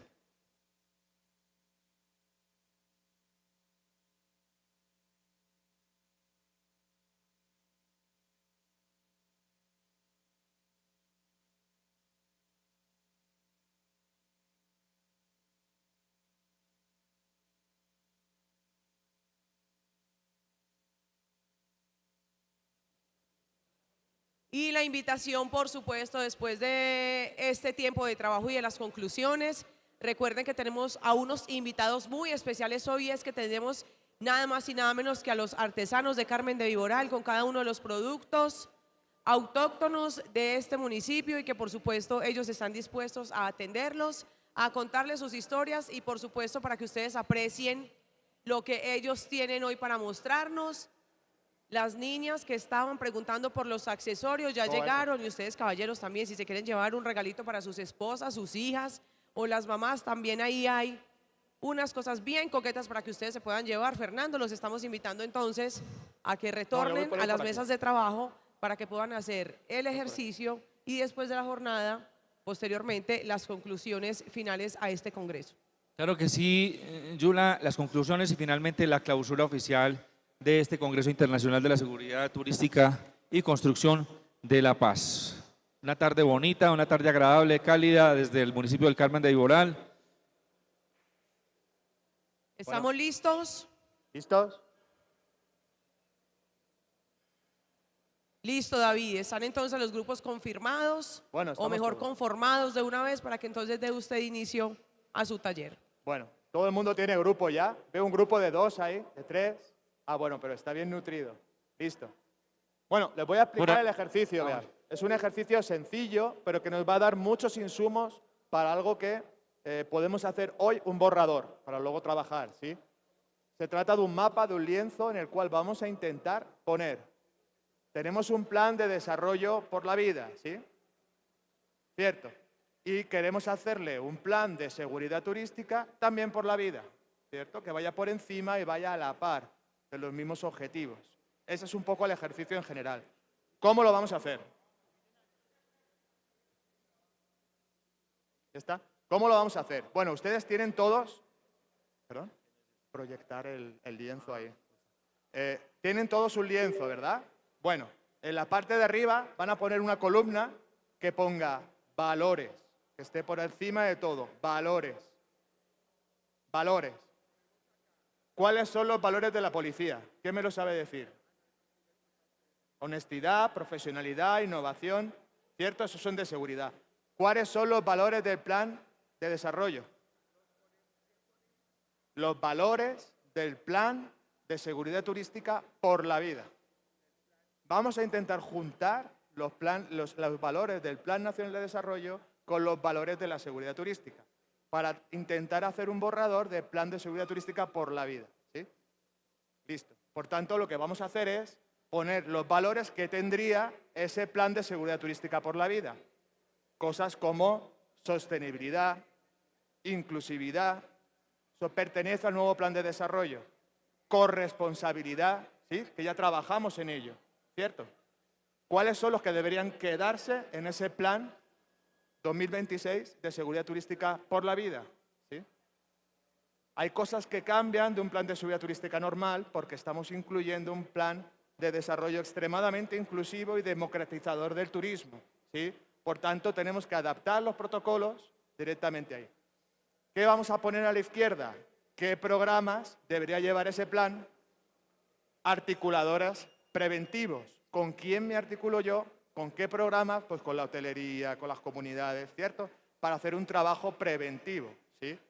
A la derecha, ¿qué haría? Programas reactivos procedimentales, los protocolos, ¿cierto? ¿Qué tipo de programas para protocolos yo tengo que tener en ese plan?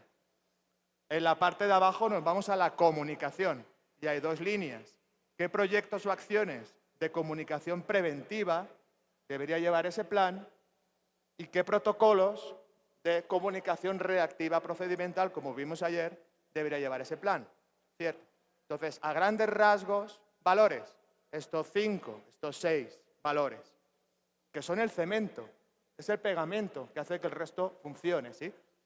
¿Qué programas? ¿Con quién me articulo? Programa de articulación internacional, programa de articulación con la hotelería, programa de articulación, ¿cierto?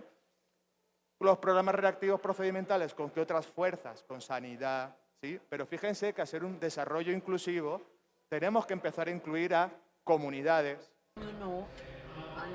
We include Afro. Desarrollo. No. Changes the mission, the value, and the type of programs that need to be there. So start with the values and our friends, international experts, please.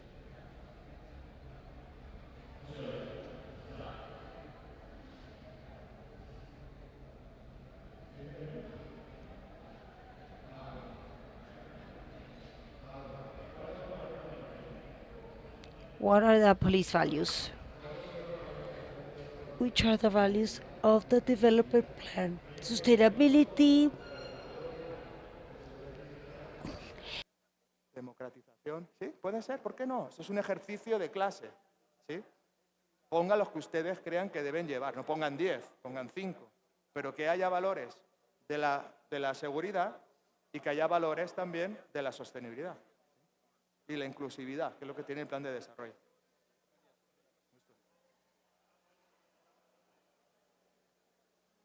Voy. Adelante, pongan ahí valores. Valores. Valores. Miren, aquí en valores pueden poner. Tenemos los... Yo pondría 5 o 6, no más. 5 o 6, no más. Los que ustedes quieran. Esto es un plan nuevo de seguridad turística sobre un plan de desarrollo inclusivo. Entonces, aquí debe haber algo de inclusividad, ¿no? Porque el plan de desarrollo es inclusivo. Y aquí debe haber algo de corresponsabilidad, ¿no? Porque tiene que ver con la seguridad compartida. Esos pueden ser 2 de los valores. Sostenibilidad, democratización, honestidad, todos esos valores entran ahí. No oyen nada. Voy. Ya voy, segundo. ¿Cómo van esos valores? Sí, ¿qué tal? Les explico. Hola, ¿qué tal? Perdidos en democracia. Aquí nos encontramos. No pasa nada. Miren, esto es muy sencillo, lo tienen ahí. Es un plan de desarrollo inclusivo, ¿sí? Sostenible, democratizador. Esos son valores que deben ir aquí. Y también los valores de la seguridad. Entonces la idea está en juntar esos 2 mundos para que salgan unos valores de un plan de desarrollo por la vida. ¿Entendemos? ¿No? Por ejemplo, ¿cuáles son los valores de la policía? Honestidad, profesionalidad, innovación, humanidad, ¿sí? Bueno, humanismo. Humanismo es un valor compartido entre lo que tiene la policía, la seguridad y el plan de desarrollo. Puede ser uno de los valores que finalmente se queden en el nuevo plan de seguridad turística por la vida.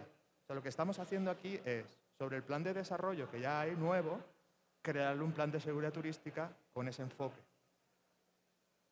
Que sea más inclusivo, que sea más democratizador, que cuide más cosas, que sea más corresponsable. ¿Sí? Entonces, se trata de elegir 4, 5, 6 valores del nuevo plan de seguridad turística por la vida. Eso para empezar. ¿Gusto? ¿Qué tal? Respeto, empatía. Muy bien, identidad, empatía, responsabilidad. Muy bien, perfecto. Bueno, yo creo que ya los tienen, está buenazo. Está bueno, sí, no está mal. Pongan alguno más si quieren. Vamos, programas articuladores preventivos. ¿Con quiénes? Y reactivos, procedimentados. Sí. No, ustedes están creando algo nuevo. Sí, es el nuevo plan de seguridad turística 2026. No está hecho, lo estamos haciendo aquí. Lo que se pretende hacer es un borrador de eso. Esa es la idea. Entonces, programas articulados preventivos, pongan algunos que ya están, que ya funcionan, que ya tienen ustedes, y alguno nuevo que tenga que ver con la inclusividad, por ejemplo.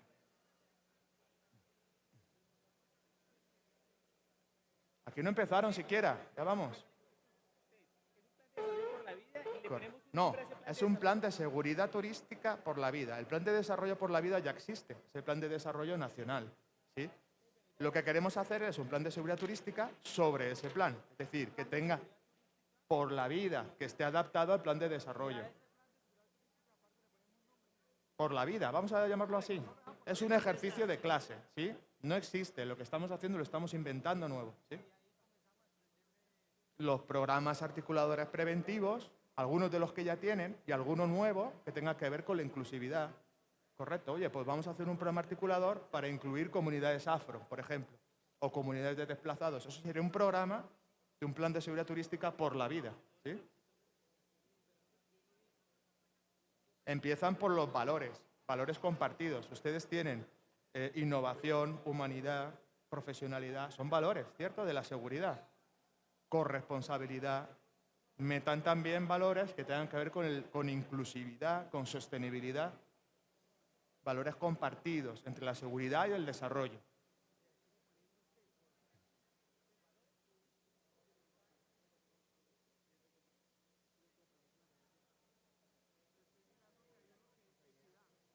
Vamos, vamos, escriban. Esto es rápido.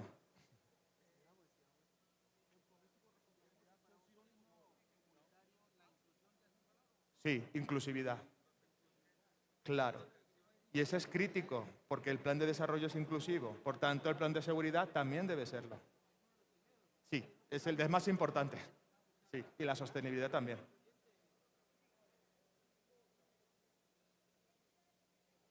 Vamos, vamos. Como quieran, ¿sí? O lo dibujan o le ponen post-it para que ustedes trabajen como quieran. ¿Qué tal? Sí. ¿Qué más? ¿Todo bien? Los valores. Ah, perfecto. Muy bien, perfecto.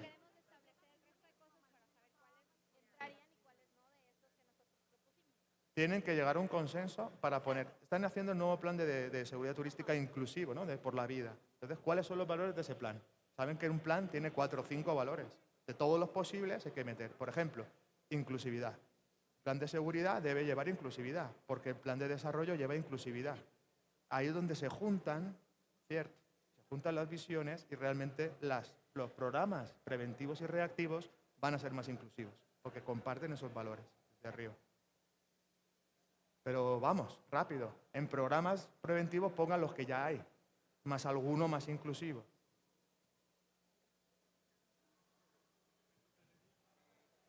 Sí. Reactivos sobre todo a protocolos de actuación. Cuando ocurre algún evento, algún hecho, ¿qué tipo de protocolos tienen? Claro. Pero esos protocolos tienen que tener en cuenta a las comunidades afro. Es mucho más inclusivo, porque el plan es inclusivo. O sea, hay que darle ese punto ahí, ¿ya? Para que el plan de seguridad sirva sobre el plan de desarrollo. Claro, esa es la idea. Voy.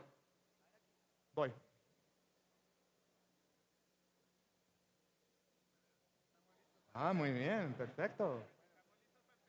¿Qué programas articuladores preventivos tienen? ¿Programa para qué? Los que ya tienen, pero denle un punto según los valores. Si tú tienes inclusividad, inclusividad es un valor del plan de desarrollo, ¿sí? Y también debe serlo del plan de seguridad. Cuando yo hago un protocolo, me articulo también a lo mejor con asociación de comunidades afro. Antes no. Y eso es inclusividad. Los valores son los que guían los programas y las actividades. Claro, a todos los programas, a todos. Los valores son el cemento de todo. Es decir, los valores son adjetivos de los programas. Si yo pongo inclusividad, haré un plan preventivo inclusivo, porque inclusividad es uno de los valores del plan.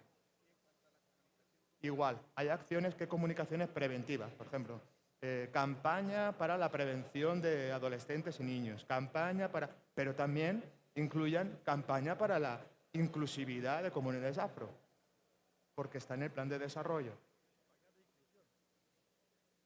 Programas y acciones, o sea, pero póngalo por puntos. Programa para tal, programa para tal, programa para tal.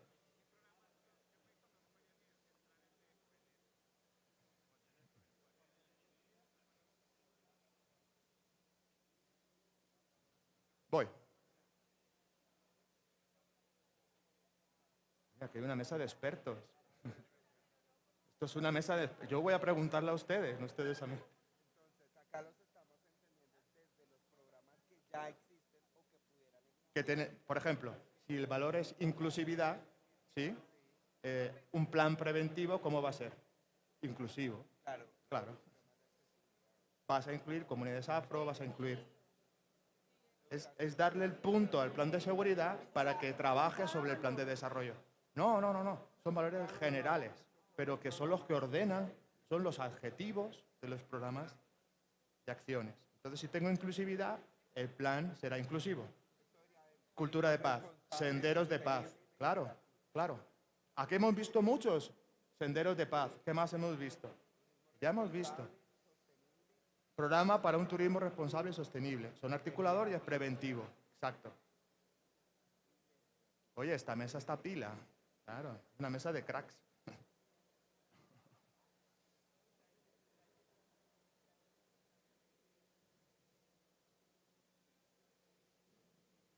¿Cómo van?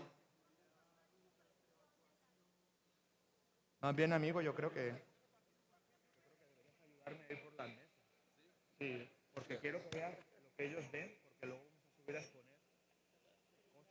Sí, porfa, te agradezco. Y él igual. Tú no debes estar sentado. Ayuda a las mesas. Porfa. Sí. Luego les voy a subir ahí arriba a decir lo que han visto y a dar su speech. ¡Uy! Se cortó. ¿Cómo van esos programas reactivos ahí? Preventivos. Para la prevención de adolescentes y niños. Programa, pero claro, inclusivo, honesto, educativo. Los valores son los adjetivos de los programas y acciones. Si yo hago un plan de prevención, será un plan de prevención empático, o educacional, o honesto, sostenible. ¿Sí entienden? O sea, estos son adjetivos de los programas y actividades. Adjetivos, porque al final le da ese punto. Si yo le pongo inclusividad como un valor, mi plan preventivo, ¿cómo será? Inclusivo. Sí, el título. Programas, ¿pero para qué cosas? Programa para la prevención de la diversidad cultural.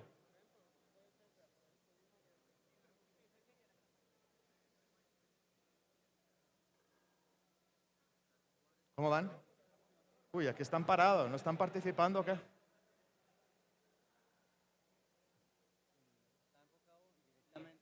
Programas, el título.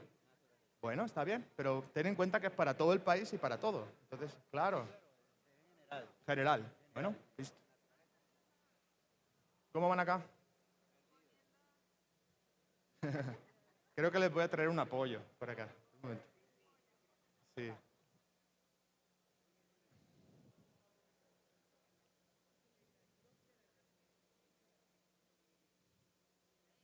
Ayúdame.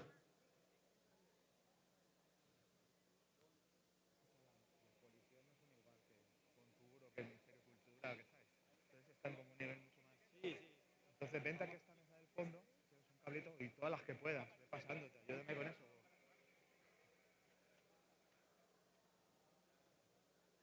Llegan los refuerzos.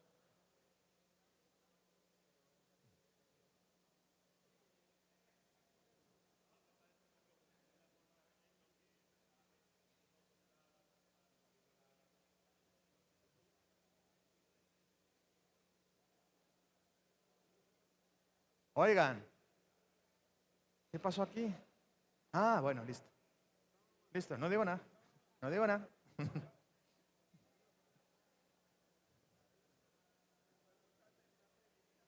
Claro.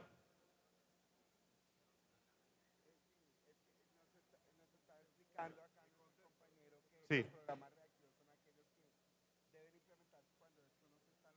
Correcto. Son los reactivos que cuando ocurre un evento, ¿qué protocolos, claro, qué protocolos tengo estructurados, ¿sí? En un programa reactivo? Oye, se activa un programa de alerta que tengo que avisar a toda esta gente por este motivo. ¿Qué pasa? Que ese programa tiene que ser más inclusivo porque ese valor nuevo es la inclusividad. Ya. Muy bien, chicos.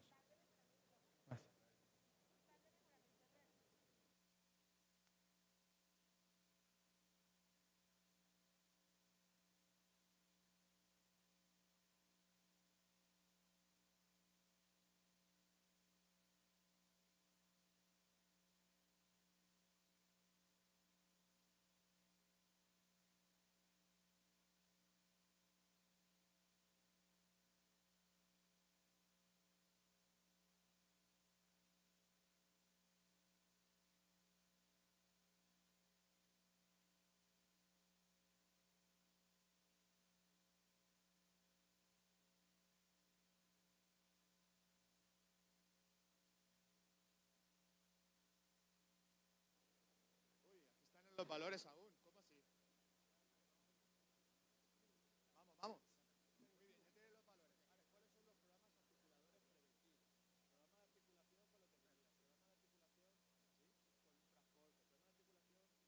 Programa de articulación con lo que decía. Programa de articulación, ¿sí? Con un transporte. Programa de articulación con otras fuerzas del Estado. Programa de articulación internacional. Son programas, pero esos programas tienen que compartir estos valores. Por eso funciona plan de seguridad sobre un plan de desarrollo. Pero mira, con esto volviendo. Vamos, vamos. Pongan solo el título, no se compliquen más. ¿Cómo van acá? Hola, hola.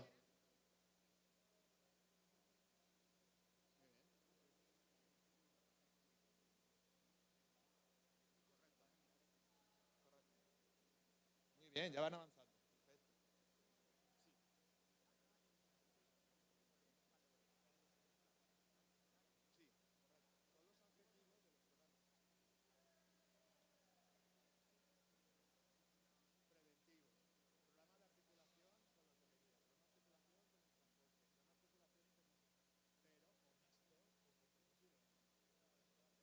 con el transporte, programa de articulación internacional, pero honestos o comprensibles. Que yo me articulo con estas entidades de forma preventiva. Y punto. Esas son las reactivas. Cuando hay una reactiva, que yo ya activo esos protocolos reactivos con la gente que yo ya he articulado. Sí, por ejemplo, puede ser este.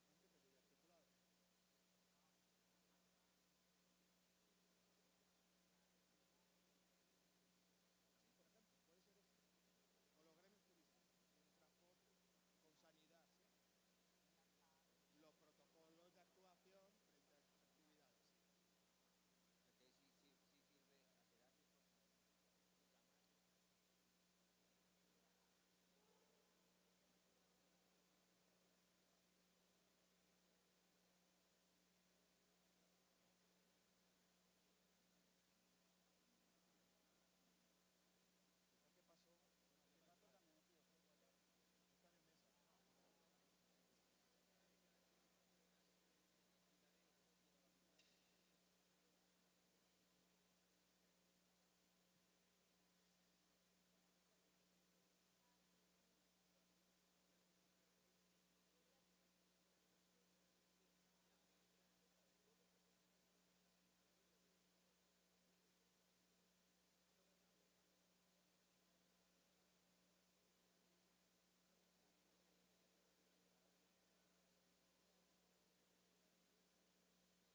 protocolos de actuación frente a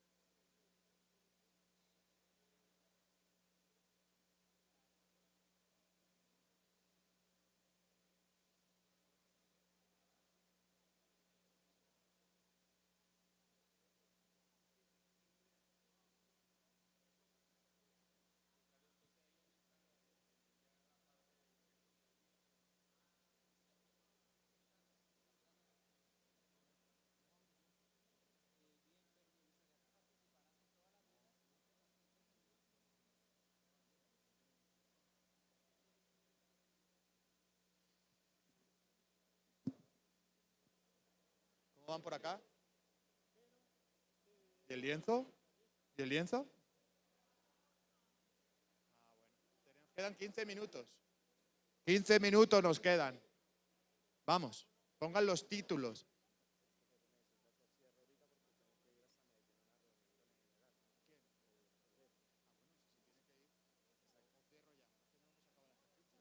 Ah, ok.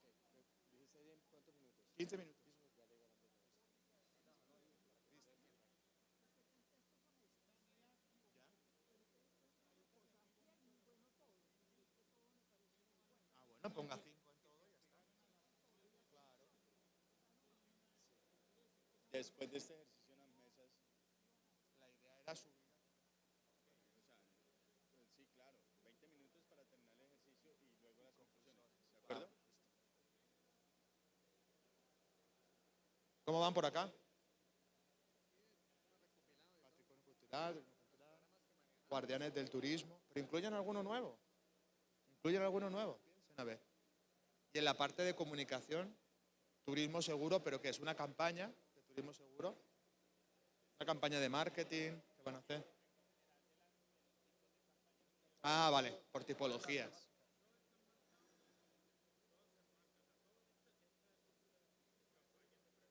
Sí. Ah, vale, ok.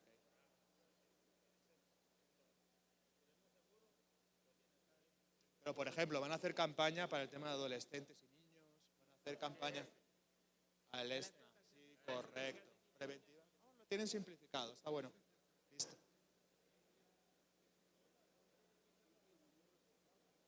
Sí. ¿Qué más? ¿Cómo van por acá? Muy bien. Cooperación, interacción, programas relativos. Y luego la comunicación, hágala por bloques. O sea, programa de, no sé, para el tema de ESNA, de adolescentes y niños. Programa para... También es importante meter programas de concienciación ante la inclusividad. Importante. ¿Cómo van por acá? Ah, muy bien, ¿no? Están pilas aquí. Integración, aportación, programas de inteligencia por la vida, muy bien. Listo.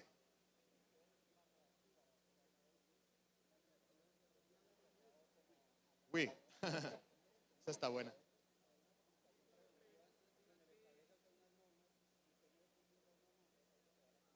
Ajá. Correcto. Estaba avisado.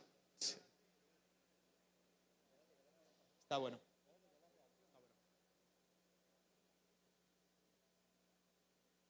¿Listo? ¿Qué? ¿Bien? O sea, ver al Interpol, hacer este ejercicio, de verdad. Gracias. Denles a ustedes trabajar esto, gracias, de verdad.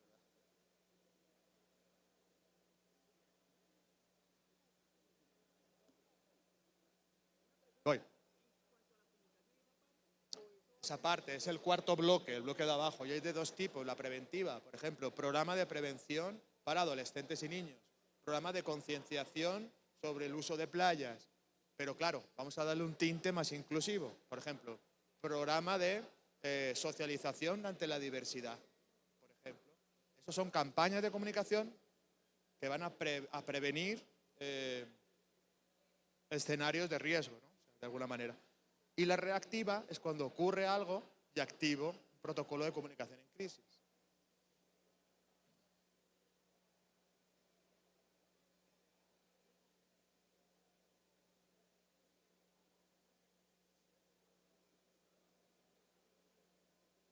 Por aquí bien.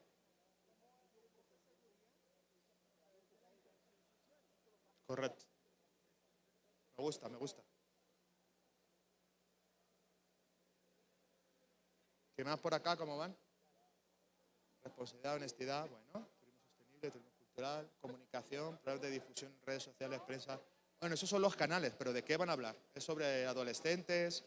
¿Es sobre la inclusividad? ¿Son campañas preventivas frente a, no sé, ciertos delitos digitales, por ejemplo? Y la reactiva es cuando activan un protocolo, frente a algún tipo de crisis.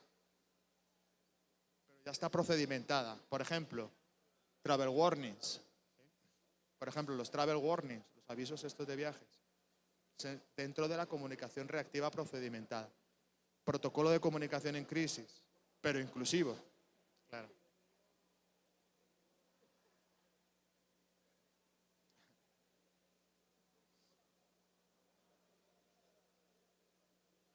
Excelente. ¿Qué falta? ¿Qué falta? A ver. Brillen, brillen.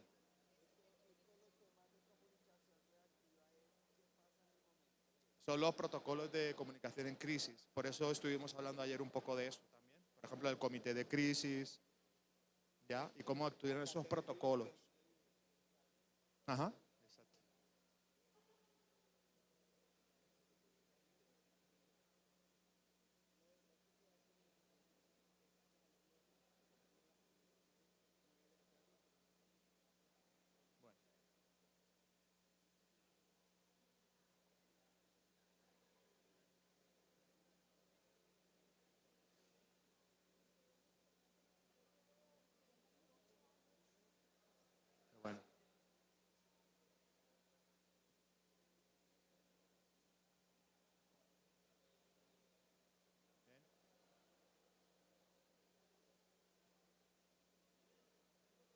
Voy.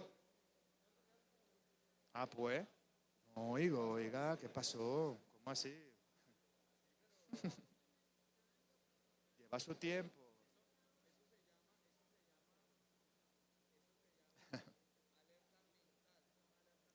Sí. 10 minutos quedan, vamos. Claro, claro. Sí. Bueno, yo les ayudo. A ver, programas reactivos procedimentados. Bueno.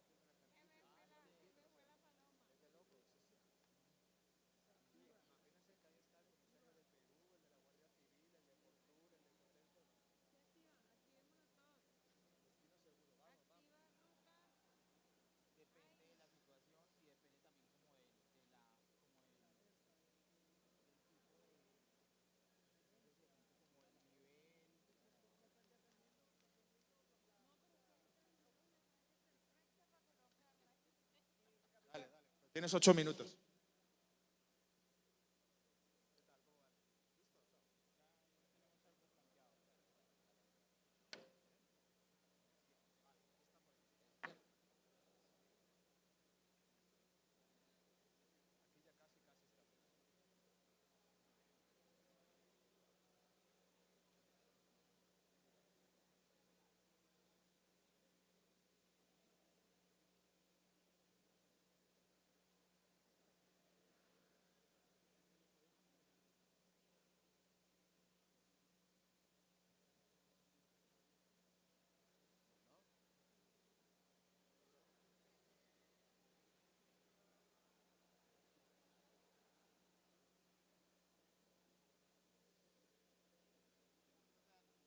Ya, ¿no? Listo. Ya vamos a poner conclusiones. ¿Qué tal acá? ¿Cómo van? ¿Ya están? Venga, que falta completar. 7 minutos. Vamos.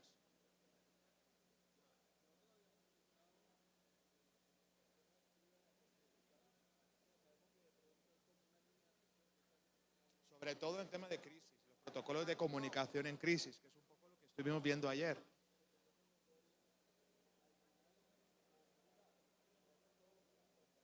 Sí.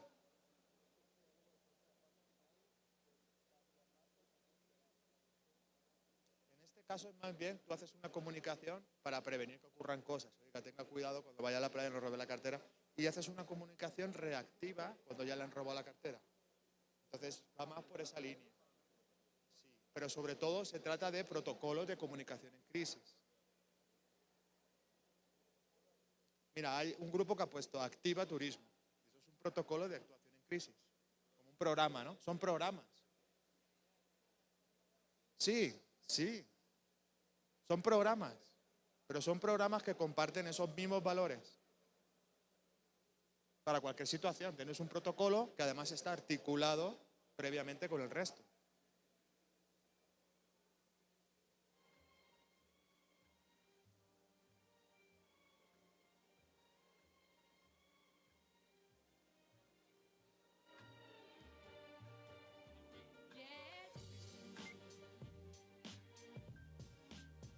Oye, ¿qué es esto?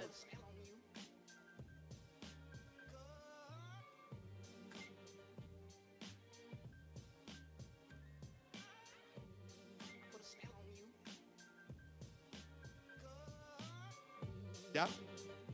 5 minutos y acabamos. Vamos a poner conclusiones.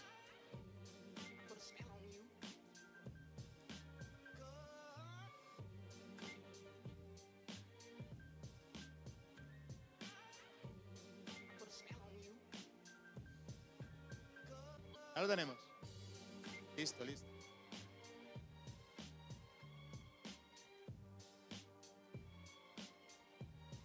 Sí, haz fotos, haz fotos.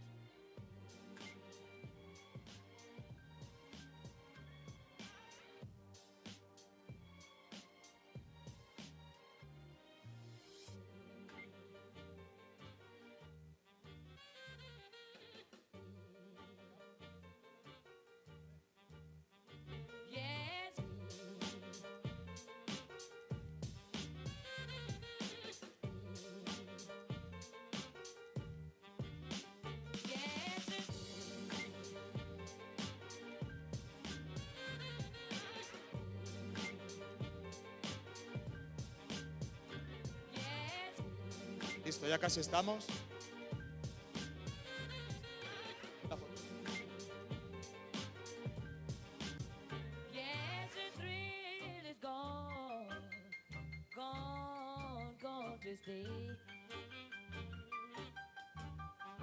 Oh, déjalo en la mesa. La pasamos. Aquí ya estamos.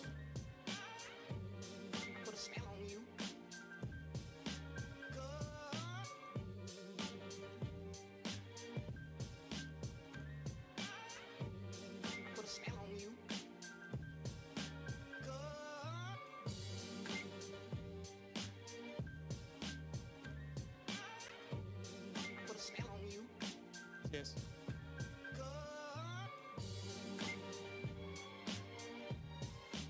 ¿Ya estamos?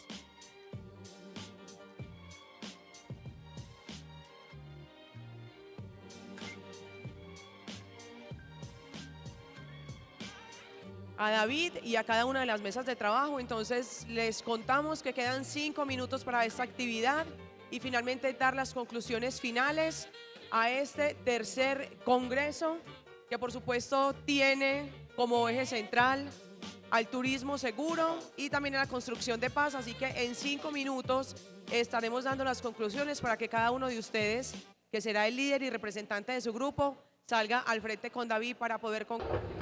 Thank you, David, for again, thanks to David for his presentation, and in a few minutes we'll continue, and we will be giving or issuing certificates of participation.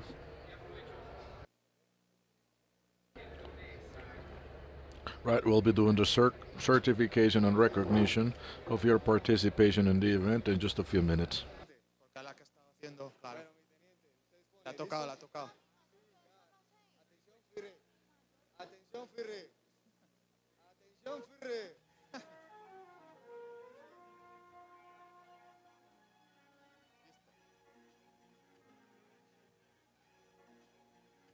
¿Y acá quién va a ser que comparta? Adelante. Sí, vamos.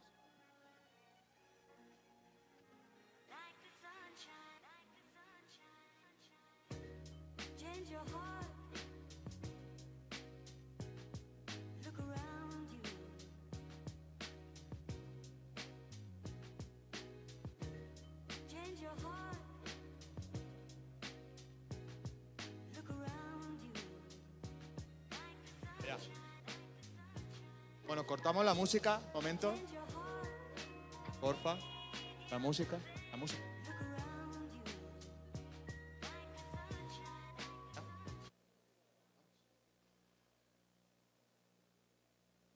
Bueno, vamos a empezar con las conclusiones. ¿Listo? ¿Pueden grabar toda la sesión, porfa? Por favor, compañeros. Hola, hola, hola. Bueno, muy bien, vamos a organizarnos para que... Okay, let's get ready. So we will have the presentation. They. So here, the principles are equity. They had and in consideration gender equity. So that's why we have them. Okay, so good afternoon, everyone. The first thing we need to say is that it was a very enriching exercise. We realized that with the representation in our team that there are great leaders and tourism actors committed, and they have knowledge of all the values, of all the activities that must generate surrounding tourism for a good development of tourism. When we did the first evaluation, we need to say that we didn't know, maybe we didn't know if we could include principles and values. But yes, in our activity, we have principles and values. Yes, that's the first thing, that's the core. So we identify as a value the service, commitment, solidarity, responsibility, human sensibility, equity, justice, articulation, closeness, and inclusion. But there are some values that we define that are shared in both scenarios, like due diligence, transparency, empathy, empowerment, respect, teamwork, leadership.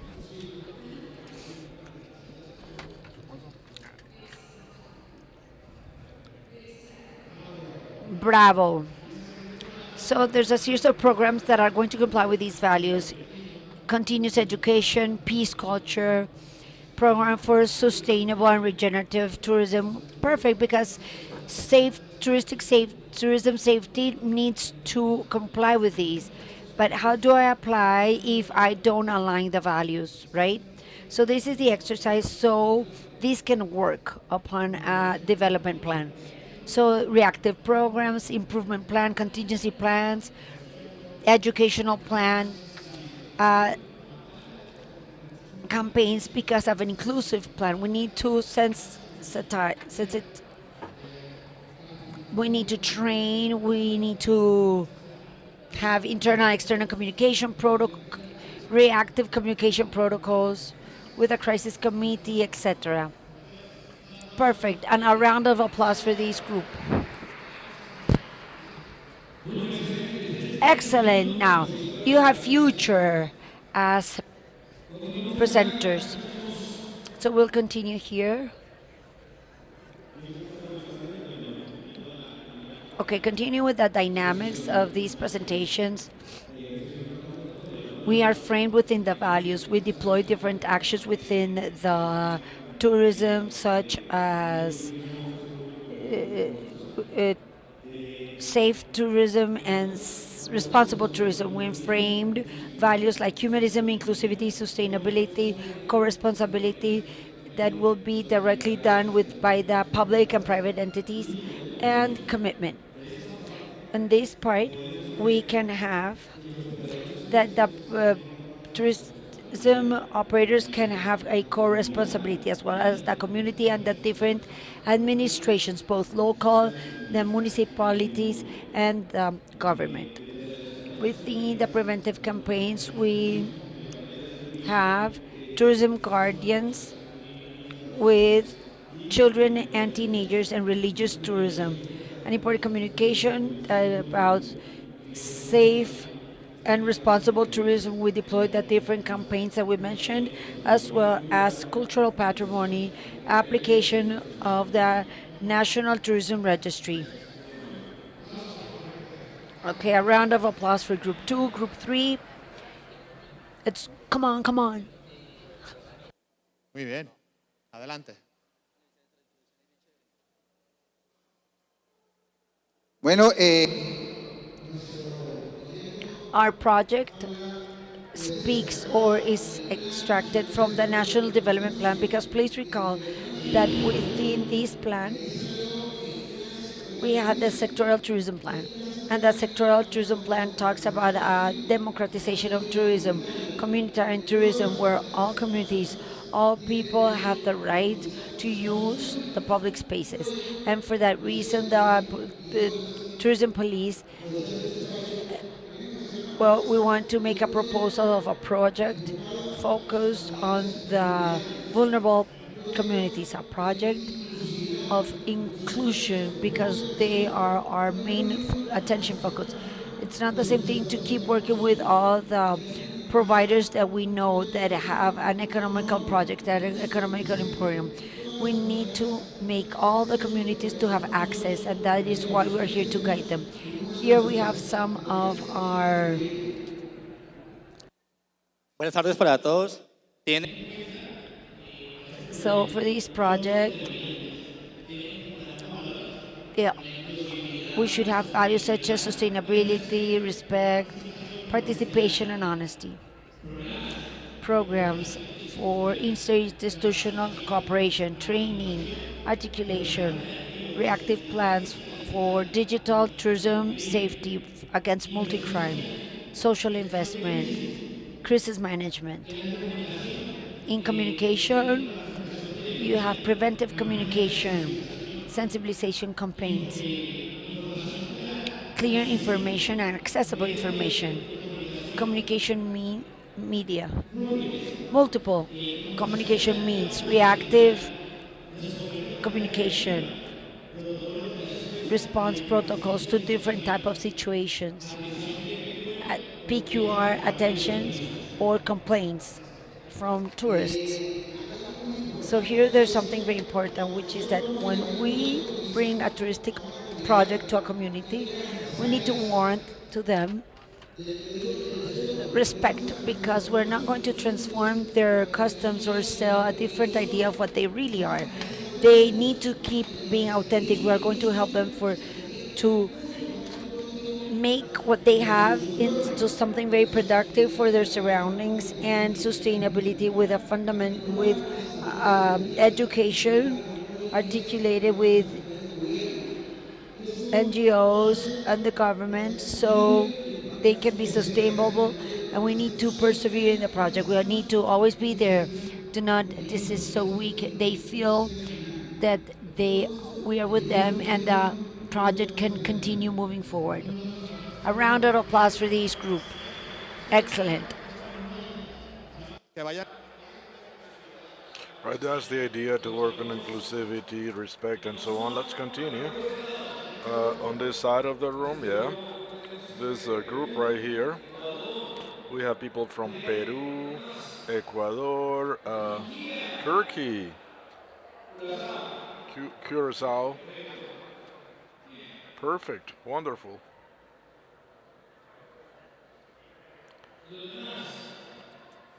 Anyone else? Commander?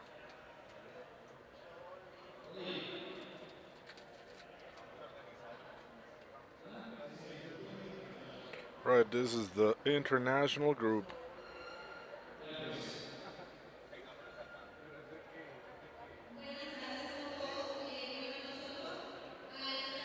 Good afternoon, everyone. Again, our group was formed by different countries.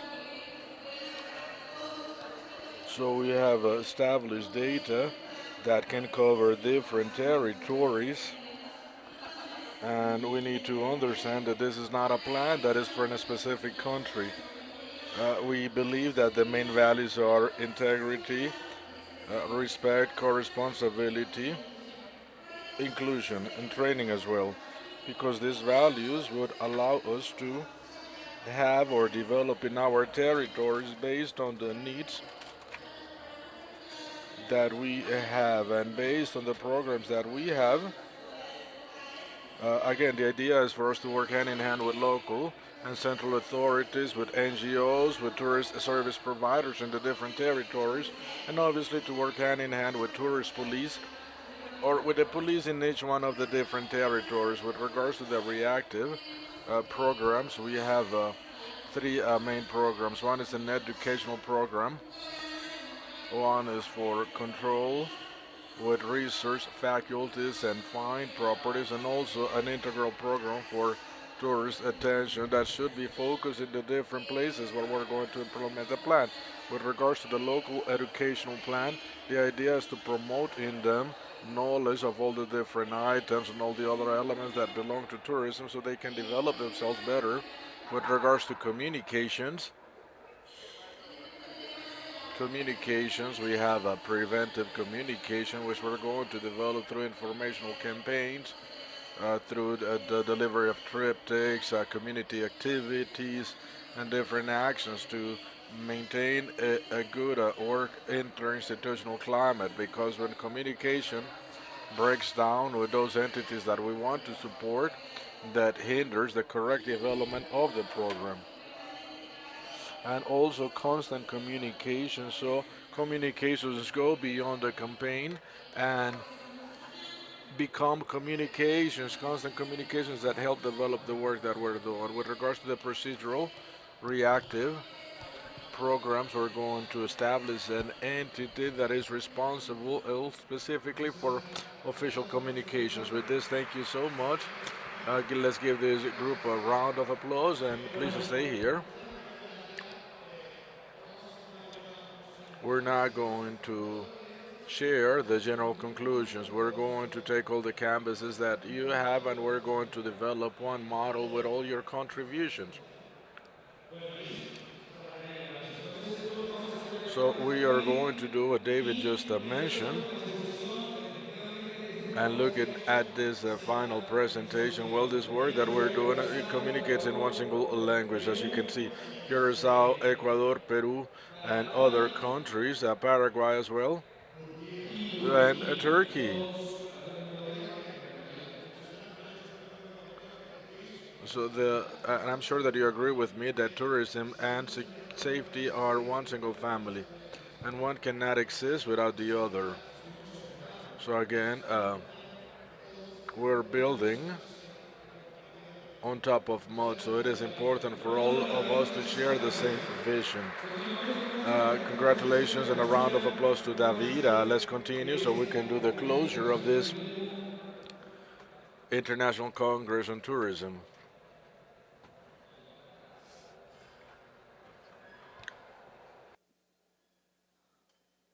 Listo.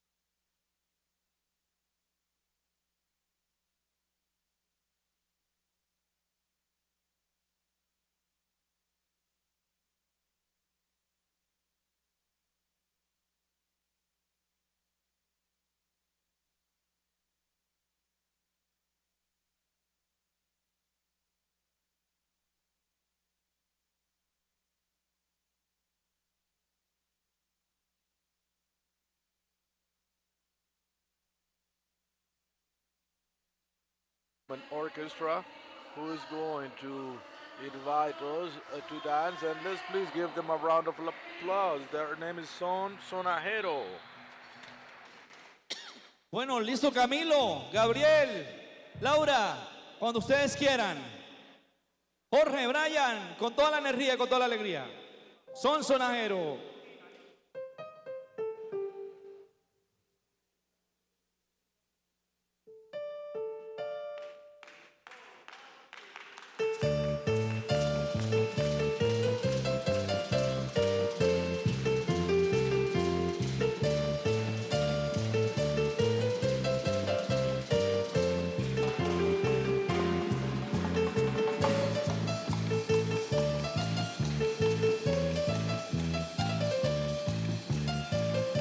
Tus besos son los que me dan alegría.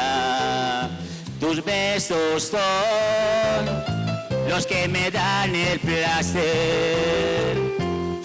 Tus besos son como caramelo, caramelo. Me hacen llegar al cielo, me hacen hablar con Dios. Tus besos son todo en mi vida. Tus besos son mi mundo entero. Tus besos son como caramelo. Me hacen llegar al cielo, me hacen hablar con Dios. Vaya, vaya, juega con Sonajero.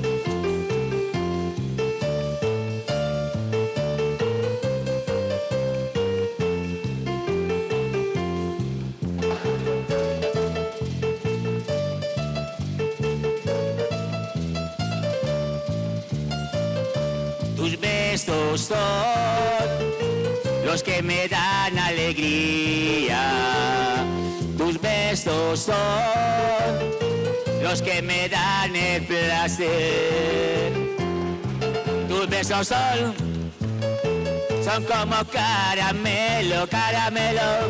Me hacen llegar al cielo, me hacen hablar con Dios. Tus besos son todo en mi vida. Tus besos son mi mundo entero. Tus besos son como caramelo, caramelo. Me hacen llegar al cielo, me hacen hablar con Dios.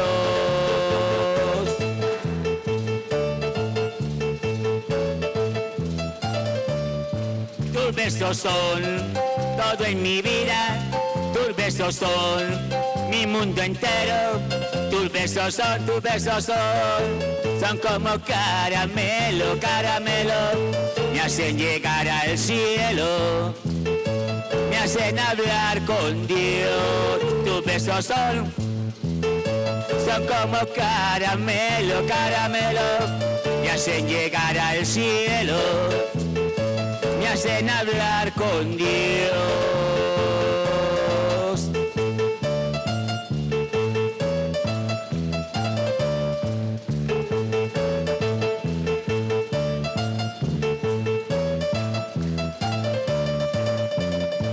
Muchas gracias.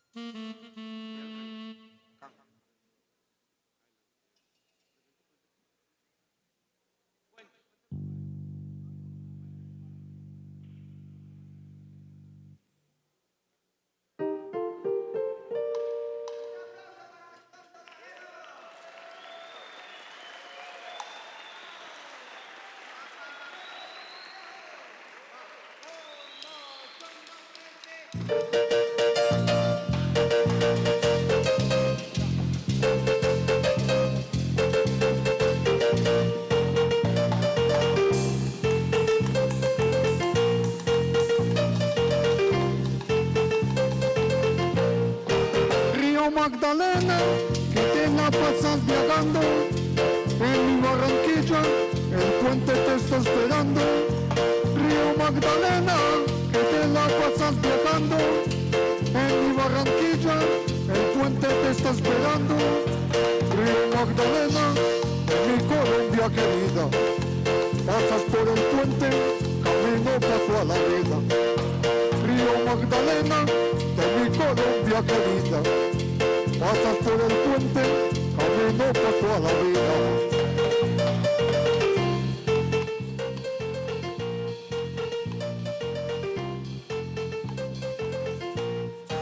Río Magdalena, que cruzas con tan nobleza, bajo un nuevo puente para integrar la riqueza.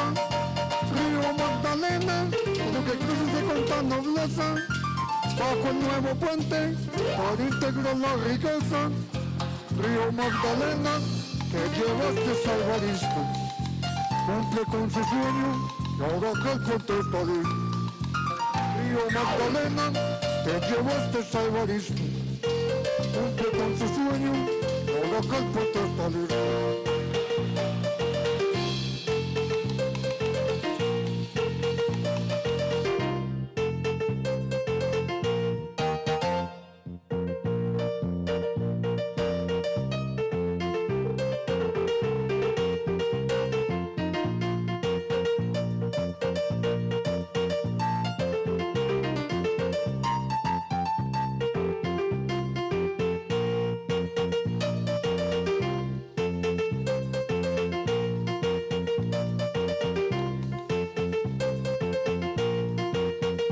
Magdalena, de mi Colombia querida, pasas por el puente, a mí me pasó a la vida.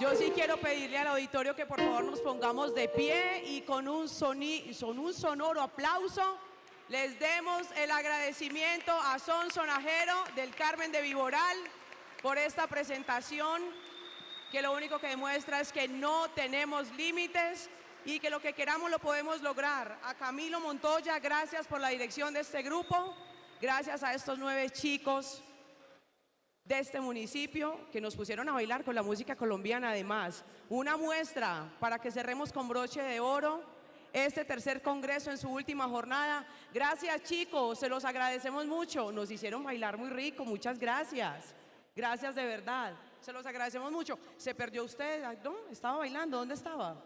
Estaba aquí. Nada más y nada menos que bailando allá. Perú y Colombia, todos en una sola canción. Oiga, excelente bailarina, comandante. ¿Ah? Y la muchacha de Ecuador, ¿qué pasó, Odil? ¿Por qué la dejó abandonada? Se cansó, hermano. ¿Ah? Muy bien, nos podemos sentar nuevamente porque entonces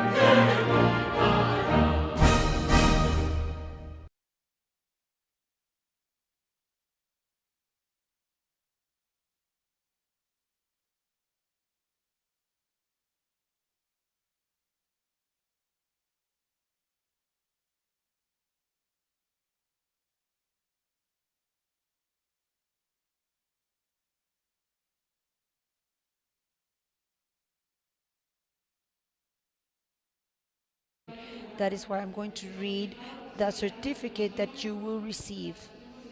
All of those who we are going to be calling at the scenario. The Republic of Colombia,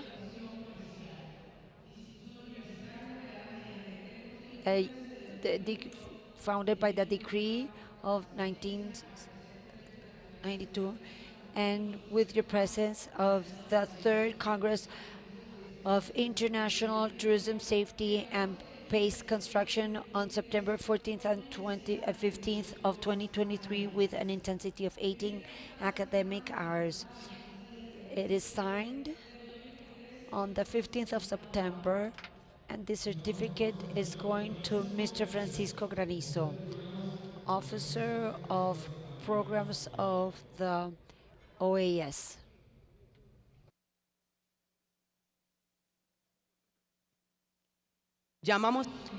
We also want to call General First Genaro Pérez Andrado from the Bolivian Police.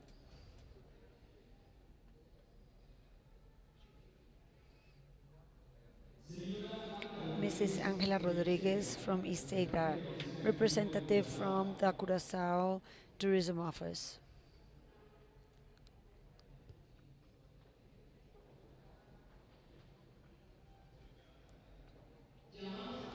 And we also call Captain Ignacio Rizzo Satue, aggregate from the Civil Guard from Spain.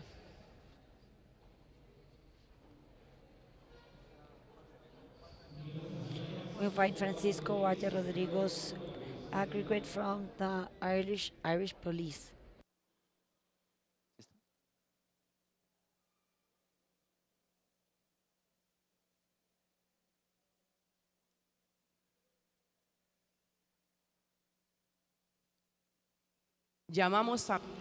We call Major Desiree Gonzalez, Chief from the Tourism Police in Panama.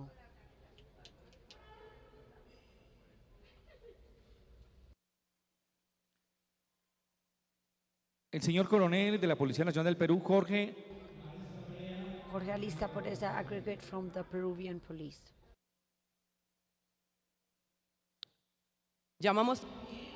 Commander José Luis Salazar Callao, aggregate from the police, Peruvian Police.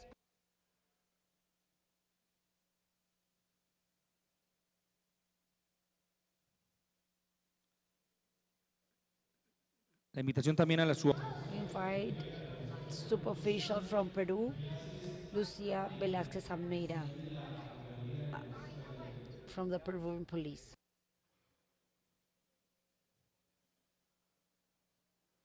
Llamamos también al escenario We also call Captain Solisari, aggregate from the police Turkish embassy.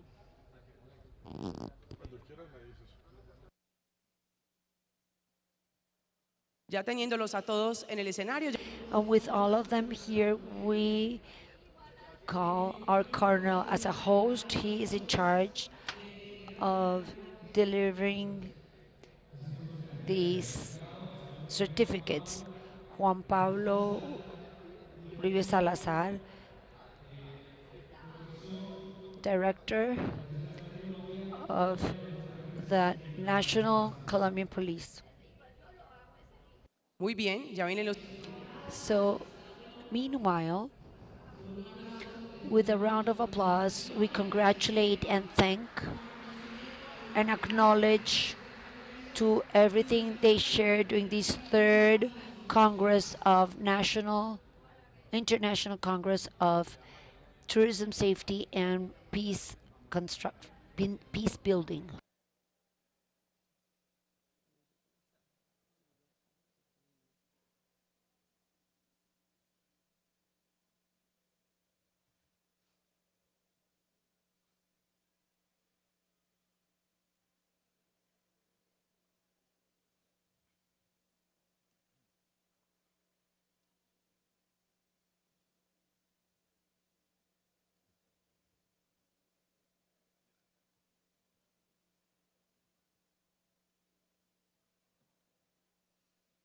Continúa entonces Fernando.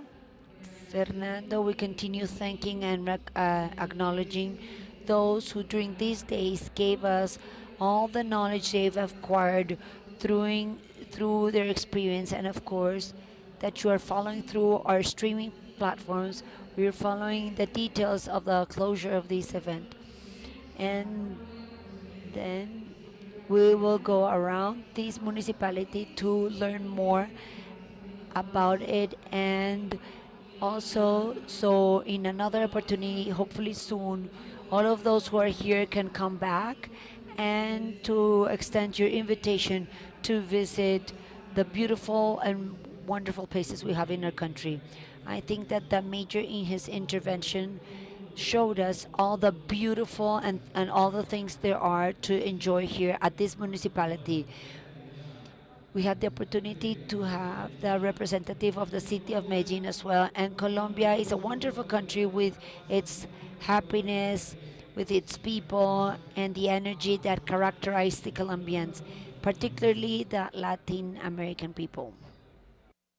Y pues viendo estas And looking at these images, it also makes us very happy to see all the great relationships left behind. Congratulations, and we will prepare for the official picture. And please recall that through the QR, you can share all the images and you can capture them so you can have the best moments. So please look at the camera and say whiskey 3, 2, 1. Here we have the official picture of the acknowledgements giving during this third Congress of International Congress of Tourism Safety and Peace Building. Everything is here for safety in tourism. So thank you very much to all of you.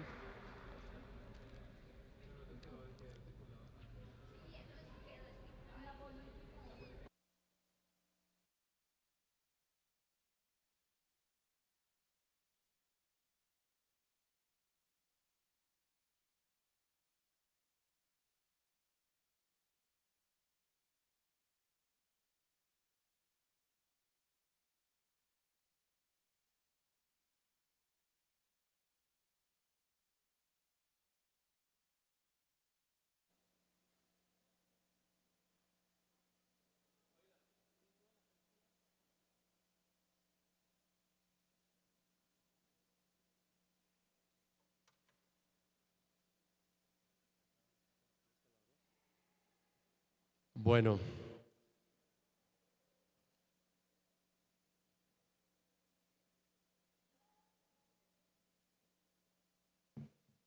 Un saludo muy especial a todos los participantes al Congreso.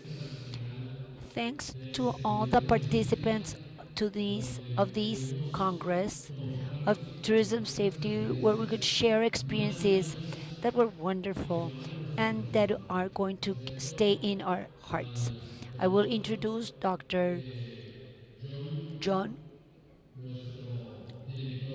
our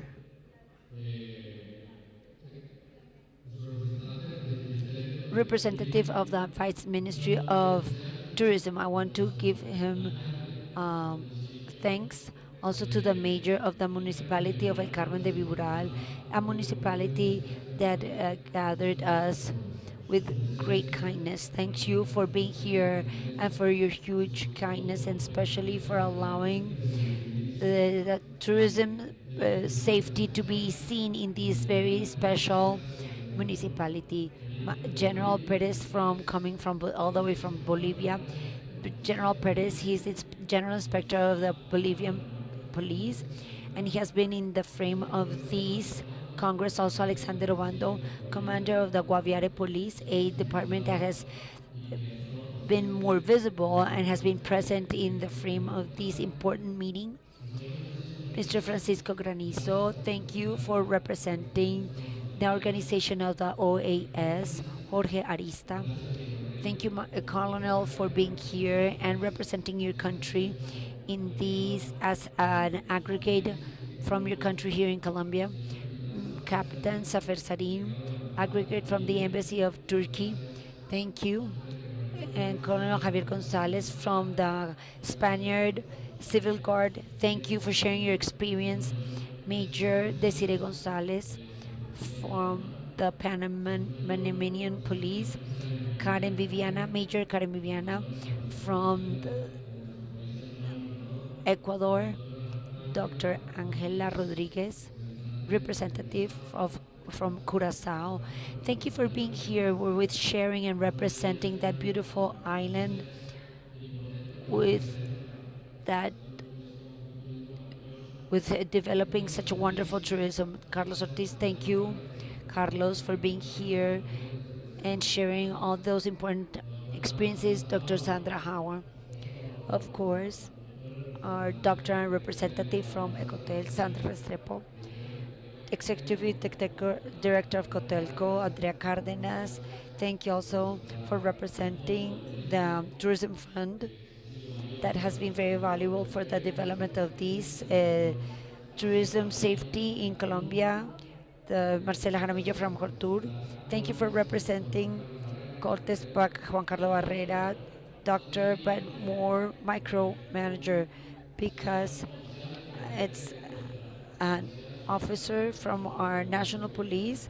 I thank you, Colonel, for working with us. And our methodologist, who finished with a very motivating experience to all of those who are here with us today.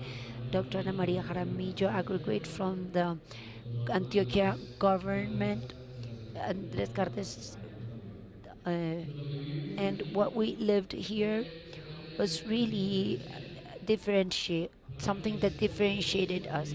For those who protect tourism, what we did was we got out of those academic barriers and came to live the experiences that our tourists live in order to understand, involving ourselves in their scenarios, going to a very special restaurant that allows us to enjoy wonderful food, allowing us to walk through the streets of Medellin, through the Comuna 13, being able to learn from the tourism experience, not from protection, but from the experience of a tourist. So I do believe this is a wonderful success of this international Congress. We lived the realities. I've told several of those who are here that one of the greatest fears we had was coming out of Bogota, and I do believe this was our largest success, being in Medellin and in this beautiful municipality of El Carmen de Viboral. So I do believe this is something we gained, especially those who have a responsibility with taking care of tourists. Also indicating you that there are things that each of our guests mentioned that will stay in our minds and will part of the safety of strategies. Like the vice minister mentioned, the phrase, like I began using it in my presentation, this is the way we need to promote Colombia, pointing out it's the country of beauty, making tourism in harmony with life. This is fundamental. My General Rosenberto Bon also mentioned that the National Police has the great challenge of evolving as the threats evolve in order to avoid situations that affect the image of our country. Again, the words of Dr. John Ramos, where he said, "New challenges are tourism in harmony with life." The number where we are programmed, and we want this to be a fact. We want to increase the capacity, air capacity, a bit of the PDET municipalities to have projects with tourism vocation. And here we're talking the same language. We understand that through Fonture, through the Vice Ministry of Tourism Safety, we will have an important mission, because from now on the growth is going to be present. And as Dr. Cesar Augusto mentioned about tourism as a mechanism to sensibilize the work of the communities as territory transformers. What Dr. Rodrigo Treve mentioned, well, he inspired us by teaching us from his experience. As you mentioned, when we were together, we don't protect the tourism of slides, but of realities. You are a man of the terrain. You are a man who supports and provides and generates valuable initiatives. And of course, he tells us that perception of citizen safety and their mental health impact is clear for us. And you were also saying that this is crucial to manage crisis. There's nothing worse than misinformation under a crisis, because in seconds you can destroy what took years to build. So he was talking about building the pages of this Congress. Innovation in cyber safety, Dr. Carlos Sentis, international consultant in strategy, innovation, and employment. This is what we saw from technology point of view. Having cities that are smart cities with a technological development and with the challenges of IA representing the tourism sector and at the service of police. I believe that these focus of interest are going to be mapped, so we as police can deploy actions and understand that we're not just talking from us as police. We are hearing those who support us and those who know that tourism safety uses these scenarios in order to improve. Our commissary from the Lima Tourism Police from Peru, he worked in order to warrant the safety in all their tourism corridors. It was interesting to hear his point of view. Karen Viviana from Bolivia, she was saying that since 1998 they fight against the diverse phenomena that affect tourists, both national and international, with creative and differential activities. Francisco Eduardo Granizo, with promoting prosperity, and said that we also received the intervention of Julio Javier González, chief of the internal guard of the Spaniard Civil Guard, saying that maybe they have been taking care of the way of St. James for many years, and everybody asks, have you done this way? These are needs that we have as tourists, and as owners of tourism safety, we should do it. So I'm going to tell you, Major, that I had never had the opportunity to come to your municipality, to this beautiful municipality. And I am ashamed because we should come to all these scenarios in order to know how tourism safety should be deployed. Mr. Bernardo Cueto Resto from Quintana Roo. Yesterday he was talking about the what they've done in order to receive all the tourists. Alexander Roman, commander of the police of Guaviare, he was Todos los policías tengan un sentido de pertenencia por la protección de los destinos turísticos. It is not tourist police. It's the complete Colombian police force needs to guarantee full knowledge so we can be tourist police. We need to be ambassadors, even if we're not in this branch of the tourist police. Again, this is a task that all police officers have to know. Colonel Obando Odilon Martin Peralta as well. He's director in Paraguay. Wonderful presentation. It is the obligation of all authorities to provide hospitality and fair treatment to tourists. Nothing better than feeling that type of treatment. And again, despite having difficulties, the idea is for tourists to live with a good opinion.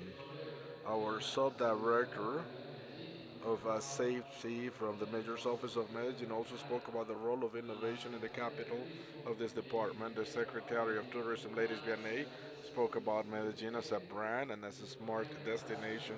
Dr. Haider Palacio, Governor of the Department of Guaviare, spoke about his department as a new tourist destination in his country. Again, is the north door to the Amazons in Colombia. He also spoke about the many ethnicities, and we concluded with a very important presentation by our Mayor of El Carmen de Viboral, Dr. John Freddy Quintero.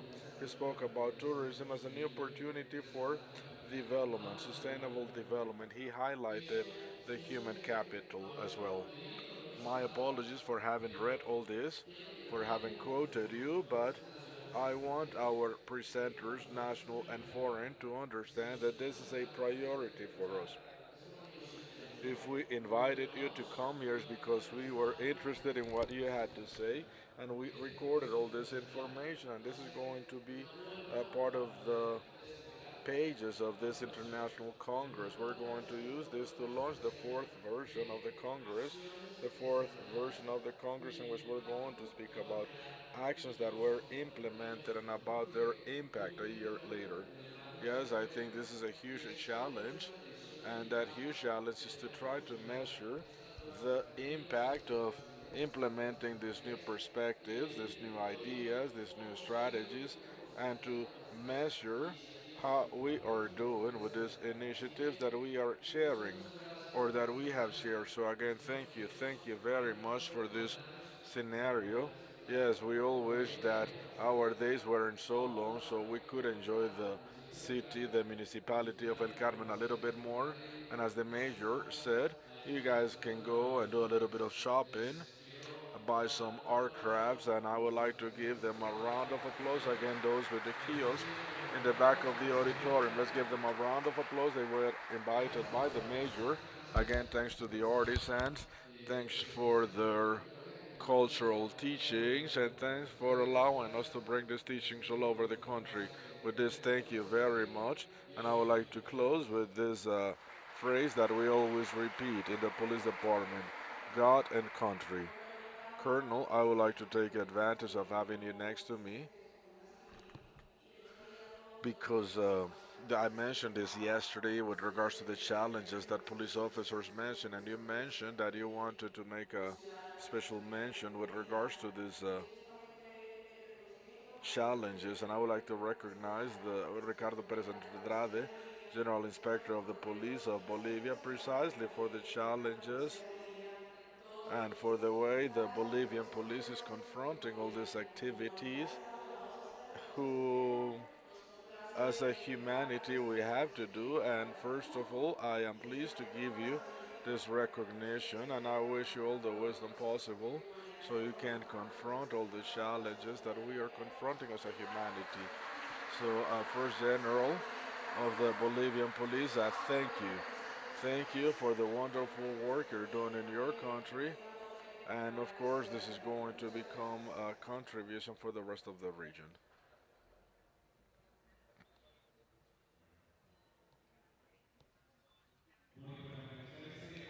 And to conclude, or to close the Congress, I would like to ask you to stand up again so we can all sing together.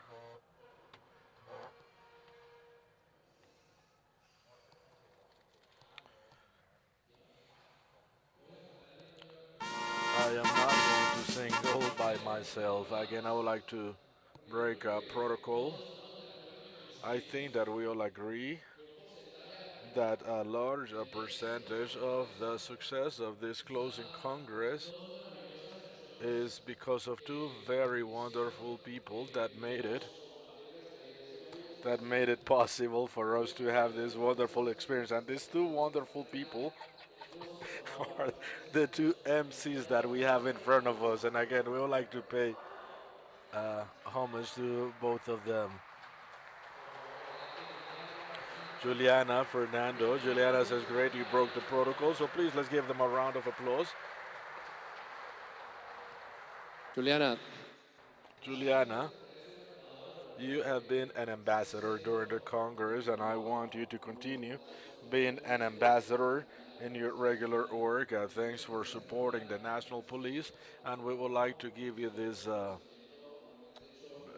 this recognition as a recognition for the work that you have done for the past 2 days. We're giving you our shield, which represents protection to tourists, protection of children and adolescents as well. Fernando, you are a police officer, but in addition to being a great police officer, Fernando is one of our digital ambassadors. He has an Instagram account, and I hope many of you begin to follow him, because this man shares his knowledge, shares messages, wonderful tips, and today he has shared with. Today he has acted as an MC for this international Congress. So Fernando, thanks for your work and thanks for being with us in this very important event. We needed to make a special space for both of you. You guys paid homage to everyone. Now we're paying homage to both of you.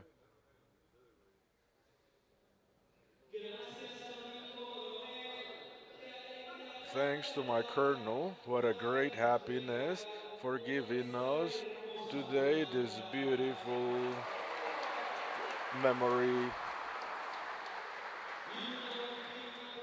And one more verse. How can I not do it? Let's give a round of applause to our host, the Colonel. You can see how happy he looks. You can see how energetic he is. Let's give him a round of applause to this great police officer. A very beautiful Congress. We showed that it is possible. Give a round of applause to this international Congress, and let's give a round of applause to ourselves.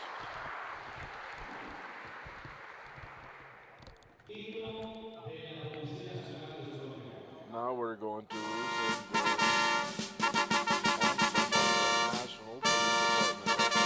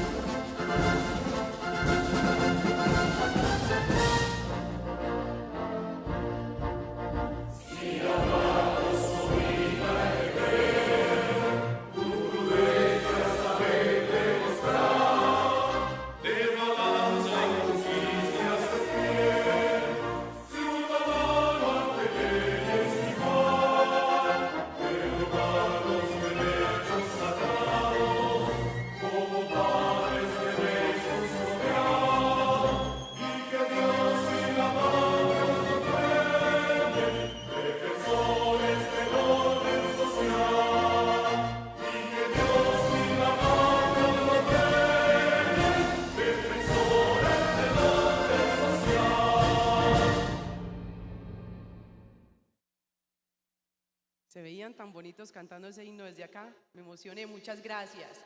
Thank you very much. I was quite excited.